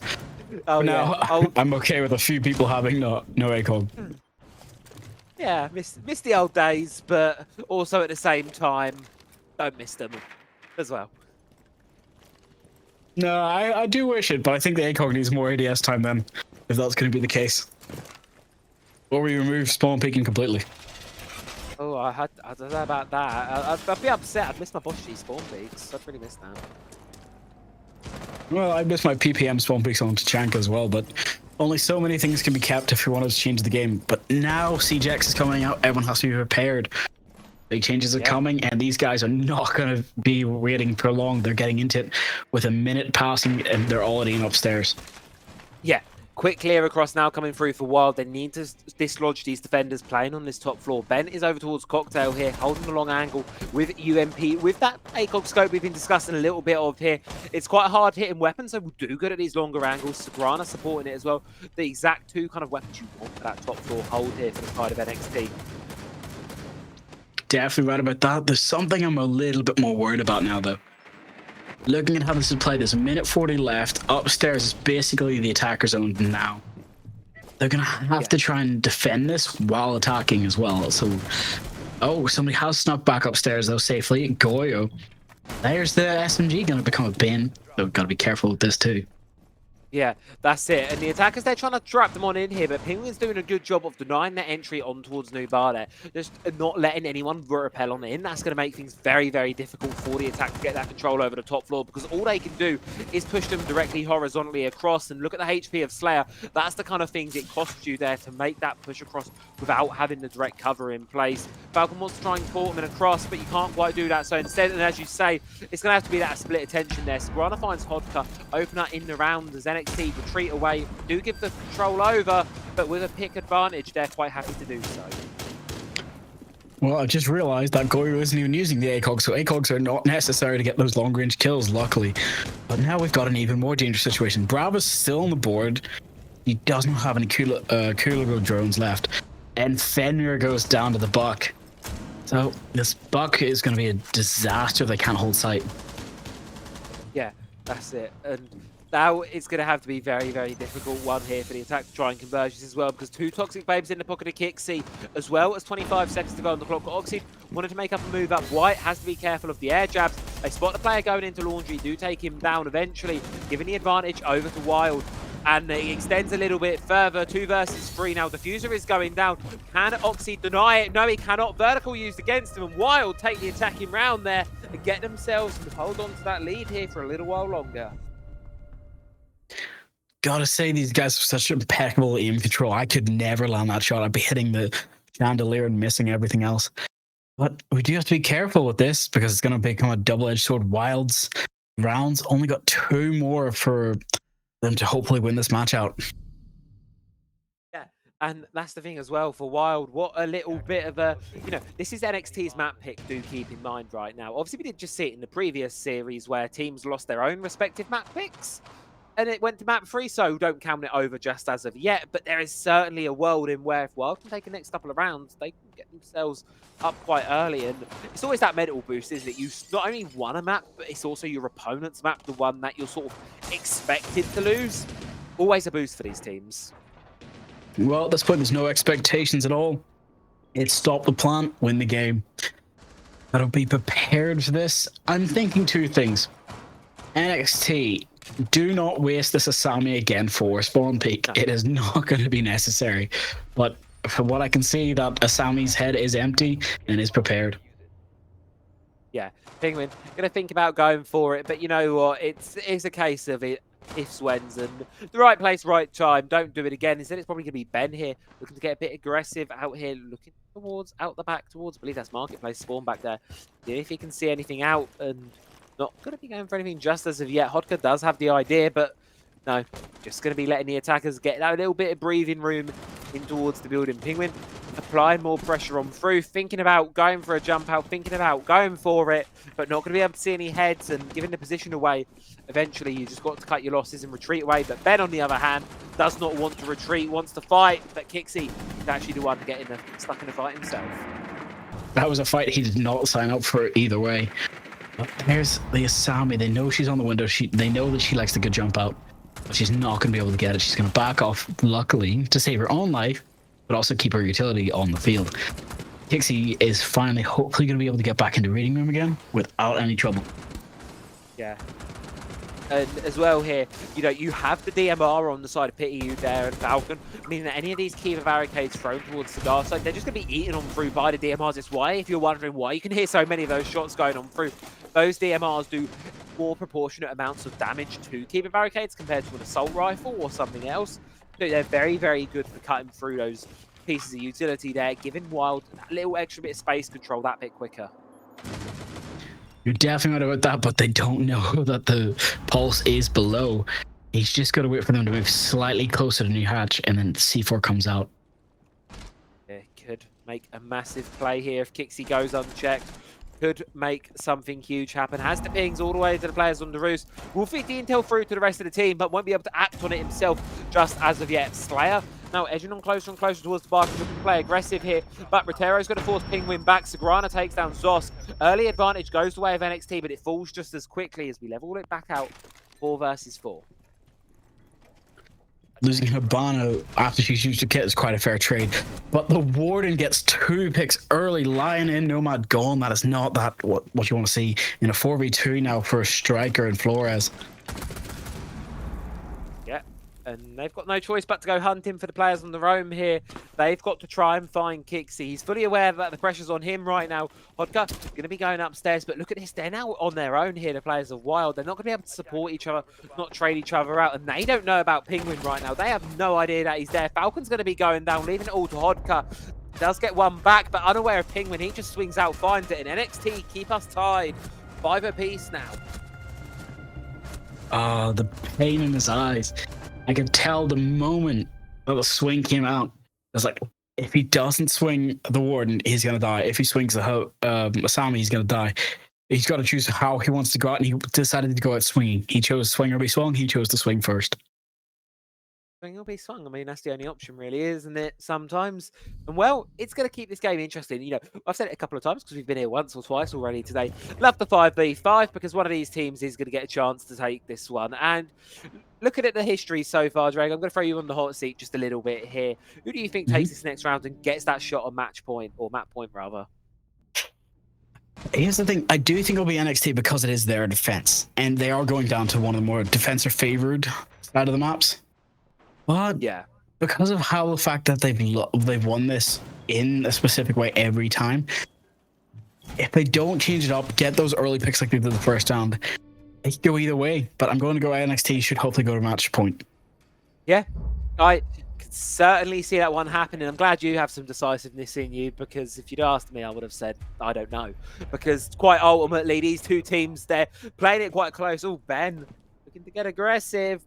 There are players out there, might be able to find a freebie. He's not looking the right way. This could be a problem. But no, he's going to back off from it too early. A little bit of siege timing, unfortunate there. Could have been 3, but no.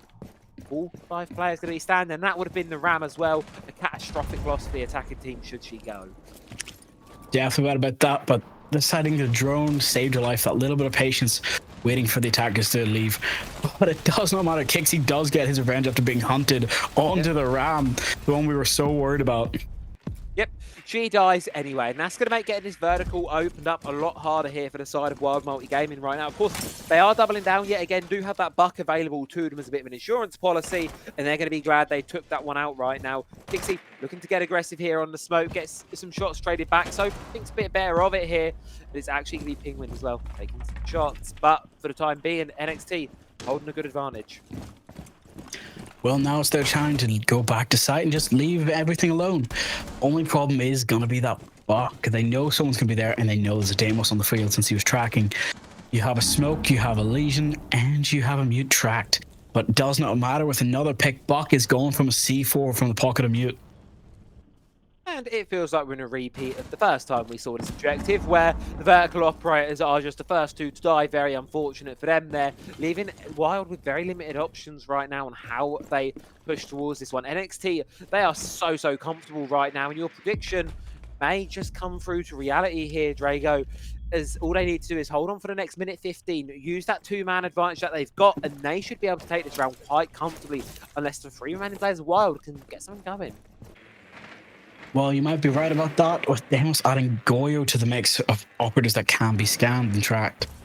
But this time, compared to the first round, has a Monty on the field. That could be a complete difference we need to see.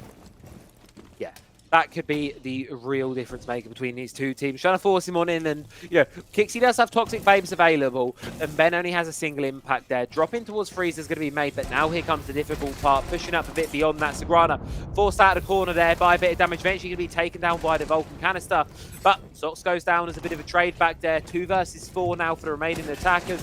Going to have to try and deny the player from this VIP position, but held in a cross, going to be unable to do so. The 3 of the players of Next, quite low HP right now, but with such a man disadvantage, it's going to be difficult for Wild to do anything off of the back of that.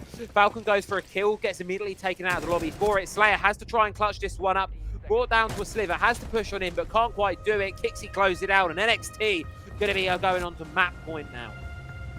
It's always painful to see the Demos try to walk through Mute Jammer, because it does that little jiggle effect, which completely fries your brain for like 2 seconds, and it stops all momentum. It's the same thing with Jackal. I absolutely despise it, but I understand why it's there. Yeah, it's that little bit of, you just see the jammer and just go, something's happening. 5. It's a close game. Could see it going to overtime. We've not been treated to one yet. Tonight, we certainly had some games come quite close to it. But NXT, it's an opportunity to close this one out on the regulation side. They're going to be going back towards reading, which has been a bit of a toss-up so far between the two attack and defensive sides. So I don't think this one's quite as clear-cut as the previous round perhaps was, and it's as good as opportunity as ever for Wild Multi-Gaming to take us all the way to overtime. At this point, I would have brought it to Tachanka and opened the entire site and just try to play aggressive, because they need to have some sort of change. The last 2 times they've lost this quite handedly. They'll have to be very careful with this play. Yeah, that's it. It's going to have to try and make something happen. Just a bit slower, a bit more cautious about it, and NXT, one good round from them and they will be that one step closer to getting them tickets booked in the grand final, of course, because that is the goal here. That is the prize. You win this map, you win one more, you go to the grand final. Simple as that. Of course, for Wild, the pressure is on now because you fought so far to get to this point, but can you do enough to get it that little bit further and keep yourself that chance of getting it over the line? Well, from the fact of they've won this play specifically, this map rotation, very careful, because I think that they could probably do it again, taking us into match point. Match overtime, and then on to match point. You're gonna have to be very careful because they're gonna play differently, yes, but how much of a change is necessary? That is going to be the question, I suppose. Operators up above starting to make their looking towards the building now, trying to see what kind of defenses await them on this top floor here. Not a massive amount committed to it this time, just Ben and Sagrana are going to be holding up the fort here. Castle barricades, Vulcan canisters and the likes being used across. Kixi almost getting caught out there on the mining window. Going to throw a C4, but it's not going to hit its mark. Vodka just playing behind the ventilation machine there. Not going to be able to be damaged off by that one. And, well, it's a bit of a stalemate, but no one's going to be giving anything away just yet. Both players are going to be walking away from that one completely unscathed, leaving us even. And you can start to feel the tension rising, and it comes to a boiling point as Pitu kicks off the round there by taking down Ben. Exactly, and the pain of that, having to lose your castle, yes, it's going to be bad because Castle Barricade's gone, but it's just the fact that he's gone with his gun, he's gone with his presence, but luckily, he gets refragged by the Goyo. That's Buck off the table, that's a big operator that would cause him trouble here gone. Yeah, that's it. And now it's going to make this push in here for the side of Wild much more difficult. You can see Falcon stocked outside on terrace, can't really find a way in, does have to ping over towards Grana. However, actually shaking that player, knowing where that player is and moving them out of that position by taking them off, that is going to be two very different things and very difficult one at that. Kixi's being droned out now, so the pressure's going to start to mount. He knows he's been spotted, but he's going to want to try and play on towards this train museum position for as long as he can do, but support from Penguin denies to push in, and Wild, they're now in a difficult spot. I do believe Habana has just opened that hatch, but Goyo gets the swing in, but luckily gets refragged by the Habana. That is another one gone as well. That's Grim off the table. There's only Twitch and Habana left on the field with a 3v2.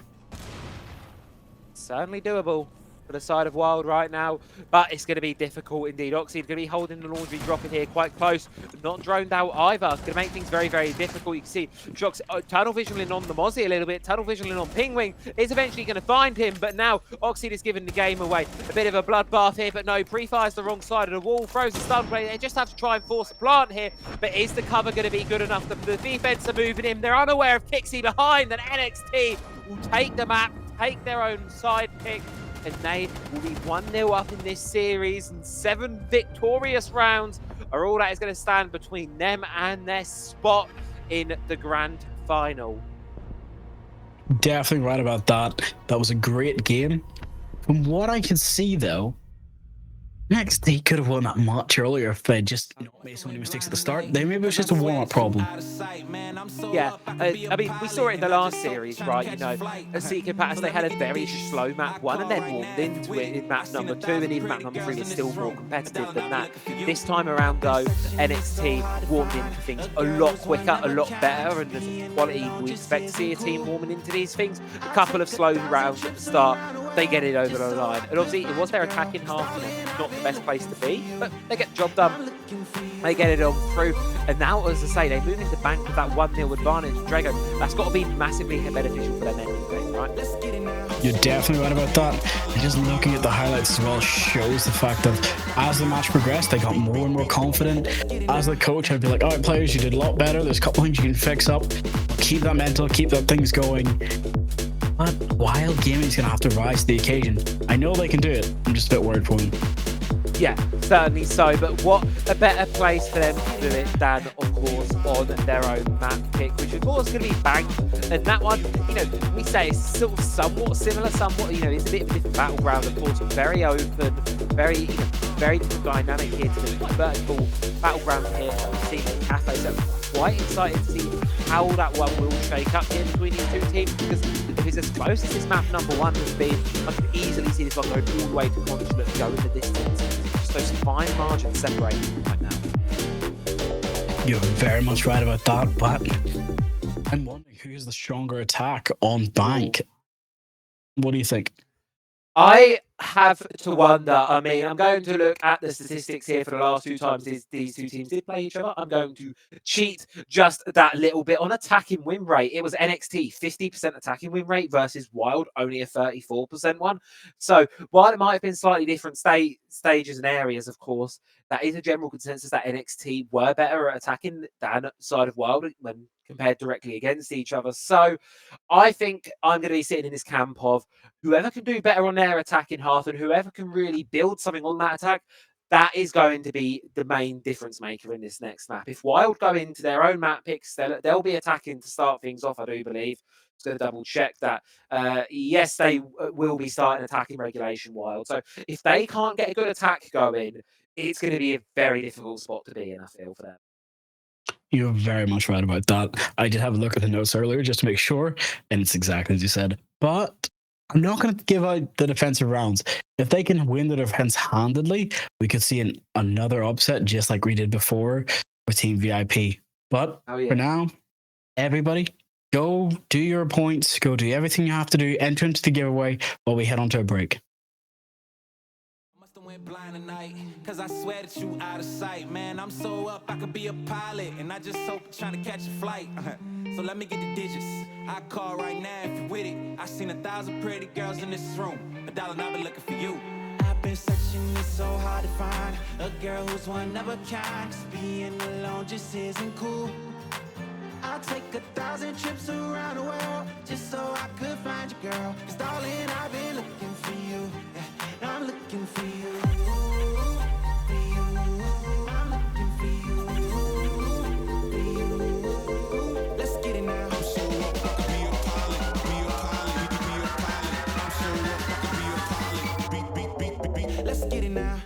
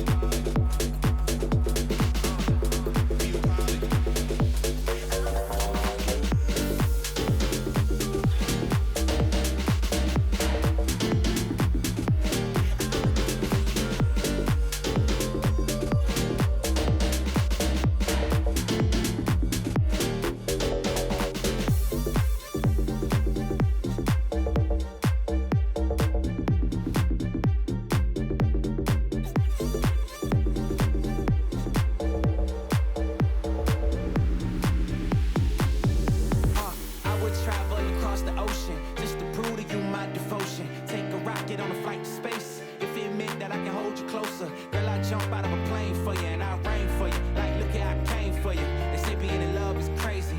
Well, I guess I'm insane for you. I've been searching, it's so hard to find. Yeah, a girl who's one of a kind. Just being alone just isn't cool. You know it ain't cool. I'll take 1,000 trips around the world just so I could find you, girl. Darling, I've been looking for you. Yeah, I'm looking for you. I'm looking for you. Let's get it now. I'm so up, I could be a pilot, be a pilot, be a pilot. I'm so up, I could be a pilot. Let's get it now. The next destinations for Rainbow Six Esports. Number 2 will shock you. Not sure about the fonts. What do you think about that, cameraman? It's okay. We're gonna edit that. No, but fonts are not the problem. You need something to really hook the audience. Let me show you something. I only have a few seconds to tell you where the destinations are for the next 2 Siege events. What do you think about that? Yeah, it's good, but surely you want something more uplifting, fulfilling maybe? I think I know exactly what you mean.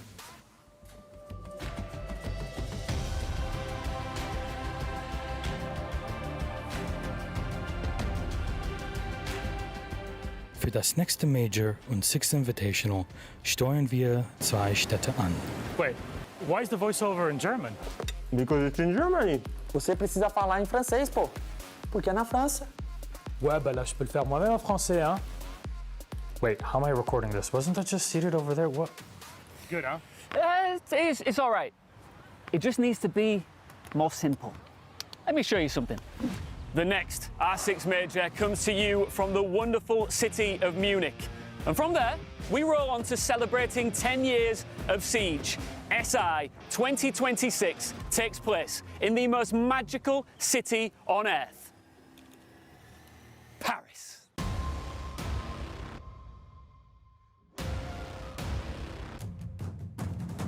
Paris. Oh là là, c'est parfait. Masterpiece. Welcome to the XXL Nutrition HQ. XXL Nutrition is the most popular online supplement brand in Europe. Our proteins, pre-workouts, dietary supplements, and of course our sportswear is developed with the greatest possible care.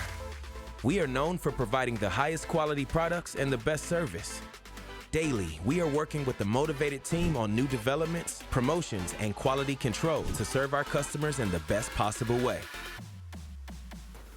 XXL Nutrition is an established name in the B2B and B2C market. Therefore, we can also be found in many gyms, supplement stores, and supermarkets. Offering the highest possible quality is the foundation of our brand. Only the best ingredients and materials are used for our products. Everyone at our company has passion for health and fitness. That's why we want to provide our customers, and of course ourselves, with the best products. We prepare all orders in our own warehouse, which has the capacity to process more than 10,000 orders daily. Thank you for supporting XXL Nutrition. We are XXL, the most popular brand in sports nutrition. Back it up, back it up. Let me take it back to the realness, feel this. Let me take it back to the realness, feel this. Let me take it back to the realness, feel this. Back it up, back it up. Let me take it back to the realness, feel this. Let me take it back to the realness, feel this. Let me take it back to the realness, feel this. Back to the back to the back to the back to the back.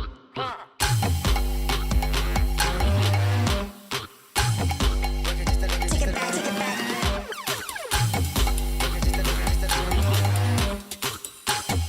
Back it up, back it up, back it up, back it up, back it up, back it up, back it up, back it up, back it up, back it up.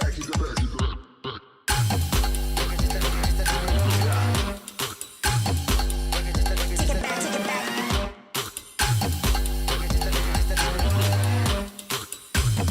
Back it up, back it up, back it up, back it up.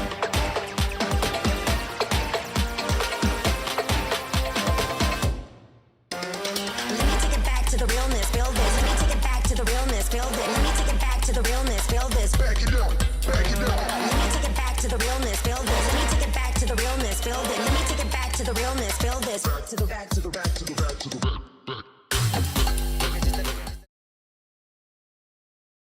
And welcome back to Voltage League Season 5 playoffs here. We're being treated to a really, really close second semi-final here tonight. NXT versus Wild Multi Gaming for our second spot in the grand final itself. After a map one that went the distance there, 7-5 was the scoreline. It went the way of NXT. Drago, how are you feeling now about the series? Now we've seen these two teams go head-to-head just a little bit. I'm happy for the two teams because it's a very interesting match. But I'm also very worried for both of them because we may end up going to the best of 3 overtime completely the whole way. Oh, yeah. And that gives more time for people to get into the giveaway, but that doesn't give a lot of time for me to sleep later tonight. So yeah, I want to see this end in the best way possible. I want to see either NXT win it handedly and show that they are the better team, or that this goes straight to the overtime and then everybody gets into the giveaway, everything gets spun, and I am the winner. That's what I want to see happen. That is, of course, something to mention as well. Obviously, we do have our giveaway running, as I'm sure many of you will have seen in chat. All you need to do to get yourself entered is go and redeem the channel point reward, put your Discord username in there, and you will be put on our magical wheel to go and draw the giveaway at the end of the stream. Entries will be closed at the end of the series, so this could well be the last map to get yourself signed up for the giveaway. So if you haven't done so already, make sure to get yourself registered for it, because you can be winning yourself some Rainbow Six credits courtesy of Ubisoft, and obviously with the new season right around the corner and CJX as well, there's probably going to be plenty of new things to buy in the shop. So having a bit of extra, couple of credits to pad your wallet a little bit, I don't think anyone's going to complain about that. So with that all being said and done, I feel like we may have ourselves a map to get into here. Now, of course, we head over to Bank. The map pick of Wild Multi Gaming. NXT narrowly took their own map pick, but the question really lies, can they make a statement and take their opponent's map pick and take this series 2-0? Or is Consular in the live pipeline for us? We're going to have to wait and see, but looking at those votes, that's intense, 60-40. That's not a lot of hope for Wild, but I have a feeling Wild can come back and win this. This is their map pick, so let's see how they defend that basement. Oh, yeah.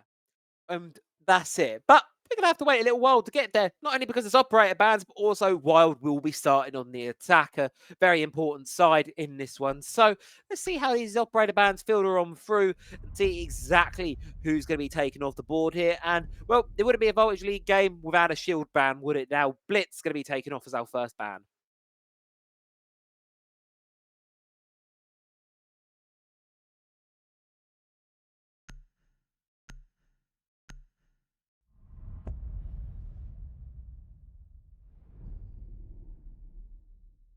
And yeah, Blackbeard taken off here as our second ban. Of course, double down on the shield bans. Why not give it a go? Take off the bans. Just see exactly what we can do without him here.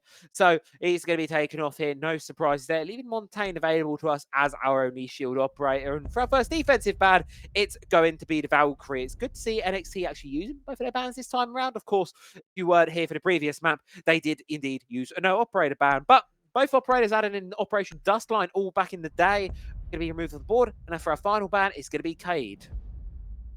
Having Cade taken off the board is always painful for me to see, but he's so strong on Bank. I do love him as an operator. Fantastic SMG, fantastic. Would you call it a DMR or would you call it a shotgun? Oh, I mean, it shoots shotgun shells, but it behaves more like a DMR. I'm going to call it a slug shotgun. There you go. Well, that slug shotgun is on Goyer as well, but I don't think we're going to see it. I think we're going to see that Vulcan SMG Vector, just punishment coming out from them. We're going downstairs for the first area. Yeah, and a very standard defensive lineup here for this basement objective. Exactly what we're used to seeing on Bank. You got the mirror windows, you've got the time wasting in the smoke and the Goyo Azamis, and of course the Warden as well for that end of round support. As I say, nothing too out of the ordinary here from NXT, but the same cannot be said for Wild Multi Gaming, who Drago, I know you're probably quite excited to see what they do with these operators they're looking at. Oh, I am. Everything I see on Voltage, I incorporate it into my own gameplay now. And this just goes to show and prove the fact that there's more different variations in this game that need to be learned, need to be tried out. And having the Sammy upstairs and all the hatches closed makes me feel a lot better about myself. Oh, yeah. going to be a sigh of relief for the defense. However, the attack is what curious to me right now. Glaz, in a sense, operators that scream this round's going to be a little bit wild, going to be a little bit different, and well, wild certainly fitting of the team name. Of course, first and foremost, they're going to need to get themselves through this roam clear. There are players playing on this top floor. Ben going to be one of them. Here's all of the attackers coming his way. Sees a Montaigne, and well, no choice really but to retreat away because you're not going to get anything out of that situation. Instead, moves down to support Sagrana here, next up in line on the next defense. They really can't lose the second floor now just because of how the hatches are soft. I am happy that the Goyo actually decided to reinforce these two. Really, that's all reinforcements gone. There's no way to change the site anymore besides impacts and making as many holes as you can with Kiba barriers. But you're going to have to be very careful here because, as it says, smokes on the staircase, being prepared for that Monty. He pushes down, he'll smoke him out. Yeah, a lot of preparation right now from the side of NXT. Good stall outs, good slowing of the attack here. And what initially on the surface level might look like quite a fast round, it's taking a bit of a different pace in here as this slow push of the roam is certainly burning a lot of time here for the attack. They are aware of the players looking for the backstab, but Slayer isn't going to let them get away with anything just as of yet. Penguin going to be taken down, dropped here, and here comes Sagrana trying to play the support here, but not going to be able to find anything back. Do you go for the kills or do you try and stick out the revive? It seems like he's going to be going for the former one there, but as the sprays come on through and the shield in his face, Sagrana, your time on this staircase is quickly running down. He's just going to keep pushing him back until the time he can hopefully go for the revive, which does go out. He's saved and he's alive. But Slayer is now in a worse position with low health, low HP. Yeah, look at the amount of HP here, damage done.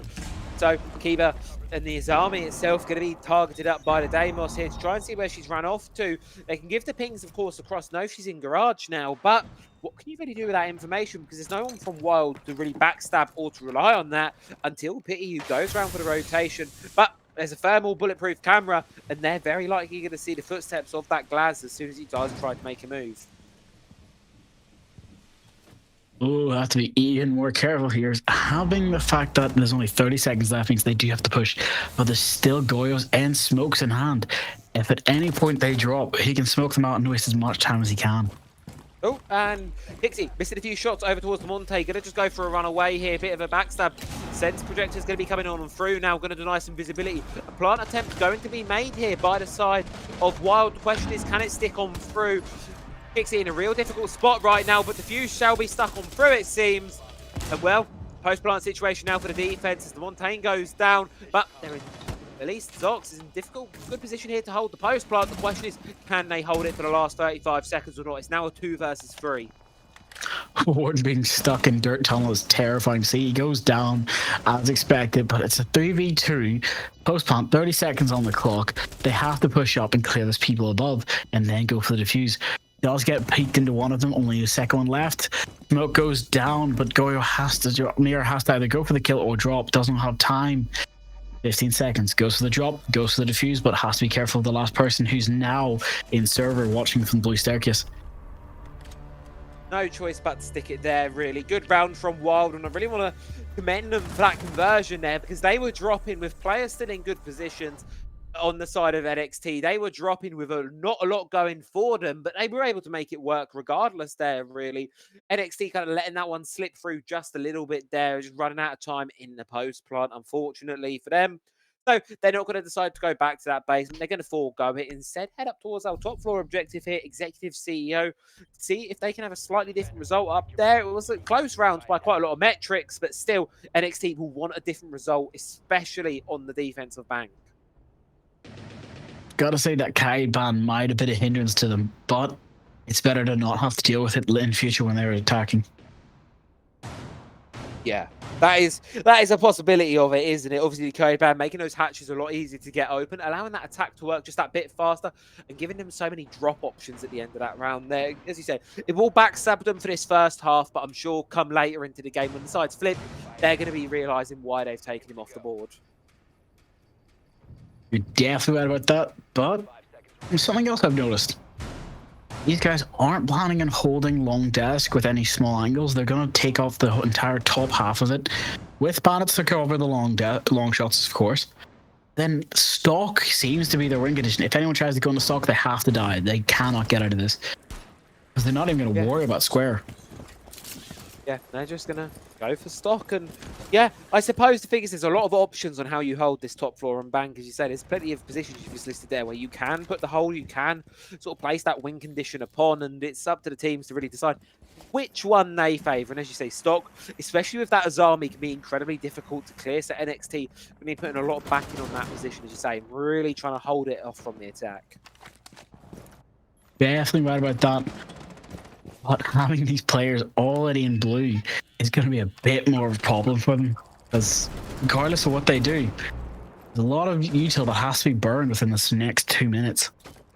Yeah, that's it. So much available to be both sides right now here, but especially the defensive side. You can see Ben holding on to Stock, doing his job perfectly right here. Does take a little bit of damage from the DMR, but he's putting his keeper barricades back up and they keep getting taken down. And speaking of taken down, there goes Ben. Wild going to be off to a good start there. Slayer with the first of the round, and exactly what you want to be seeing there from the side of Wild. But Oryx takes one back, takes down Pity You. Oh, wow. And the Kali flank shot as well to take out the castle. Bandit can only do so much. He's got to be fired for the windows and everybody else coming through Stock. That is another part of the Asami gone. Without her on the board, that cannot be replaced. And there's the shot coming out from Dokkaebi, killing the Bandit. 2v4 situation, 1 minute left. Yeah, Penguin and Kixie with a lot to do right now. This top floor hold and getting torn apart a little bit here by Wild, and it's a really difficult spot for these remaining defenders because they've got to play up against a really strong lineup of operators. Speaking of one of them, the Kali takes down Penguin there from the long angle held out front. Kixie does get one back on towards Hodka here, but doesn't really have a lot of intel on to where the others may be. And as the Kali shots come on through here, a lucky shot can be all it needs. A direct trade, give Wild the round there just on man advantage alone. And these defenses from NXT not living up to the expectations, and Wild already starting to build a good lead here on Bank. Wild brought them to their map and they're going to teach them how to play it. That seems to be the case. They're here to teach a masterclass. Yeah. And would you like a little statistic for you here, Drago? A little statistic on this yes, one. please. 80% ban rate for Bank from the side of NXT. They do not really like this map too much. Especially against Wild. They really do not like this map too much. Why did they let them bring it through then? I'm so confused. But then this is the thing. You have to let someone bring something through. Chalet was looking like a possibility between these two teams. Fairly low ban rate, and I would have expected that to be it. But it ended up actually going to Bank, and Wild will probably be quite happy to take it because for them, Bank is quite a high preference map. It's not one they ban all too often, only a 16% ban rate. Meanwhile, 16% ban rate, 16% play rate. Meanwhile, NXT, they really don't like Bank and they really do not want to play it either. That does seem to be the case, and that looks like it's going to become a giant and possible challenge for them right now. I'm hoping for two things, though, from what I can see. Not only do we have Deimos being brought on the attack, we're also seeing Smoke and Goyo being brought on the defense. So maybe catching him off when he's trying to just rush side in the last 30 seconds, or maybe a Warden trying to get an early pick. But never mind, the early pick is to Capitao getting a shot on the Ben, Goyo off the board. That's not what you wanted to see. No, not at all. Wild just taking them for the sake of it right now, and NXT sort of handing them over quite aptly. I mean, look, it's not the greatest of starts here for them right now. Not in this map, not in this round particularly either. 4 versus 5. Wild in a very, yet again, quite an early advantage spot here, and they can just do what they did before, but even better so, because keep in mind, they executed onto this site in round number 1 with a massive, with no positions taken in a 5-on-5, and they did it. Now they've got a man advantage, and it scares me for NXT to see what Wild can try and do with this, especially now that these death marks are starting to apply pressure to these players. You're definitely right about that. And oh, there's the flank that was needed from the Warden. Kixie getting a lucky and early pick. Now everyone can just drop back to site, equalizing the man count. Problem is, Thatcher's not that important this early. No, and there's not a lot that I feel the Thatcher can bring this time, right? You've obviously not got Kaid to be dealing with here. His army keeper barricades aren't affected by it, nor are the mirror windows. There's not a whole lot that he can really be doing in this round. So Gloss won't be felt too badly by the teams here as while they start to open up these hatches, start to make their abilities to go on down and start to expose some options for themselves here. As you say, 4 versus 4. We are still even, but what concerns me for the attack right now is Falcon. Look at how low his HP is. You're definitely right about that, but now that now that Vault Hatch is open, you have to be even more careful about all the different angles people can drop. There's still 4 people alive in a 50-second push. This is where the problem's going to come out. Capita's still got so much utility. Deimos has still got so much utility.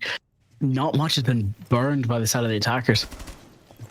Yeah, that's it. Not really a whole lot has been burnt away. Asphyxiating Bolt, they know where the mirror is. They're anticipating the drop. Falcon's got to be careful here, though, because a whiff for that C4 will take him down. And yes, it does. There's only a down, though. Not a confirm. There's a world in where this revive could come on through here if this other Volt drop. But he's now caught in a crossfire. Insanely difficult spot. Will be found out for it. Grana gets one. Eventually confirm on towards the Monty. But Hodka is fighting back. Takes down Penguin, but can't stand for long. As Sagrana, massive couple of kills in that round there. And give NXT something they sorely needed so far in Bank. And that's a defensive round here in the basement. Gotta love the punishment coming out here. You got comfortable, but this is still our map as well. We do know how to play this. We're just not going to bring rank strats like you're expecting. And another benefit of that is in terms of total round count, obviously, is the basement is probably one of the stronger sites on this map, maybe even the strongest. It's by a lot of metrics. By NXT winning that in the 3rd round, it means they can play it another time in this half. It means for round number 6, it will be unlocked. If they'd have lost it there and bought it again afterwards, they win it once, great. You're not going to be able to play it again. So at least for NXT, if they can repeat that history and win it again, that at least solidifies themselves with the possibility of that 2nd round in the half. It's more so whether they can get the next 2 over the line as well for them. You're definitely right about that. I am wondering, are they going to keep making the same mistake they've made, though? Where they keep setting up for long angles to be created, but you can't get into A. If the enemy get into A, what is your plan here? Because the rotates are great. Don't get me wrong.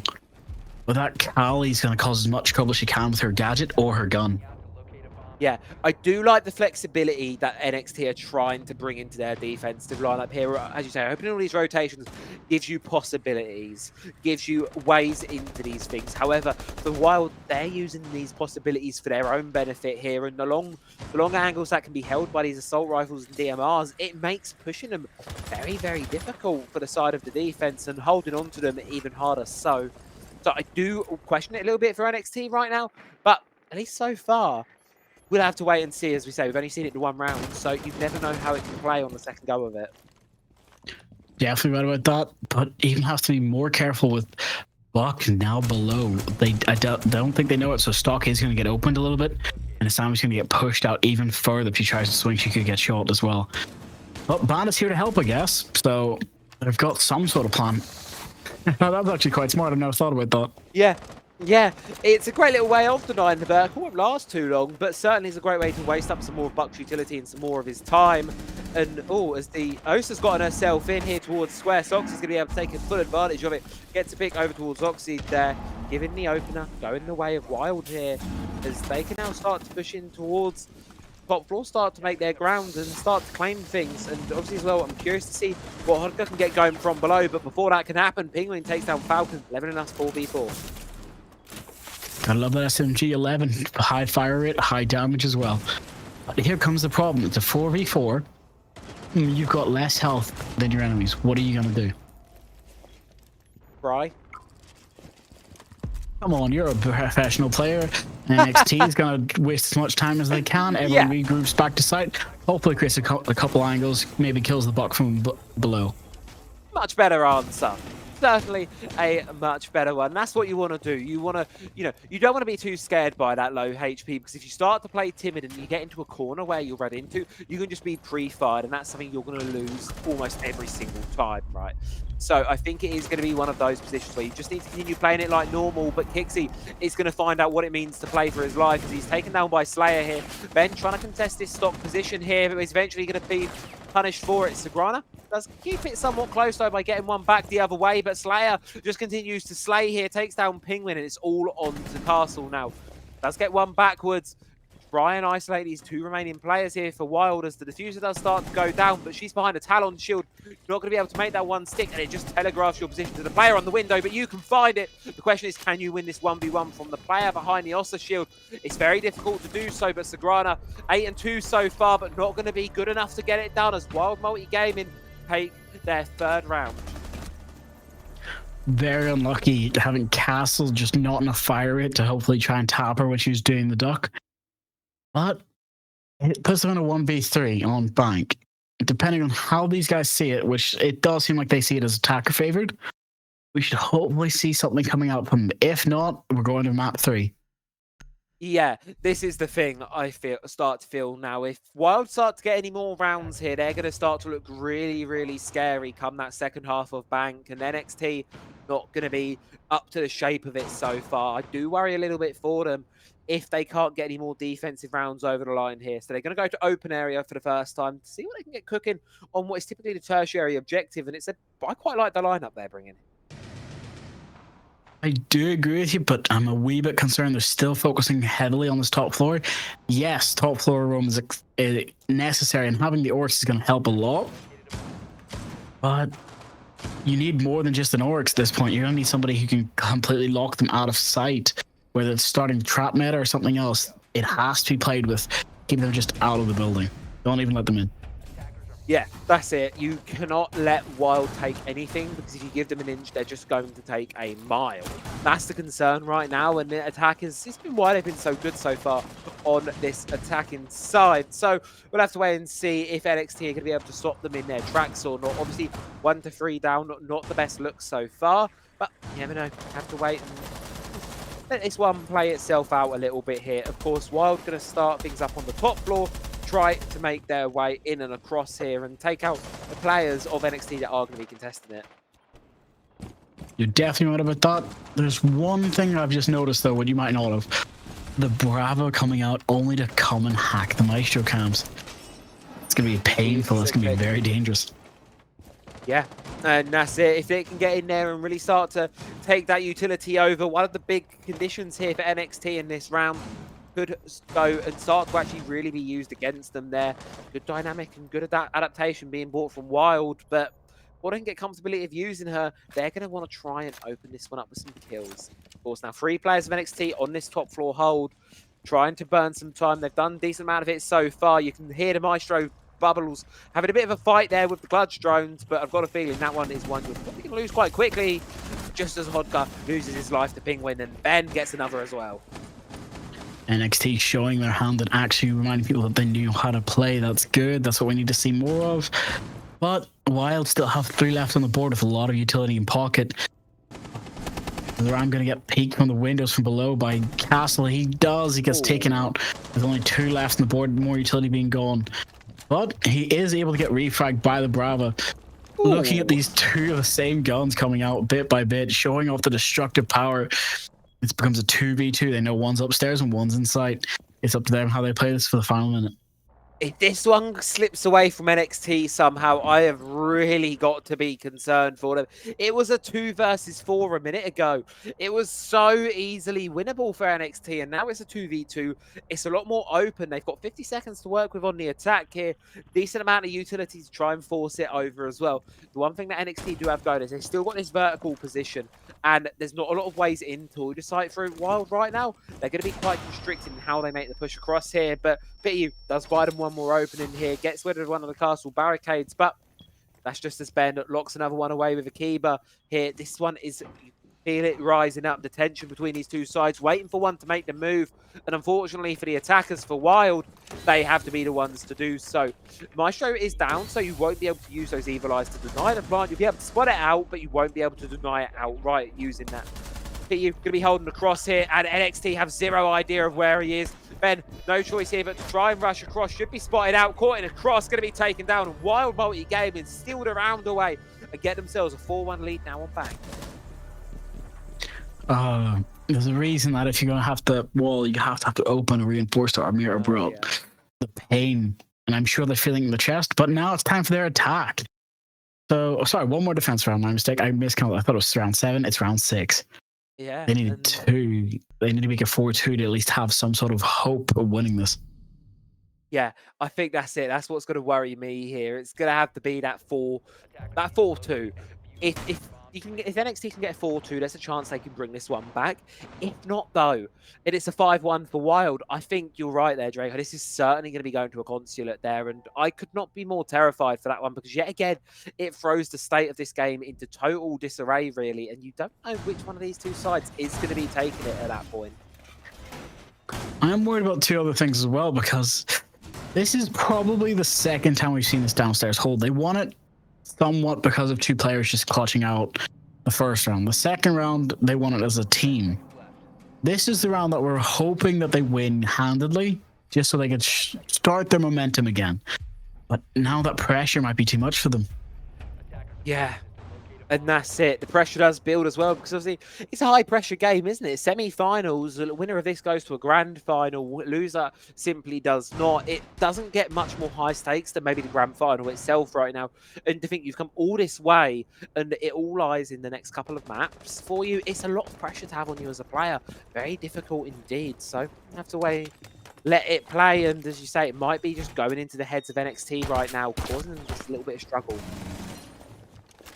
Ben getting tagged while running up square stairs, that is not what you wanted to see. Luckily enough to survive it, though. Yeah. We'll get away, which is a positive. Will indeed get away with that one. Get away with his life, be able to play it just a little bit longer, if not slightly worse off for wear, however. But a minute into the round now, the attacker already starting to push through here, already starting to play across. As we've seen, this site is 50% so far for either side. Been played twice, been won by the defense once, also lost by them once as well. Really on NXT right now to try and take this as good as opportunity as ever, and Penguin going to start to take that opportunity as he takes down Slayer there. A good opener here for the side of NXT as well to start to look on this collapse into open area. I've got to say that shot back through the hole must have been devastating. But luckily, able to close up the hatch to cause a bit of trouble. There's a nade being wasted. Flashbang goes off, and she drops. Only problem now comes out, that's a lot of utility still left on the side of the attackers with a minute 20 left. Yeah, that's going to be the problem now. You go, they have a plethora of tools available to them. They have a whole toolbox available to them right now to try and see how they can get this one going. The MP's going through to try and force anyone out of blue. No one going to be playing the server stairs at least. So for now, Wild can move up a bit closer. Only 5 drones left and a Ying with her Candelas on the field. Luckily enough, they have the mirror and it's popped, so they cannot breach it easily, even with those special breach charges they're bringing. There's 3 left on in the pockets, so they have to plan this out of either detonate and try and get the angle, just barely opening it, or try to push in and get the kill. D4 goes out, does a little bit of damage towards Falcon, but not going to be enough to confirm anything just yet. Now the Vulcan canisters can be used to start to stall out the remainder bits of this attack here. The side of Zox going to be up above here on the Capital. Can use some smokes, can use those asphyxiating bolts, but they have to be cautious of these Evil Eyes because they don't have the Brava this time to deal with them. With the Switch taken down so early, they're all likely going to be standing. Instead, it's just going to have to be a forced hop on through here for the side of Wild, but surely it will be to their doom. Utility dump comes on through. Players are in. The Diffuser is going down. The question is, can they make it stick? Can they make it last on through? Player pushes up, that's taken out by the asphyxiating bolt, but no, Diffuser goes cold. Penguin with the double on the smoke, and then with that, NXT will get themselves a very much needed second round on the defense. I gotta say, that had to be painful from all sides. They just chose to clear the entire room. You could not go in, you could not see, you couldn't do anything.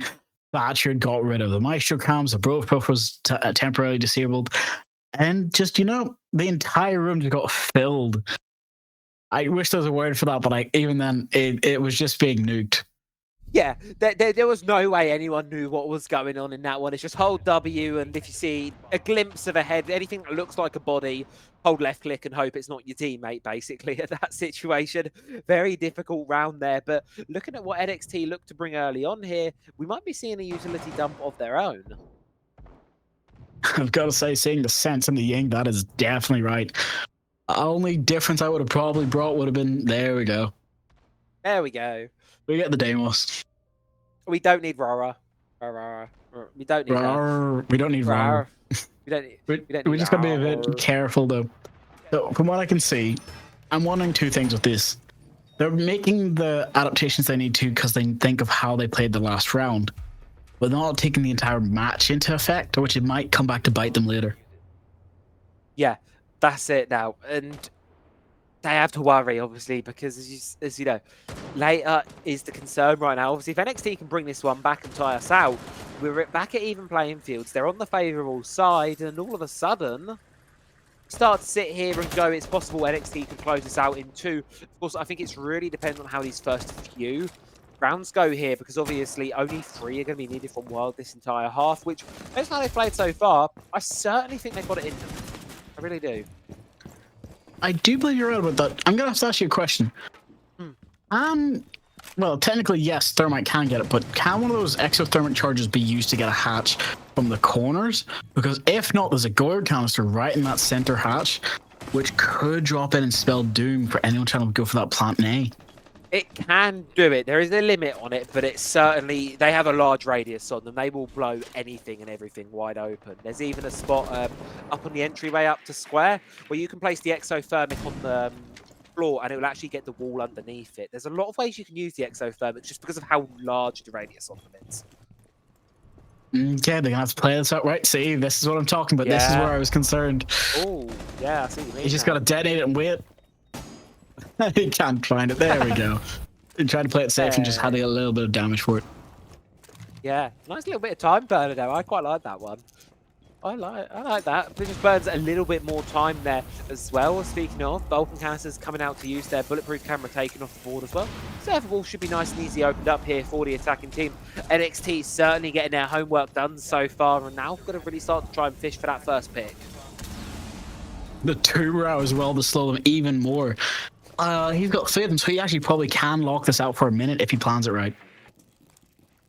Yeah, he can certainly stall, and you can see NXT, they're thinking about how they might need to adjust this one, but Utility is going to be coming in regardless here. It's going to be yet another bloodbath of an execute on this round. I can smell it coming a mile away here. Candela's available, but NXT going to be the ones to open us up here as they start to make the push, and they want to try and get this plant down in server now. Dixie going to be sticking that diffuse inside of the smoke. Going to be using it first to just bait it out, just to try and send some utility right here from the defensive side. But that's a little bit late there. Kixie does get it back with the C4, but the hopping from NXT seems to be working on through. Not for long, though. Penguin's going to fall. Oxide as well. Sagrana left to try and cover this defuse, but they're in total wrong position to do so. But Ben sticks it regardless and is now in a post-plant 1 versus 3. He has his pistol, and he's got 3 charges, and there's exactly 3 operators. If at any point he gets the chime, he could probably go for the kill. He's got to swing and get ready to this first, but no, he gets tagged when 2 people go for the defuse and gets baited into it. Yeah, and such a good looking round there for NXT, but it just kind of crumbles at the final moment there, unable to really find any consistency there in the late round, perhaps blinded almost by their own utility there, and it moves Wild into a very good position because now 2 rounds and they will be taking us through to Consulate. And what a good comeback story that would be. As we said, map 1, it was so close between these 2 sides here. But Bank has been anything but. Bank has been Wild's map, and they are showing it through. You're definitely right about that. We have learned a lot, but I'm also feeling like Wild's teaching NXT, and NXT's hopefully going to be able to show their purpose now. Because they almost won that round. Just a couple of misplays, people dropping at the wrong time, people who shouldn't have dropped. And no one was there to cover. People in garage at the worst time, I could say. Yeah, that's it. It's, you know, unfortunate really there. Really is. Now, though, open area going to be outside of a choice here as the defense for Wild. Well, it's going to be more of what we used to see it here. A bit of a hold up towards the top floor. Maybe not as much on it. Expecting a bit more direct, which, looking at the lineup from NXT here, seems to be exactly what they want to do. Sagrana going over towards the Nook here as well. I always love to see her being played because when she can just sneak her way into an objective, she can single-handedly turn the tide of any of these rounds if she can get a couple of defenders. You're definitely right about that, but we get a Nook. I'm just happy to have a Nook sneak in through Bank, steal all of the money and leave. That would make my day as well. Wouldn't that be fun? You don't have to play the game. You just sneak into the vault, grab a bunch of gold, and off you go. Bye-bye. But you gotta remember, Yuka's royalty, she does not need the money, so she's gonna go in, help her team, and hopefully get some wild picks of her own. Yeah. Hopefully, hope to pick some wild picks in a wild fashion, of course, because wouldn't that just be absolutely wild to see that one come on through? That's a multitude of ways to say wild there. Exactly. But let's keep the wild ideas to ourselves, and hopefully nobody's playing a drinking game. So, Bandit gets tagged down to 1 HP in a dream. Knock gets the call out and has to go for the flank. Hopefully going to be able to get the pick before Bandit can let the C4 rip out. Does not get anyone, but does get tagged on his way out. Luckily, still staying alive. Falcon, though, does get tagged by another C4. That's 2 off the board already. Finally, he's dead. I was about to say, Sagrado, I was a little bit worried there, missing those shots. I was like, oh no, he's going to get away with it. But no, he is eventually punished there, which does leave us 4 versus 4 and even. The question really now comes for next is, what next? What do they go for this point? They've got starting to open up the vertical towards stock, trying to get themselves a little bit of a way closer in towards this objective. Drone, as you can see, scouting on through, spotting the positions of these players. Slayer standing up on one of the desks, ready to try and catch someone off guard in a bit of a different height angle there. But as you can see right now for NXT, it's a bit of a stall out, a bit of a pause to see what they can do. You're definitely right about that. There is something you're forgetting. Gamerus don't look up. If they don't look up, they may not see the mirror. That's true. They droned her. They should know she's there. They saw her on the drone. They should know she's in that position. Of course, it does just give Slayer that little bit of an advantage in that gunfight should push come towards it, but it's not going to make it any easier for the attack there. Hodka's position's being heating up a little bit here, hopping towards Printer from Penguin, and they're just collapsing from all sides right now. Slayer does fall. Zox gets the trade back over towards Penguin, leaving it even because the rest of the team stalled out a little bit here by the Toxic Babes. Ben going to fall as well here. Sagrada and Kixie in a very difficult spot right now. They could try and force a plant down here, but it'd be a very difficult coverage. But it's now made doable by bringing it into a 2 versus 2. Sagrada swings out, gets one, and now it's a direct 1 versus 1 here for the round. For Matt Point here, if Zox can win this, it's a 6-2 for the team, but no, it's going to be Kixie and NXT going to take an attacking round here and bring us up to 5-3. Gotta be prepared. You can hear the audio. You can't be jiggling too much. I understand that it might not sound like it, but with the right headphones or right ears, you can hear it, and that's going to be painful. That's 3-5. The comeback is real, and its comeback is coming now. Yeah, that's it. If NXT can start to chain some attacking rounds together, it is only 2 rounds behind here, but the real difficulty, of course, does come really in the fact of how do you then deal with it later on, right? You're now starting to get yourself... If Wild get one more, they're now on Map Point. You have to go to overtime. It is fine lines for NXT, but only 2 rounds behind. We have seen them overcome larger obstacles before. It's never say never for them, but they're, of course, going to have to try and get through this open area site again. Won it quite close by. As I say, that previous round was very, very close. Just a 1-on-1 being a deciding factor on it. So, Wild believe in it. They're going to double down for it. You're completely right about that. There's something, though, I've just realized. Ox switched to Sens, now he switched back to Grim. It's like they had the perfect loadout, and he was still too afraid to switch back. Yeah, you gotta... it's the benefit of that 6th pick, right? It's that real benefit of being able to pick between what operators you want and adapt to what you're seeing on the fly. And I think there was a time in Siege where we didn't have that. You couldn't have that. And I think I remember when it was added, everyone thought it was going to totally break the game, and it never did. Like, it actually helped save the game, if anything. And if you remember, when it was originally released, it was only 1 person on the team could do it. Yeah, which became so problematic. Yeah, literally. Whereas now, it's so great because you can really adapt on the fly. And obviously in competitive, players are droning anyway, right? But you talk back to like your ranked games, people are actually droning because there is something to get out of it now. At least a little more often than they were before. But these teams, we know they can coordinate, we know they can communicate. The real question is on how they actually use all of that intel they've gathered. There's something I'm more scared of now that I see it with Falcon with that DMR terrifying, taking Ash off the board already. But Buck's hopefully going to try and go for this kill into Bandit, but the C4 actually works against him. The ping, that's Trigger Discipline came out to be a painful operator this time. Yeah, and that's it. And now NXT in a real troublesome spot right now. Reduced just down to 3 against the full 5 might of Wild multi-game in here. Oxid try and hop on in towards Archive's side, but going to be spotted out. They're going to know he's going to be coming from there, trying to sandwich him in with Sagrana. But Bandit just gets aggressive, tries to find one there. And Hodka takes the pick over towards Oxid there. And it's just getting from bad to worse right now for NXT as there's 2 players left standing. And Wild Multi-Gaming, they want this map point. They want to take us to Consulate. They want to fight for their grand final spot. You gotta love the call-outs. The call-outs are now being confirmed with little head nods. That's how much pressure they're all feeling. The twitchiness is getting to them. They can't even say yes and mic. They have to just twitch their mic. They're just gonna twitch their little hand. That's all I can do. Yeah. And, well, they're just going to sit quite comfortably now. Hodka gets another beautiful shot over towards Kixi, and now it's just Sagrana on the Nook. The 1 versus 5, Ace clutched this one up. 55 seconds to do so. Does get one back towards Slayer, but I've got a feeling at this point it's just going to be a commiseration prize rather than the start of anything substantial. They know where he is. They can wait it away. The Nook doesn't really have a lot of fighting power. The FMG9, it's not the strongest weapon in the world here. And unless you can get a massive backstab going, it's going to be difficult, but 30 seconds, I don't see it being likely. And instead, NXT just going to use this to discuss how do they change it, because it's going to need to be 3 rounds required from them at this point to take us into an overtime for them to have that opportunity to close the series out 2-0.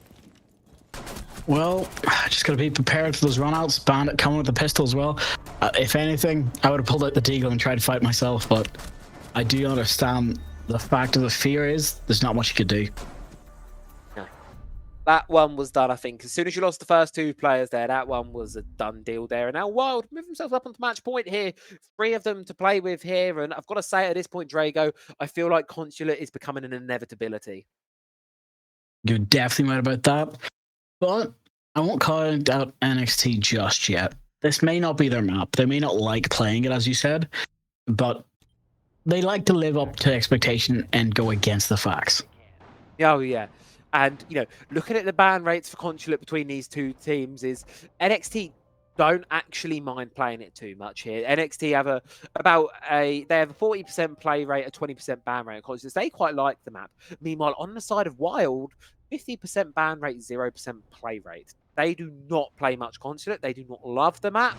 They don't ban it all the time, but it's certainly not one of their favourites either. Same can't be said for NXT though, so really curious to see there, because on paper, NXT should be a bit more comfortable on our side of map. But of course, as you say, we got to get there first, right? We at least got 1 more round of Siege to go through here, and it's going to be this basement objective, which has been so messy the last few times we've seen it. And finally, we're not seeing a sense, so it might just be a little more visible to the naked eye. You might be right about that, but I'm kind of hoping that we get to see a dirt rush. But it does not look like that's going to be the case. They're just going to take their time and clear as much as they can upstairs. Which is always, it's not always the play. My favorite strat, Thermite rush, don't tell my teammates, get the wall, go for the plant. Hey guys, where are you? And that's it. Fantastic, it's done. Nobody likes it. Yeah, oh yeah.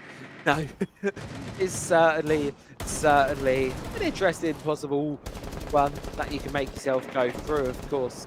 But, we say, we now need to see what the attack can do. There's a bit of an extension towards the first floor here from the side of Wild. Not anything on the top floor. Should give NXT a fair bit of control over there fairly quickly, as you can see. Already sort of starting to make their push up across here.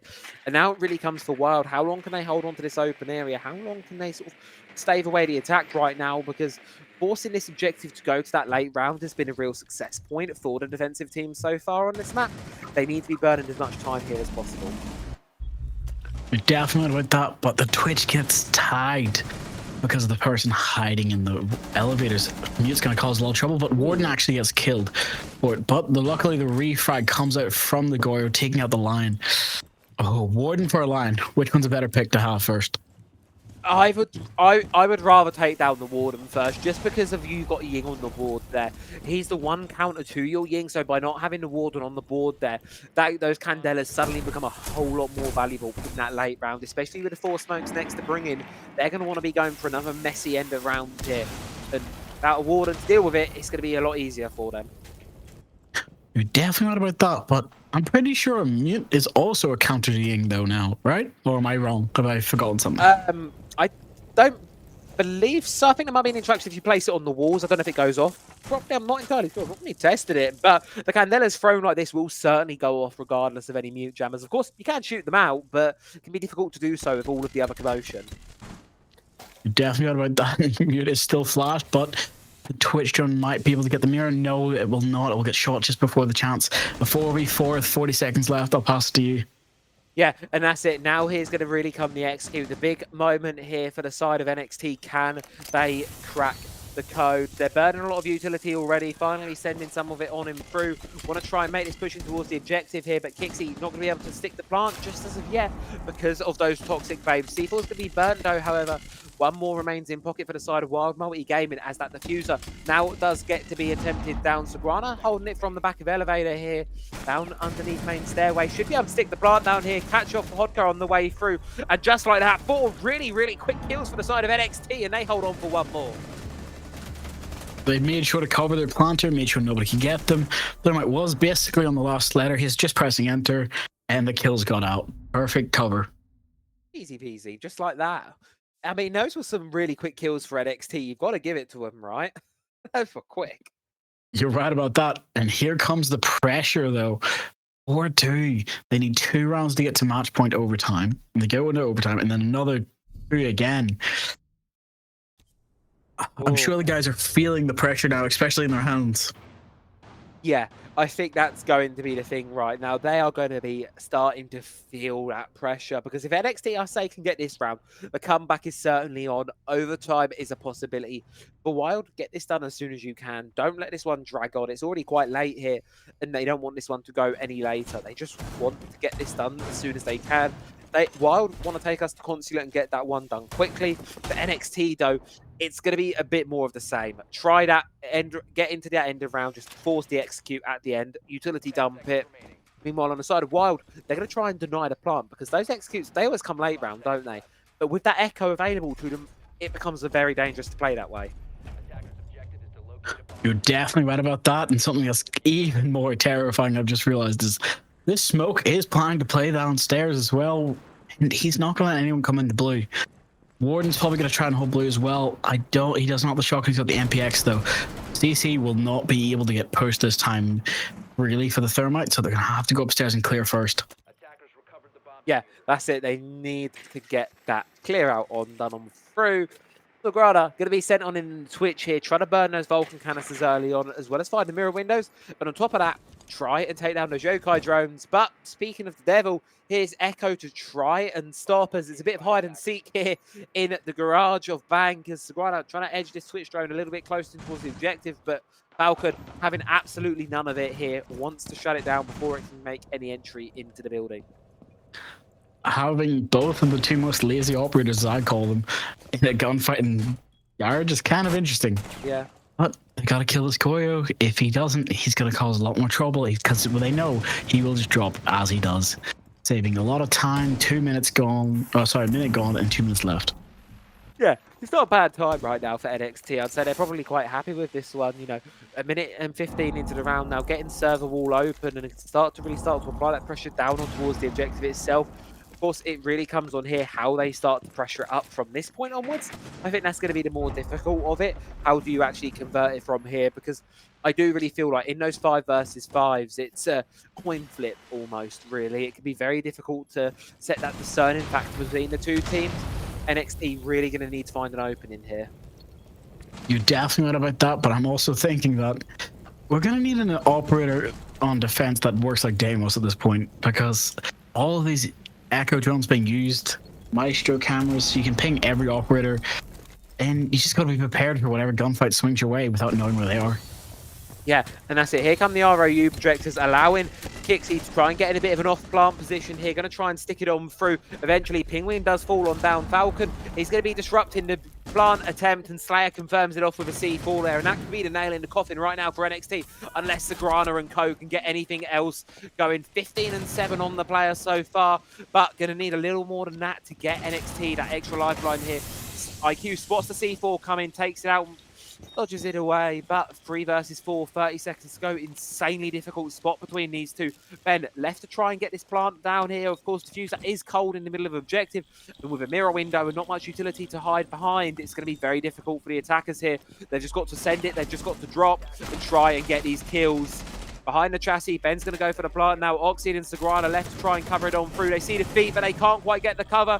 Diffuser will not be stuck down. Oxide will not be able to get the kills in time. And with that, it's going to be Wild Multi-Gaming taking their own map pick, sending us all the way to 3, sending us to Consulate to decide our final team in the grand final. Oh, the pain of it, 7-4. But that does show the fact that these two teams are prepared for this map. The fact that they both won their map picks, even though they were very close to losing them, it's come out well for them in the end. And that's the thing, both teams showing exactly why they've picked the respective maps that they have been picking there, of course.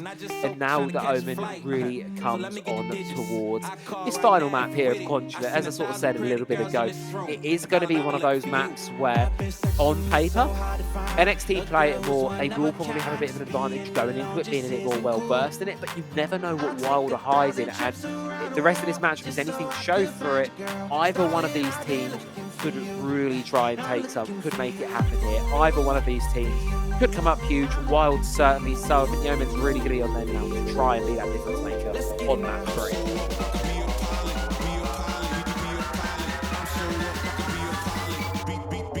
Let's get it now.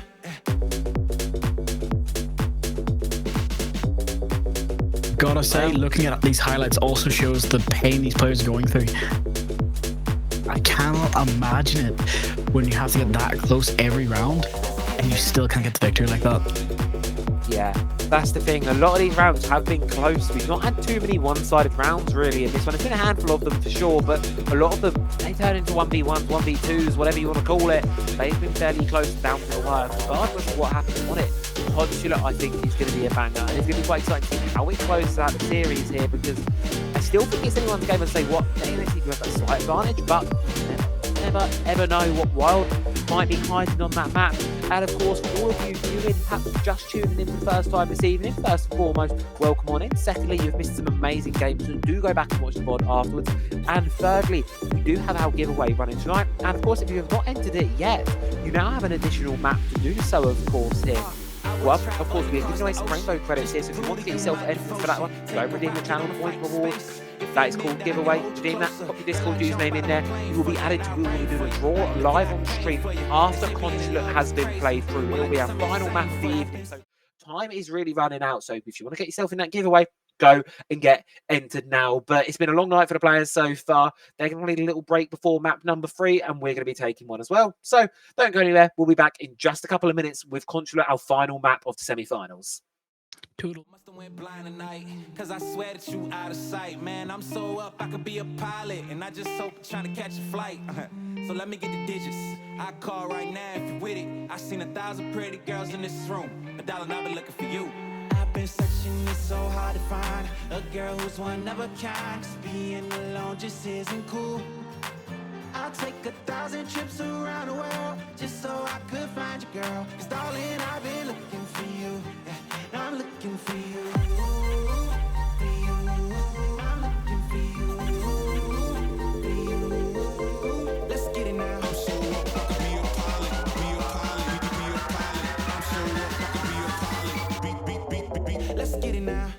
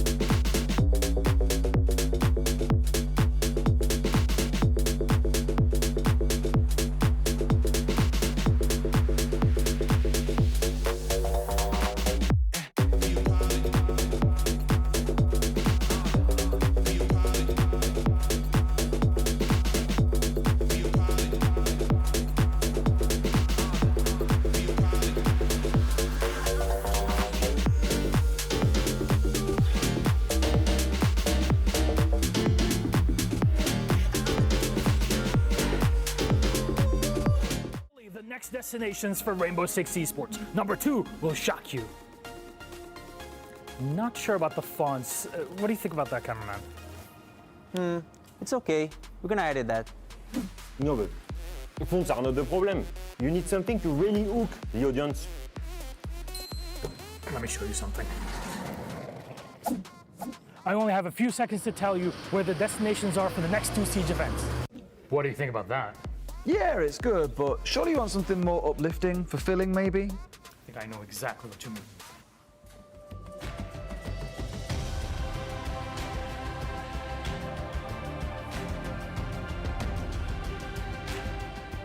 Für das nächste Major und Sixth Invitational steuern wir 2 Städte an. Wait, why is the voiceover in German? Because it's in Germany. Você precisa falar em francês, pô. Porque é na França. Ouais, bah là, je peux le faire moi-même en français, hein? Wait, how am I recording this? Wasn't that just seated over there? What? Good, huh?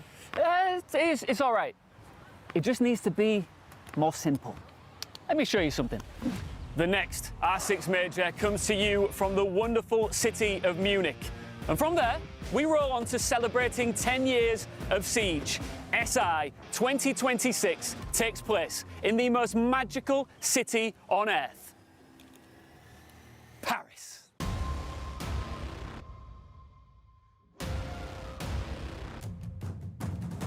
Paris. Oh là là, c'est parfait. Masterpiece. Welcome to the XXL Nutrition HQ.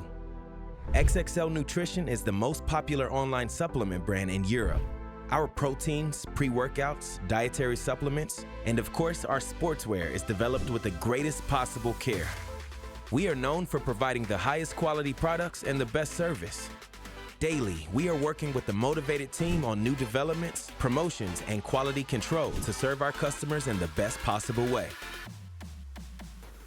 XXL Nutrition is an established name in the B2B and B2C market. Therefore, we can also be found in many gyms, supplement stores, and supermarkets. Offering the highest possible quality is the foundation of our brand. Only the best ingredients and materials are used for our products. Everyone at our company has passion for health and fitness. That's why we want to provide our customers, and of course ourselves, with the best products. We prepare all orders in our own warehouse, which has the capacity to process more than 10,000 orders daily. Thank you for supporting XXL Nutrition. We are XXL, the most popular brand in sports nutrition. Back it up, back it up. Let me take it back to the realness, feel this. Let me take it back to the realness, feel this. Let me take it back to the realness, feel this. Back it up, back it up. Let me take it back to the realness, feel this. Let me take it back to the realness, feel this. Let me take it back to the realness, feel this. Back to the back to the back to the back to the back.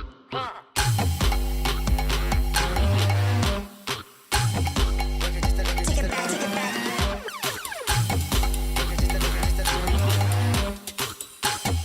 Back it up, back it up, back it up, back it up, back it up, back it up, back it up, back it up, back it up, back it up. Take it back, take it back.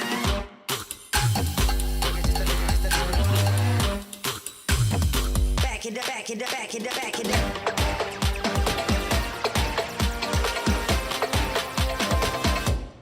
Let me take it back to the realness, feel this. Let me take it back to the realness, feel this. Let me take it back to the realness, feel this. Back it up, back it up. Let me take it back to the realness, feel this. Let me take it back to the realness, feel this. Let me take it back to the realness, feel this. Back to the back to the back to the back to the back.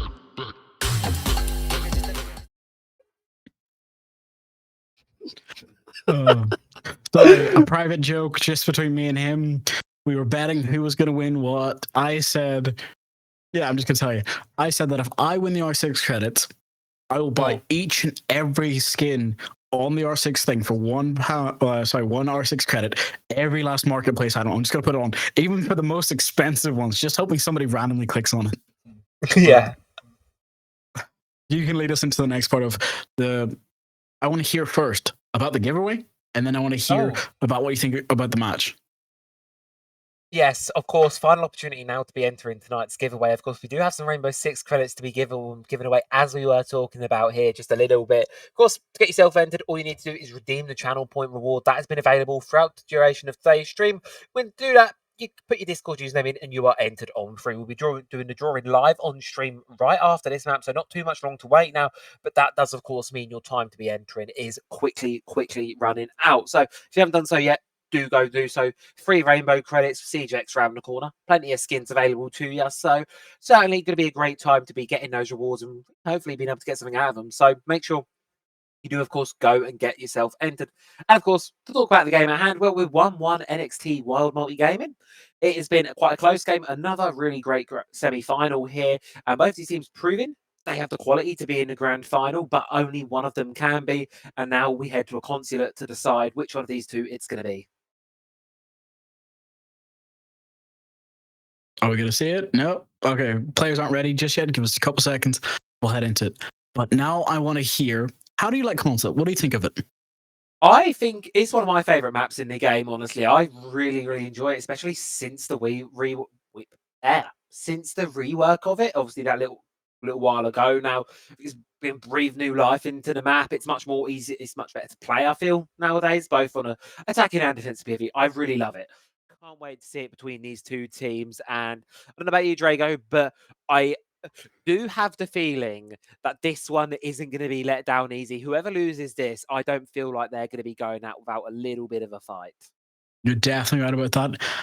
To answer your question and my own, Consulate is a map that I actually enjoy to play. I know a lot of people don't, but it's because I bring all these weird pocket strats, and when I tell people about them, it's like, no way that's going to work. And I say, all right, let's try it. One round. If it works, we win. If it doesn't, we can surrender. And then it works, and it's like it's even weirder than like a Mars going up second floor, things like that. It's things people never think of. This map has so much to it, especially after the changes, to the point where I'm saying reverse the changes, put it back to the second iteration of it if you want us to be happy. But if you want us to be creative, keep this one.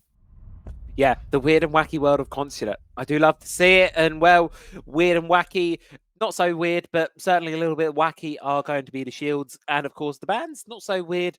Very standard ones there. Of course, Blackbeard Fontaine taken off the board. We've seen him used when they have crept through extensively throughout the series. No surprise to see them being taken off the board.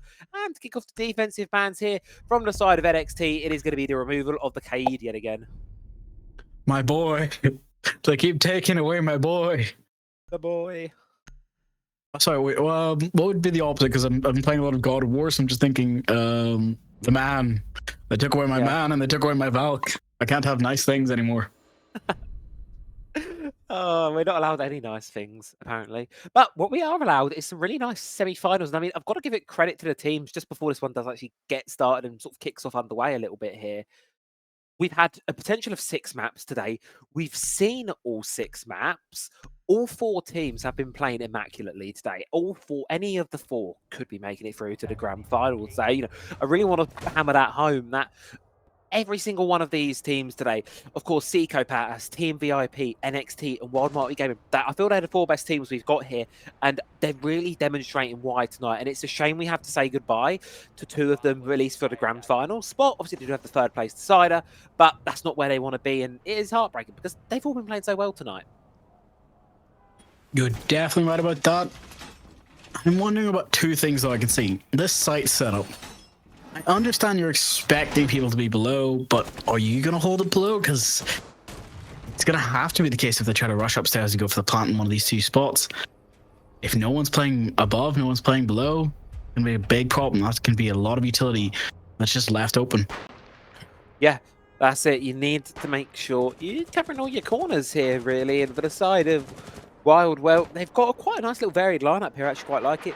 Seeing the Sentry, the lesser picked of the 2 reworked recruits, but still got his value rather inside of the meta. And over on the side of NXT, it's a fairly standard lineup here for attacking this top floor on Consulate. Of course, you need to use those repels to cut off the rotations for the defensive team. And depending on how you want to play it, as you can see there, players such as Slayer are there inside of managers because they try and make their way across, cut them off, take them down. That's the method to winning in attacks on this objective. Of course, really it lies in the execution here for NXT. You're definitely right about that. Something though we do have to be careful about is this roaming Sentry just downstairs, being prepared, hopefully going to go into Visa, maybe C4 from below, but wait, does he actually have C4? Yes, he does. He's got 1 C4. He's got the 2 mines that can just be, call it, And Nomad's already in, causing trouble. Oh. Oh, no detonate, but Mutant does almost get tagged, luckily surviving on the runaway. Yeah, and that's a big thing right there. It's all about, can you survive this runaway? And for the side of Wild Multi-Gaming, yes, it seems to be the answer towards that one. Zox thinking about challenging it over towards Checkers there, but gets quickly reminded perhaps why he shouldn't be sticking his head through that doorway too much anymore. Vodka tries to throw a C4 up, doesn't quite find the picks, and well, we're even halfway through the round. Gotta be very careful with this. Everyone's now coming from one direction, so it's all being funneled. And he's below. Perfect. Just in case the post plant or anything does happen, he's there to protect his team. Yeah, a wide variety of positions right now being held by the side of Wild, and it's giving them a good amount of possibilities later on as this round goes through. Of course, they made good pace here quite early on, and got most of the way across Checkers here with still a minute to go. So they're probably quite good shape right now, I'd say, from the side of the attack. And really, it's up to the defense to see if they can slow them down at any point. And Honka, as you say, being below on this sentry is going to be a big part of that, but he's not going to be there for long. Taken down by Penguin there. Opening pick of Consulate goes the way of Go NXT, and that gives them quite a large advantage in this round here because the remaining players, they're going to have to be on double time to make any successes. Holding it a little bit too tight. Ace was able to get a shot off. That's Mutant now off the board as well. And Echo, though, being the first refrag for his team. But Zonk gets answered by the Grim. Got to be prepared. The fuser is going down. Echo's drone is now having to be pulled out in the last seconds of it.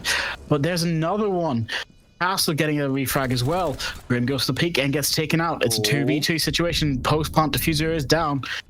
It's so tough right now. NXT really need to hold on to this post plant here. Luckily, Falcon is going to go down, and that leaves it all up to Slayer on his lonesome. 1 versus 2 now going to have to be required. Has the idea, but he doesn't know about the one below. NXT take a very comfortable first round here on Consulate and get themselves off to a very nice, good start here.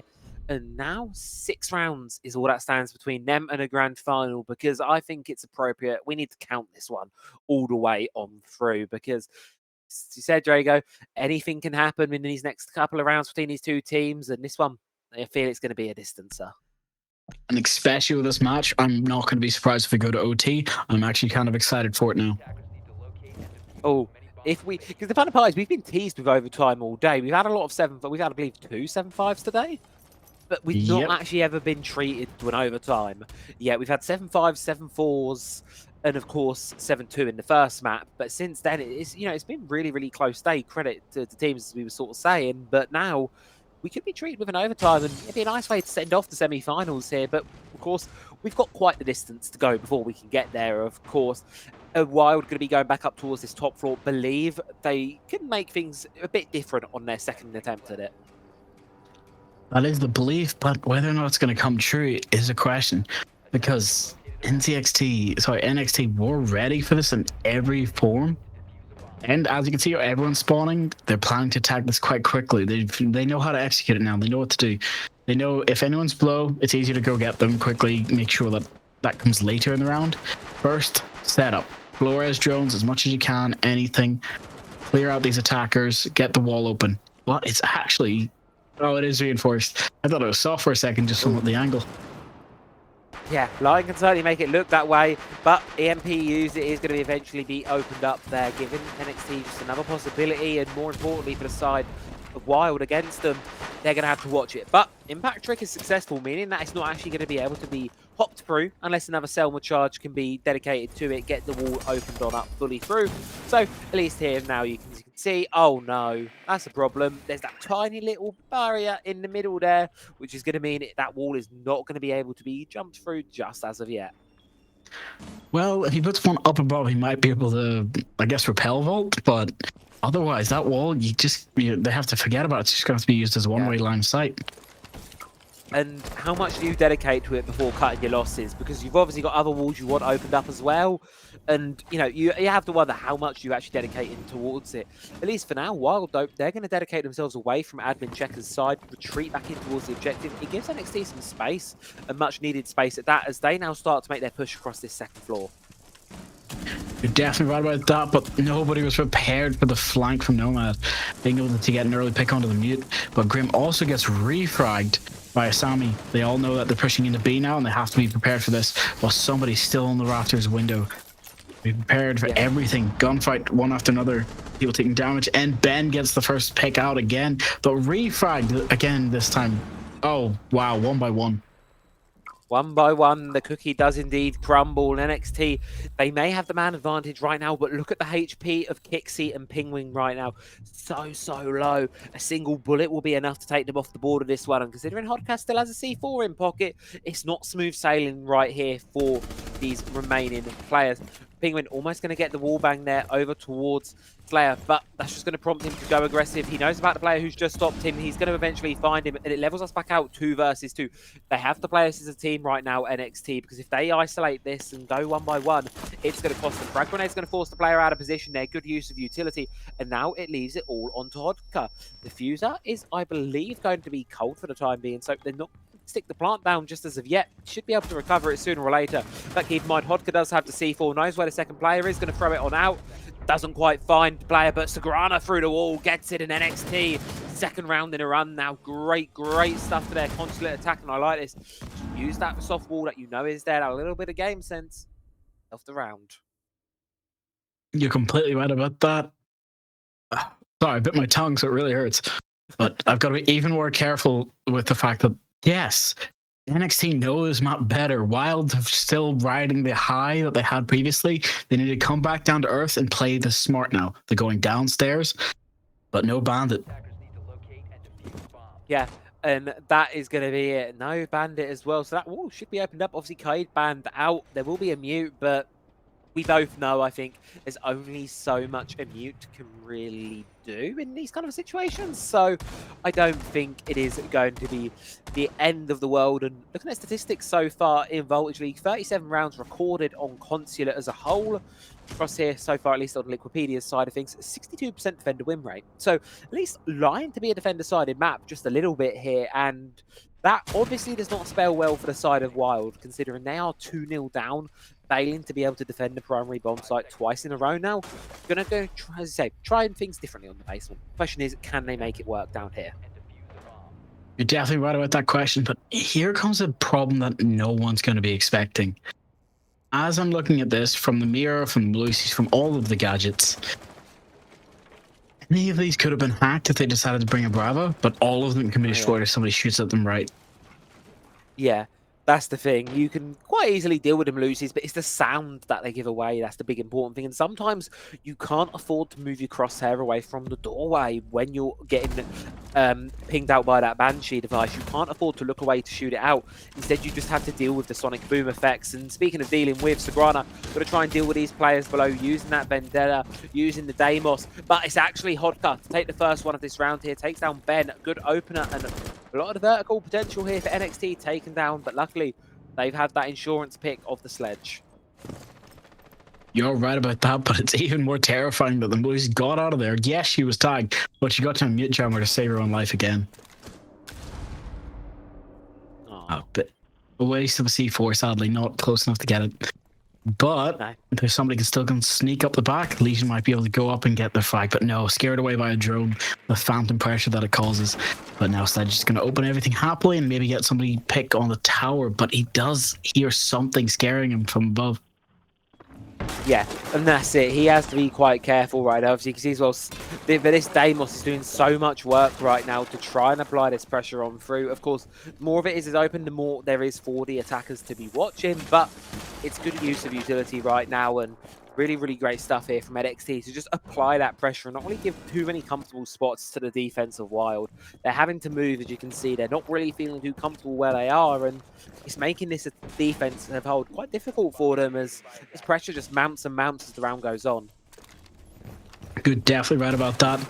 And all the symbols have now been used. There's the mirror getting opened. I do believe Breach is open now.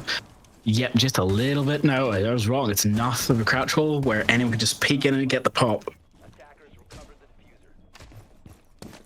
Oh no, I've just realized something. Yes, the Deimos has 4 scans, but he's only got 2 left. Gotta be even more careful with these lines of sight. pick and choose, but Sagrana gets one over towards Falcon here, and that is an equalizer, much needed one at that for NXT. They want to try and make the push in towards the objective now, try and get Oxy in a position where he can force this plant down, but the mounting pressure up from Wild, now they know where this push is coming from. They're relocating Zox and PTU across here. They're going to see the players coming on and they're going to be fighting it, but it's actually NXT to be winning the gunfights, but no, a flank from Hodka, but he can't do anything because the hatch is still closed here. I mean, the vertical's not going to be able to be used against them here. It's only PTU on the floor itself, but the NXT, they don't realize this. They just have to go and try and fight. They just have to try and send it for the gunfights here, but the clock's against them here. No choice but to try and stick through the plant here. No choice but to force it on through. Sagrana has to hold on to it. And can Hodka get there in time? Does he know where the defuse is going to be going down? No, he does not, and it allows him to get off of it, allows him to get away alive, but look at the HP, it's not going to be enough there. And as the final player of NXT gets taken out of the competition, taken down, Wild Moldy Gaming finally going to respond with a round on Consulate. That's exactly what we were hoping to see, some actual back and forth. The plays, little by little, holding that yellow door. The moment anyone tried to cross, they were immediately shut down. I'm wondering two things, because Deimos has been such a devastating operator. Oh, yeah. Why do you think he's not banned more? Because I think we're in a very much a meta, especially for attackers at the minute, where I sort of like to call it pick your poison. You have to deal with something annoying. You have to deal with Blackbeard. You have to deal with a Monty. You have to deal with a Deimos, as well as the other normal options as well. Jackal, Dokkaebi, more specifically, rather. There's so many strong attackers right now. Yings, whatever you want to pick, you have to deal with something. You have. There's no way around it. You have to play against one of them, and I suppose it's also what you want to use yourself. The Deimos can be so useful. Sagrana's proving that exactly here, and I think the real reason for it, Drago, really is just you have to pick. And I mean, I don't know about you, but I would rather play against the Deimos than a Blackbeard any day of the week. I do agree with that. My only problem is ever going to be the fact that they don't care about that anymore. They switched off the Deimos because that was just trendy. They went to Lion now, the person who's normally synergized with him, but nope, they're going to bring the Ashe, the Twitch, and they're going to hopefully try and take these fights directly. The Lord Tachanka on the side of Wild isn't afraid, though. He's here to show you why he's got his name in his title. Yeah, and this is one of the better objectives for Tachanka. I feel there's so many choke points for the attackers here, as you can see, highlighting it already. Of course, there's plenty of tiny little rooms where that fire can really spread and really cause some serious damage to any attackers in the wrong place at the wrong time. Hodka wanted to go for something a little cheeky, something early, but there's anyone out there, no one going to be playing his game just as of yet, of course. So we'll stay 5-on-5. Evens for now, 30 seconds in. You're definitely right about that with the Lion repelled on the windows, trying to get the line of sight into the mute. Hopefully trying to get for the kill with the Twitch as well. The 417 being such a destructive weapon as well, clearing as much of the walls as possible. Is he going to be able to get the line of sight? No, he can't actually see the mute. It's close, but he can only see the edge. Yeah, and that's all right. The goal really here on that repel is going to be the cut-off here, and that's what the Kiva Barricade comes for, to facilitate the retreat from PTU there. It does take some damage, but great use of the Kiva Barricade there from Slayer. Cover the teammate on his retreat and allow a bit of a force up here from NXT, because that gives them some ground now. They've got admin side control and can start to do what they did in round number 1 and 2, but it just slowly pushes across this map here and force away more and more of these defenders. Definitely right about that, but that Twitch drone's going to have to be used a little bit more aggressively to get those Goyos. Otherwise, there's only a minute and a half left. Each one can get popped. That can cause more trouble, especially with Tachanka. You don't know which one's his fire, which one's Goyo's. Yeah, either way, it's not going to be good for the attackers. Toxic Babes and Smokes available as well. So much to stall out the attack right now. I feel like they really need to get a move on. They need to do it quite quickly rather here, of course. NXT, still haven't found an opener for this one. And possibility of Hodka down below on a flank as well. This could be disastrous for the attack really quickly if they aren't able to just get that move in towards the objective. As you can see, they've already got players through checkers, eyeing up the plant into the door now. But then how do they crack across this final layer here? Having the Ashe on first floor as well is not a great option. Well, Ace is stuck outside, but Hooker finally gets the Ashe. That's some revenge early from before from Striker. But a 4v5, 30 seconds left. Tachanka's with 20 still in his gun and his mag, so just gotta be careful. Yeah, and that's it. The fire here could do so much damage. The vertical that they were unable to clear could do so much damage, but Sagrana's aware of it, but stalled out by a Toxic Vape. They just have to go try and go for kills right now. Do they know about the player reception? They have the ping, but they're not looking at him, and it's a double for Slayer.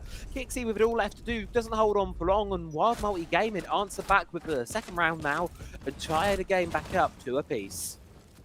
God, I love those Tachanka fires forcing him out of the closet and sadly getting shut down, but we got to be prepared for this. I did feel bad because he heard them coming. He was ready. He was prepared. But the Goyo didn't realize that holes work both ways. Yeah. I mean, yeah, holes do work both ways. That's a summary of it. And unfortunately, just there, the read into it, the anticipation of it there gave the game away there. Well, now going to be heading back down towards the actually, no, they're heading towards the split bomb site, actually. Instead of going over towards Piano, they're going to be going towards this lovely little bomb site, the only one in the competitive pool that is of its sort at the minute, where we actually have a bomb flight on 2 different floors of the map in the same hold. One down in servers, one upstairs in tellers. I'm really hoping we start to get sites like this more often, especially on maps like Cafe. It'd be really interesting to have. Oh, yeah, like... I think it's a really fun, unique concept for a site. Don't get me wrong, I don't think seeing it on every single map would be the best thing ever, but it'd be one of those. I think I've seen the idea tossed around by quite a few people before, where why not add some of the maps, you could add an extra objective to just small variations, maybe reuse one room, use a new room on it. It adds so much variety to the game if you can just get an extra site out of each of these maps and an extra layer to it, of course. But at least for this split objective, it can be hard to hold because of that difference in level between the 2 objectives, but we can see teams make it work. You're definitely right about that, and having the Blitz prepared. We've got both the German operators on attack now, and it's not going to be fun without them because that's already a pick for Pooty. He gets that's ace off the board. There's no more hard breaches at all on the side of the attackers. Yeah, that's going to be a very, very difficult one for them there. With Kixi down, their options are now more limited for the pushing towards the objective itself. They are going to try and collapse on this Solis up here over towards the top floor. You can see so many players looking for her. Logic Bomb is available to try and give the intel away here, but they know where she is. They're not going to need it. She's going to pre-fire, eventually find her, take her out, and that's at least the equalizer there for NXT right now. Ben finding that one. And as well, cameras can be hacked on over. Does Oxide know about the flank attempt here across Secretary, across this top floor here from Hodka? Or are they going to let it slide for the time being? Because Hodka's still up here. Will cause some serious damage if he goes unchecked. You're definitely right about that. They have to come and get him. But I don't think they will. I think they're going to plan for, okay, we're going to try to go for A plant and then just wait for everything else to come to us. But Blitz might actually be able to come in and get his rival Legion. That's a bit of a problem already, as it seems. Yeah, a bit of a stalemate, but at least we do know that the Blitz does have this intel. It's not going to stop him from wanting to push up, however, and does see the feet of Slayer. Doesn't quite able to find the kill, but at least Slayer knows his time and his position is at least under a lot of pressure. And Hodka's dropped down from the top floor to go and provide some support down here below. So, giving the opener here for NXT, giving them a little bit more ground to play with here. As you can see, a lot of the defense is going to have to make that long rotation through Big Garage all the way across. Meanwhile, the side of NXT, they can start to actually look at maybe trying to get a plant down here up in Tellers if they want to, but they've got to be careful of these C4s because they're out in force for this round, and you can see NXT are very wary of that fact. Using as many nades as they can to try and blow things up, but Pulse just opens a line of sight. And now the Blitz is in sight. He can turtle and go in for a plant, but he's going to have to wait because they know there's a Pulse below. Slayer getting a 2-pick as well, getting out Ben. Oh, Sangria answering with his own shot. He's going to be even more careful with the 2v3. No plant. And Blitz goes down. It's just Sangria. Slayer getting a triple kill now. He's going to have to go for this person on rafters or go for the plant.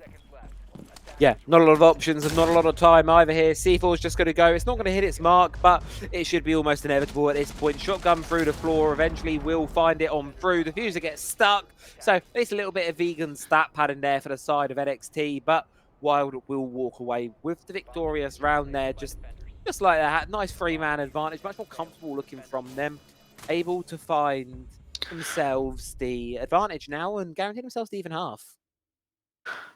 Just hearing you say that made me happy, but it also made my brain break a little. But 2v3 to Wild. Great defensive half for them. Now they just need to win one more to make it feel even more like home.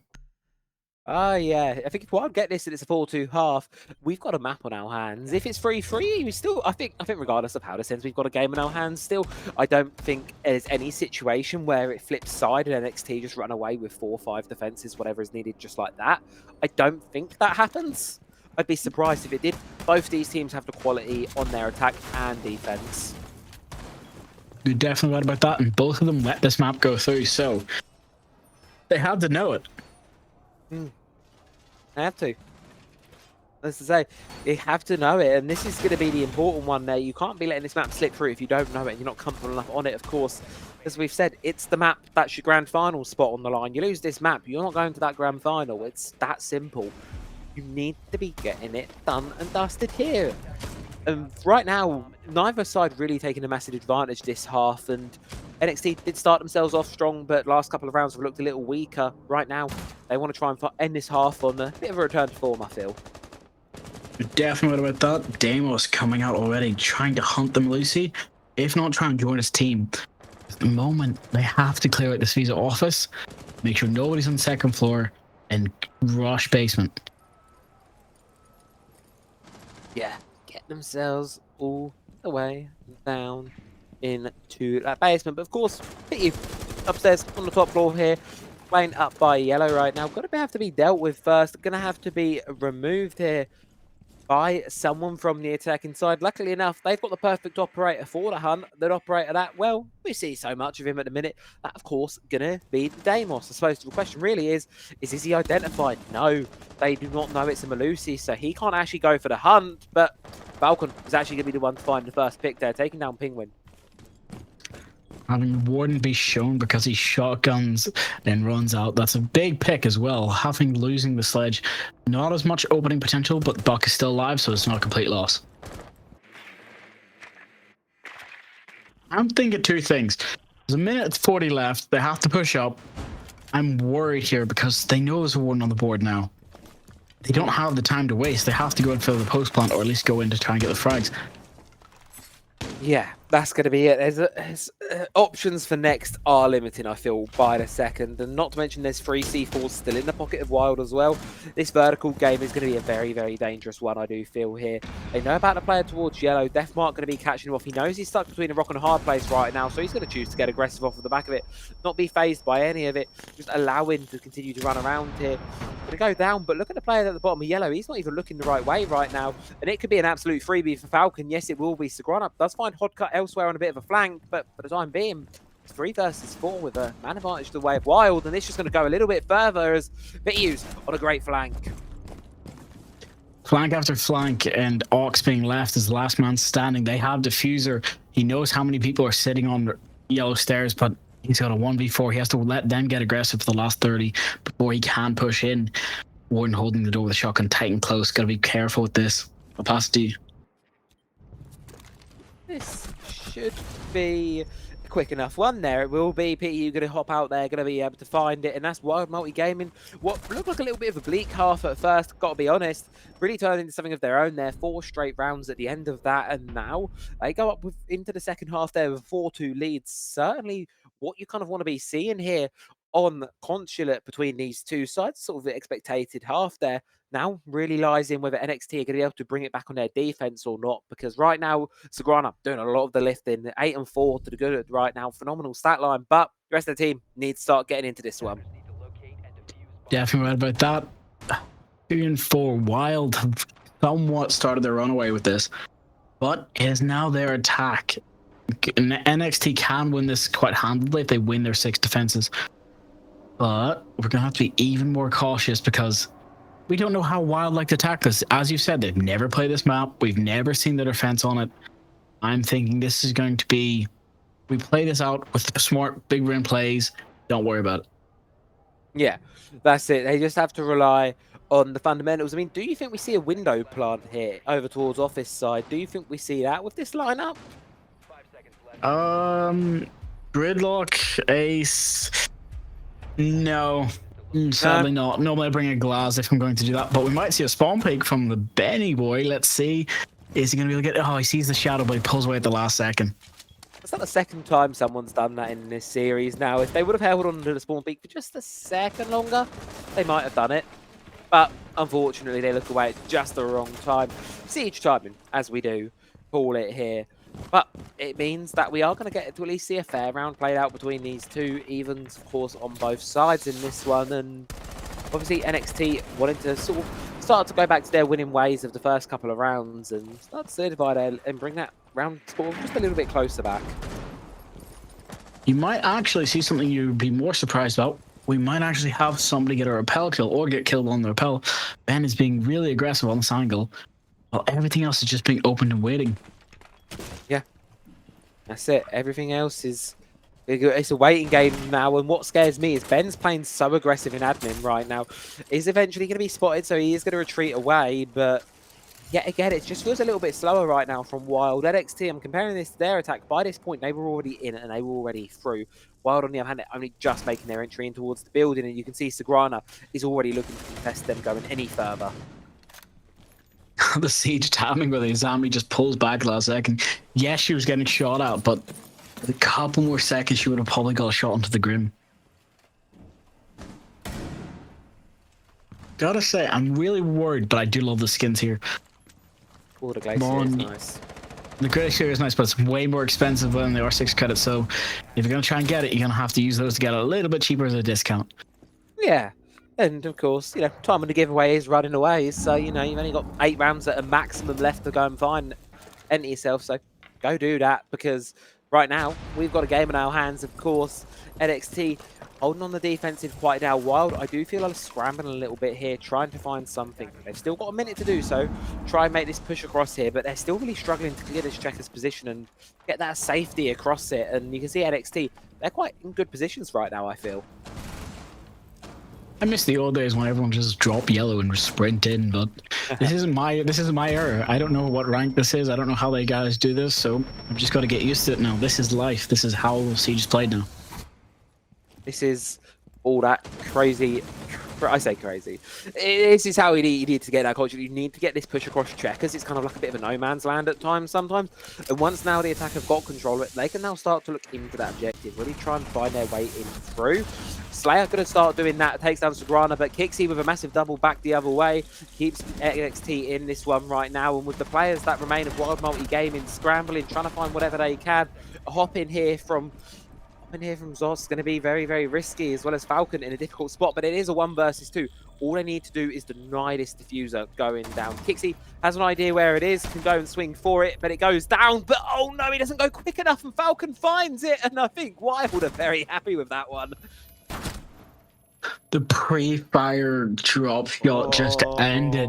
He expected it to happen. That pistol had saved them the entire round. Before that, Sens couldn't land a shot with the DMR. The moment the pistol came out, I'm pretty sure that's also almost an ace. Although, let me count 1. Yep. Yeah.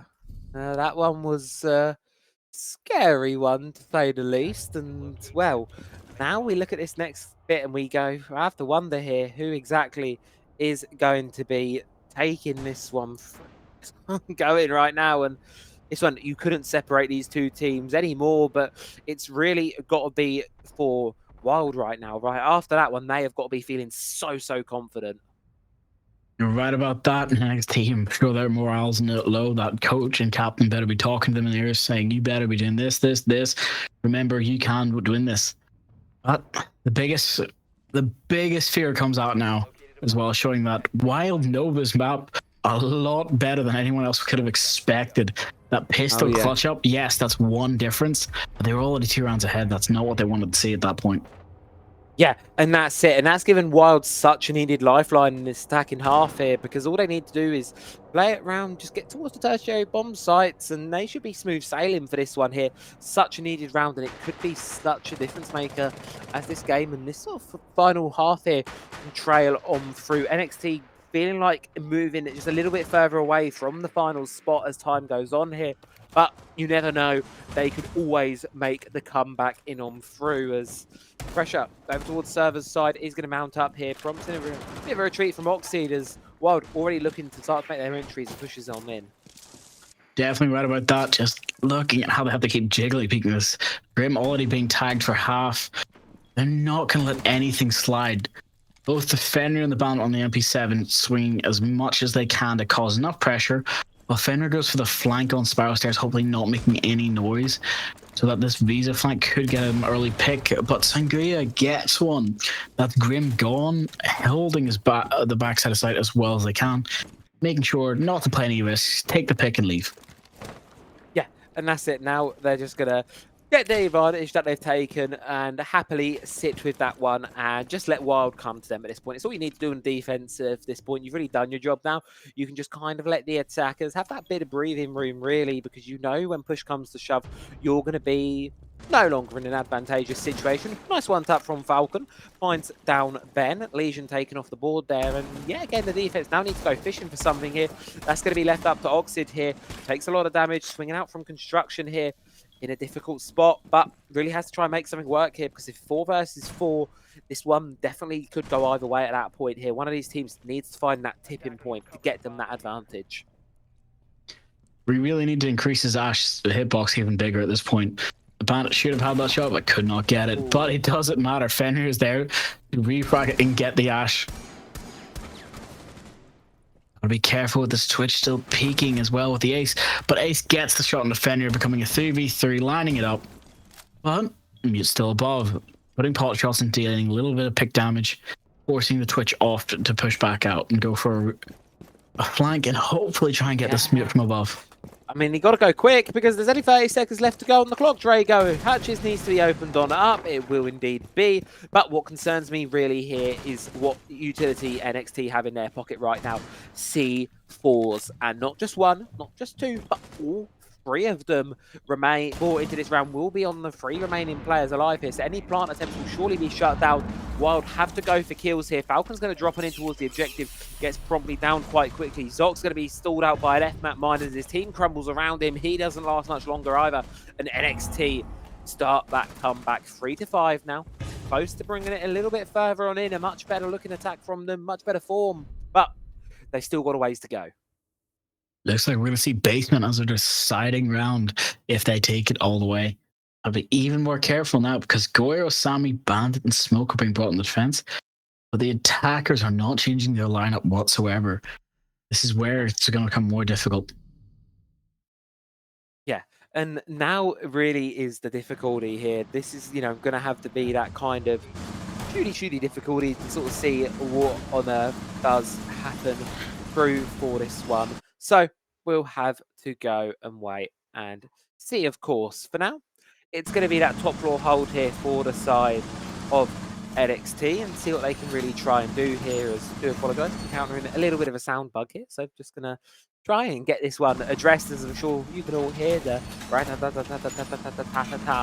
of this one, but doesn't seem like it's going to bomb on away. So going to have to play the round on out through as normal. We'll just... You can make... Oh, wow. Go Ethan. It's all gone. Absolute legend. Also, shout out to Ethan Abbey, our wonderful observer for this second game tonight. Doing an absolutely phenomenal job, as always does. You learn something new every time, I guess, because even I didn't know that worked, and I've tried that many times after having bugs like this. I didn't know you could do that. Yeah. Learn something new every day. And you're going to learn that Ben on Nagoyo is still the most aggressive operator possible, trying to peek the downstairs window.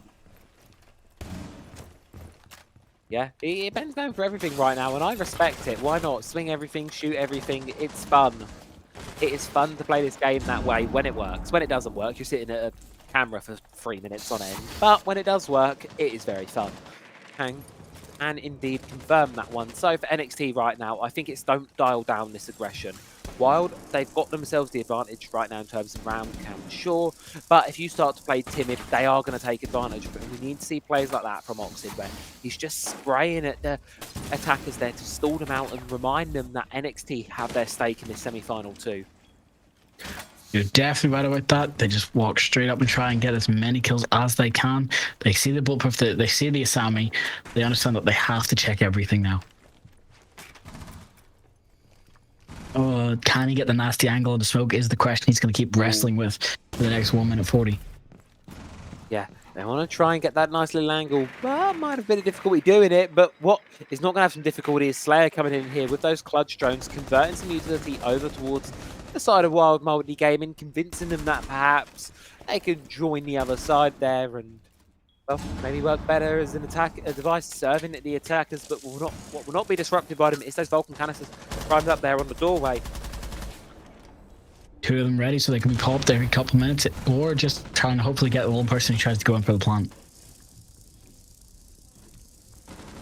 The minute left. What do you think's going to happen? Because Execute's down. Sammy does get res though, and there it's detonating again. Another trap. The Gulag drone gone at last. Yeah.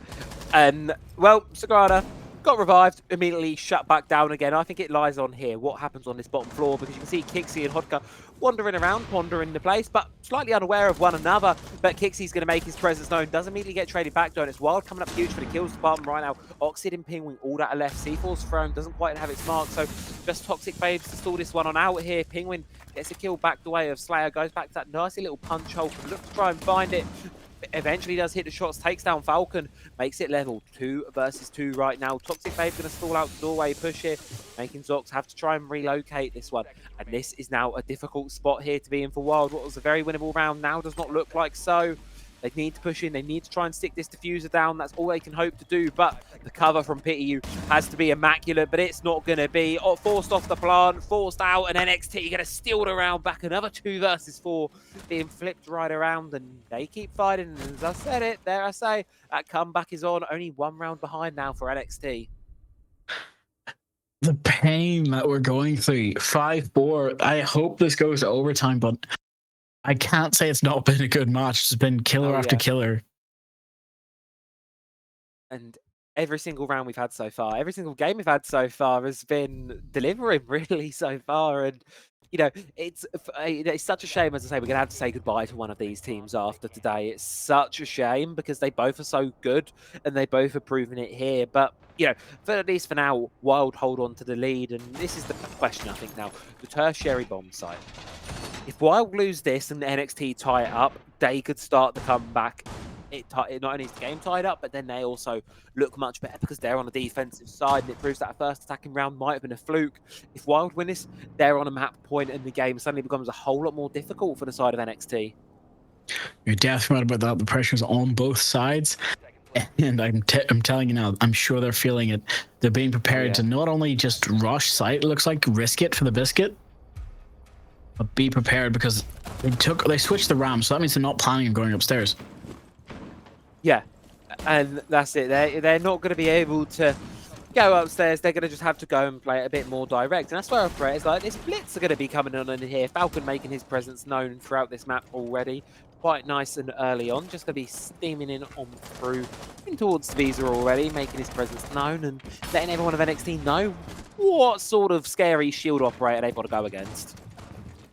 Definitely right about that. They have been droning out the enemies, making sure they can push them back. Just with the pressure alone, the fact that they know you are there, you're not going to surprise us. Oh, and the person above is having to be even more careful because lines instead of being open, things are being smoked off. Luckily for them, Fenrir does have that bailiff pistol to open up and get a nice longer angle. Yeah, that's it. It's going to give the opportunity there for the Fenrir. Smoke's being thrown across now. Going to just allow a bit of opening there. A bit of a window as the push slowly gets a bit closer here for the attack. And you can see Falcon trying to insert himself inside of this one as utility flying all around, but eventually retreats away the attack, just buying a little bit themselves a bit more time here, stalling out for a minute as they know there's some question marks they need to deal with right now. Oxid, Kixi and Ben all out on the roam, yet to be dealt with, and would be troublesome if they're not. You're definitely right about that, and the fact that I do believe the Ace actually did get that wall breached. And Kixi causing a little bit of distraction so his teammate can run up and get the kill. That's Grim off the table. That's another win con gone. Yeah, but look at this. Falcon's in a great position right now to try and stick a plant down. All Wild need to do is hold on to the eliminations, but no, the Fuser player with it does go down. Zox does get one back, leaving the man disadvantage at only 1 here, but it's still going to be an uphill battle from this point forward. Forced to hop in towards the objective with no vertical control, but Hodka does get another, makes things a little bit closer to functional here for the side of Wild. It's 2 versus 2, equalized now, but the plant needs to go down at some point. definitely right about that. It's 2v2, one above, one inside. Just got to be even more prepared about the fact that they don't know, they don't have any information. So it's all going to be played by eyes and ears, face checking everything they can. Yeah, and that's it. Zox now in a real difficult spot. No diffuser, not much to play with at this point here. You just got to rush in, try and win those vertical gunfights, but no, unfortunately not. And with that, NXT will tie up the game here. And you've got to wonder, that first round attacking form we saw from World Multi-Game, sure it was a really, really close pistol clutch. You have to wonder, was that a fluke? NXT have made a full site rotation now, all 3 rounds gone their way, and as we hit 5-5, we know we'll have to go to all 12 rounds of regulation. The question is, will we go to an overtime, or will one of these teams get it done here and now? Last defensive-sided maps have to come out now to win them this round. The biggest problem they're going to have to face is the fact of they know how the enemy likes to attack this. They just have to be very careful on the yellow stairs. Are we going to see a Deimos come out from the sides of Wild? I don't believe so. I think they've decided that they want to take upstairs first. Yeah, that's going to be it. They need to try. And that's the cost there, I think, as well. Yeah, they need to take that upstairs. You can't ignore that vertical. That is so impossible to be able to do. You have to make sure that they are paying attention to that vertical, because you saw the issue why you don't ignore it there, and it gave over what could have been quite a free round there for the side of Wild. Now NXT is 5-5, tied game up here, effectively back at 0-0, and one team can chain 2 rounds together. This series is done and dusted, and someone will be in the grand final. You're definitely right about that. Something that I'm gonna have to be careful about is the fact that they brought the Habana. They understood that the play was, okay, we're going to open up as much as we can, get the hatches. But I'm pretty sure they're more worried about anyone who's playing upstairs, hunting the Solus as much as they can. Yeah, you got to hunt her. You need to try and track her down. I mean, obviously, she's been through quite a lot of nerfs over the years. Poor old Solis. It used to be amazing. She's still got a spot in the meta. Still available, viable on some sites, but certainly maybe not at the heights that she once was, but still certainly dish out the punishment when required to do so here, and looking to get aggressive quite early on. Going to find a shock drone there. Nice little freebie for the side of NXT. No gadget utility wasted either. Just got lucky and found the right person at the right time. But they are still down there. Here comes the drone out scan, making sure that they can find out who's where. While, deciding to reinforce and cut off some angles, make sure that they can't be too aggressive. They have to waste utility if they want to push them out. Yeah, that's it. Now got to really start to burn that utility here, and that will, of course, be ever so costly. Quite a lot of it is being bought by the attack, specifically in the stuns and smokes department there. A good amount available to them, not to mention the beehives as well as that logic bomb. Wild could force an execute here if they can get these last few players into a position. Of course, they do need to take some more ground before they can do so here, and at least the Twitch is facilitating that by taking rid of those FNAT mines here, giving the openers that are going to be needed for the side of Wild to gain a bit more of an advance on this round. But NXT, we know for a fact they aren't going to be giving it up that easily. You're definitely right about that, but here comes the Solus with a late flank. If she's not going to be droned out, she can get some nice angles and hopefully cause enough trouble. Twitch drone, I do believe, was just shot, so finally it is off the board. Oh no, it's still up. She's got one more sitting in the pocket. Yep. That's it, and look at the impact it will continue to have on this round. Logic Bomb's going to come on through, but signifies a little push might be coming in on through here for the side of Wild. Vodka does take a little bit of damage here, but Zox takes a head of a lot more, taken out of the round by Kixie there. Slayer trying to move down, but you need to move quicker because the team is falling apart without you. Do they know they're going to hear? Ben will eventually be found off of the back of it there. But they know that they need to take down this player in security. Hodka, no choice but to get aggressive with the Bailiff, but Oxid reads into it. A trade back the other way, but Falcon is now all that is left standing. We've seen him clutch up this half before, but he's going to have to do it again. 1 versus 3, and with 10 seconds to go, it's looking increasingly unlikely. And NXT are all but cementing themselves here to move up onto map, series, and grand final point as the next round, if they can take it, their spot in the grand final will be found. The super shorty with the crazy dog charm. I'm not going to say I seen that coming because no way anyone did. Quack. Quack, exactly. I wouldn't have thought that's the gun that would put us over into NXT versus Wild 6-5 with 1 round left on the point, their final defense before we switch to overtime. Do we go to overtime, Drago? That's the question. Do we go it? Or does this end here? Upstairs. If we can get a crazy pistol round, we might not, but I'm not sure. None of this match has made any sense to me. Every time I try to predict it, the players change their plan at the last second. The one site we've seen fall to the attacking team this half has been this top floor.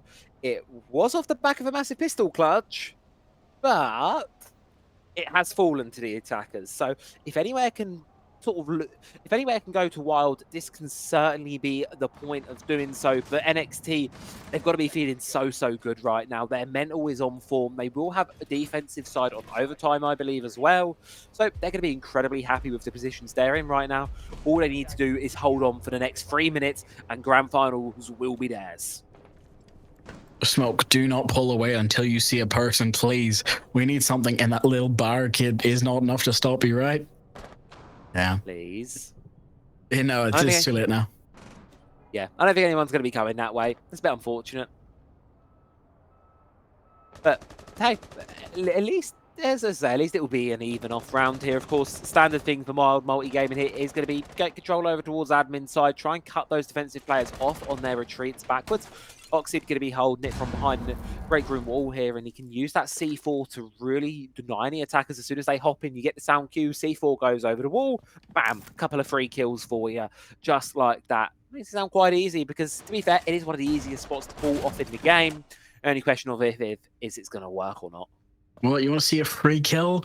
We might just see just all you got to do is impact or get the ping, and hopefully you can get a shot. Come on, Asami. You've got that impact in your pocket for a reason. Yeah, she's just waiting for the moment, waiting for the intel from the team. They know that someone's going to be there on the cross, but no. Sagrana going to actually retreat away from it. Bendo does take down Pityu there, and that is the first of 4 more kills needed for the side of NXT here as the Grim taken off the board early on. You're very right about that. This match has been a complete tease for anything happening outside of sight. They were always waiting for the last 1 minute 30 before they push in. Having a bandit at half health and having a Flores, a striker, and Gridlock left on the attacking side of a 5v4. Not what you want to see, but jumps into Printer. Hopefully Striker can make a bit more of an impact here. Maybe getting the Goyo, cleaning the site. Yeah, and that's it. They now need to make this dangerous push across Checkers here. NXT bracing for the storm that is about to hit their home territory. The question is, do they have all of the required preparations for it? Sagrana using these key and barricades to quickly reshape the battlefield here, giving himself more opportunities, more ways in. As you can see, Slayer going to be unable to shoot the feet because of it, allowing Sagrana to just continue to hold that reception position. Selma charges being used for a bit of vertical, it seemed almost there, down towards on the floor. Ben playing it dangerously close towards the bottom chassis will eventually be found out by Sox there. 4 versus 4 evens now. I think it was used more for the audio maybe to cause a bit of trouble, but it's worked out well for them. Now on a 4 versus 3 with most things going off, Goyos and mute jammers. They cannot push in that hallway. Flores though is here. Any tracks, he might be able to get this bandit into his line of sight. Maybe we could see this as a 6v6. I don't know if they know. And oh, look at that. Zod's gone down. Slayer's gone down. And it's all on to Falcon. 11 and 7 so far. Best performing player for Wild Multi-Gaming, but 15 seconds. 4 defenders all over the place here. For NXT, this one should be done, and it will be. The Vulcan canister to confirm it. A monumental comeback. 5 rounds in a row for the side of NXT. And with that, they show an immense amount of resilience, and they will be finding themselves in the grand final of Voltage League Season 5 going up against Team VIP. GG, you cannot have a better match than that. Everyone going in the double digits as if they tried to. And just the pain of it at the end, gotta be very careful about this match. Yeah, this one was so deadly. I've got to give credit to NXT, of course, phenomenal job from them, and I think really showing the high quality of them, that resilience to really not let that slip despite being in that round disadvantage rather. They just kept on fighting, they kept on going, and unfortunately for Wild Multi-Game, it was a very valiant effort from them, but just slipped through their fingers, not enough on the day, and they, of course, will be moving down to our third place decided game. And for NXT, well, sky's the limit, upwards in towards our grand finals. So let's take a little bit of a pause here. Let's take a little bit of a break, and we will be back in just a couple of minutes with an interview with one of our NXT players. Don't forget, we're going to spin the wheel as well. Can't wait for that. Got that as well. So I don't know if it's closed now or whether we've got a couple more minutes to get it in, but either way, giveaway is coming up soon, so stay tuned for the results of that one. Went blind tonight, cause I swear that you out of sight. Man, I'm so up, I could be a pilot, and I just hope trying to catch a flight. So let me get the digits. I call right now if you with it. I seen 1,000 pretty girls in this room. $1 and I've been looking for you. I've been searching, it's so hard to find a girl who's one of a kind. 'Cause being alone just isn't cool. I'll take 1,000 trips around the world just so I could find you, girl. 'Cause darling, I've been looking for you. Yeah, I'm looking for you.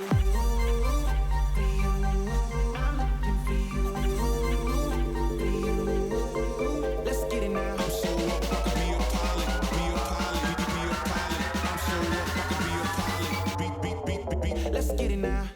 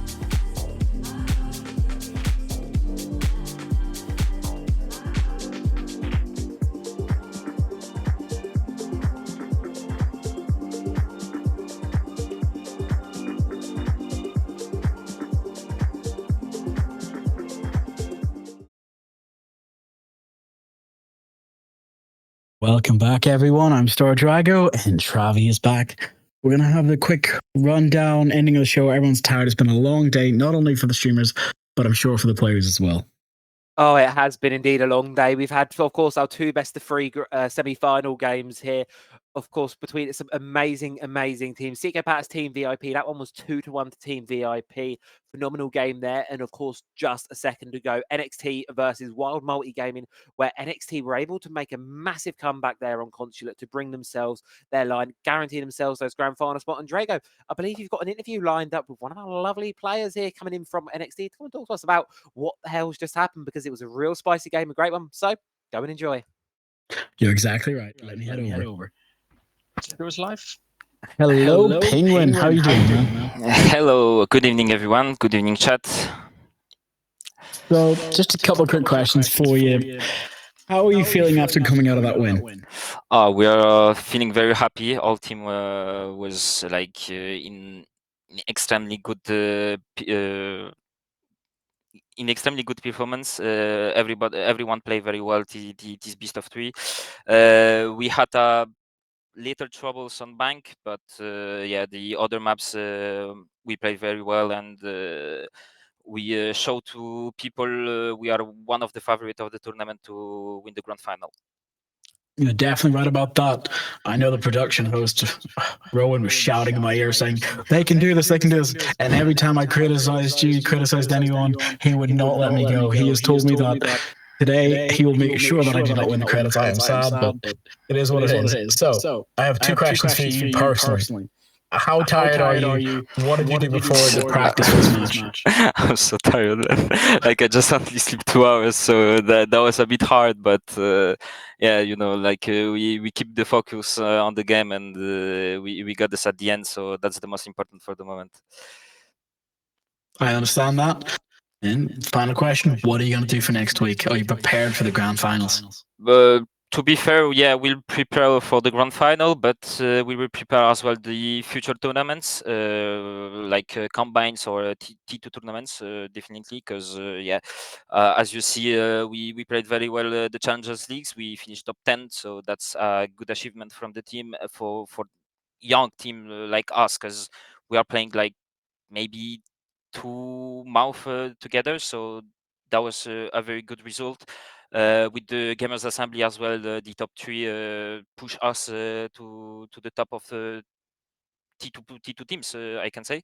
So we will try to work on our mistakes, on our problems, and we will try to fix this before the final. That is great to hear. I'm very excited for it. Is there anything you want to say as a final point? To the final, I'm a bit tired, guys. So thank you for the support. We see you in the chat. That's giving us more power. And of course, thank you for Voltage. Thank you to NXT. Thank you to my teammates. So I can be there. And that's it. Good night, guys. Good night. We'll head back over it and let's do the wheel.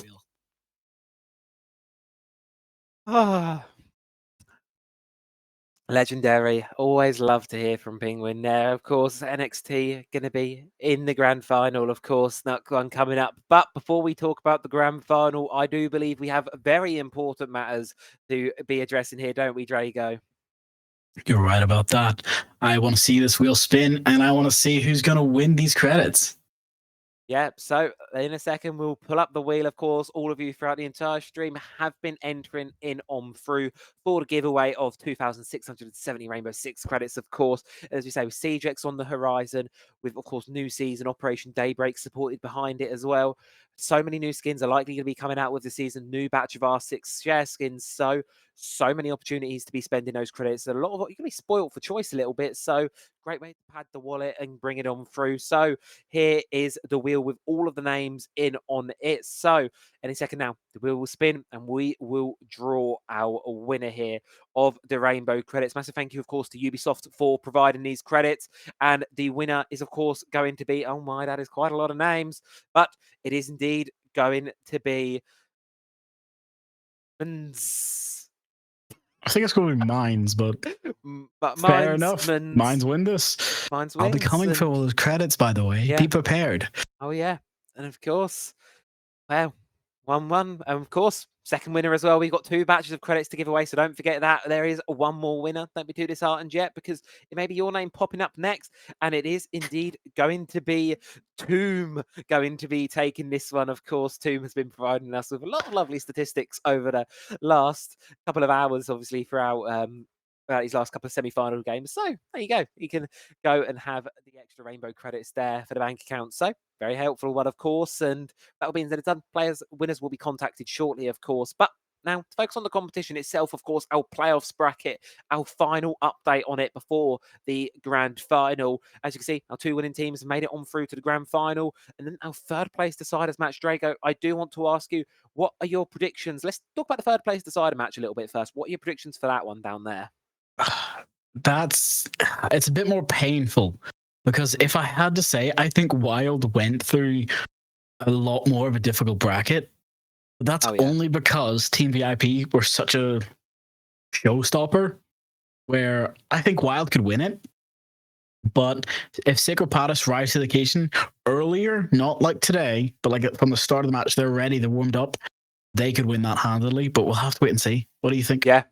Yeah, I do think that one could definitely be over. I am with you a little bit. I'm leaning a little bit more the way of Wild, but we will have to wait and see on the results of that one. Of course, that one will be played Wednesday, 1900 CEST on this channel. So only a couple of days you've got to wait for that one, but might have to wait a little bit longer for it. But I promise you, it will be worth every single hour. Saturday, 7th of June at 1400 CEST.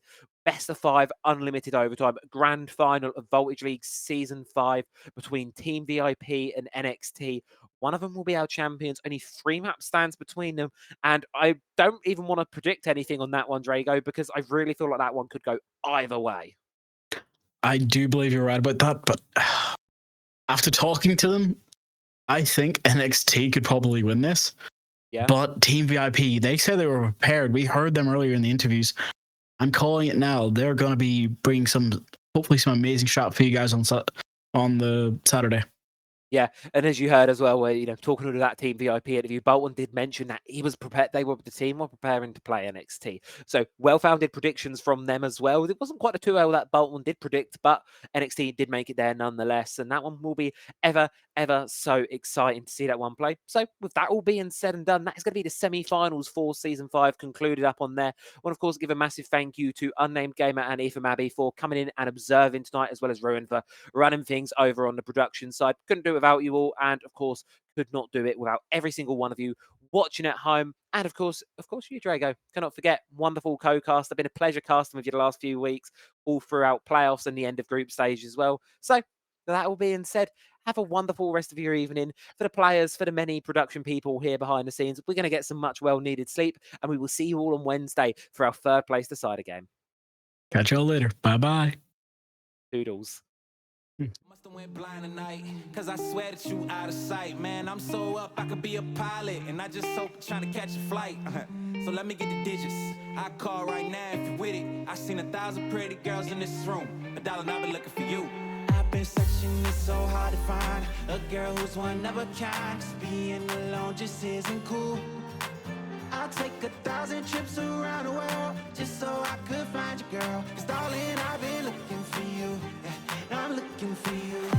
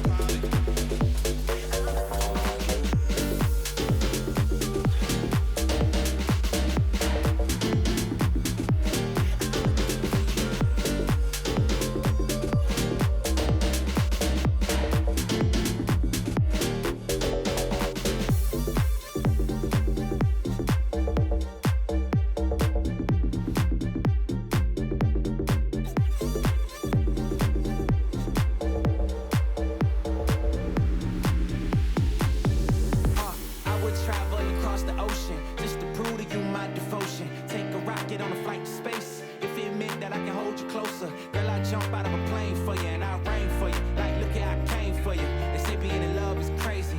Well, I guess I'm insane for you. I've been searching, it's so hard to find. Yeah, a girl who's one of a kind. Just being alone just isn't cool. You know it ain't cool. I'll take 1,000 trips around the world just so I could find you, girl. Darling, I've been looking for you. Yeah, I'm looking for.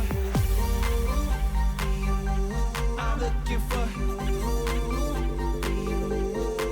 Let's get it now. I'm so up, I could be a pilot, be a pilot, be a pilot. I'm so up, I could be a pilot, be. Let's get it now.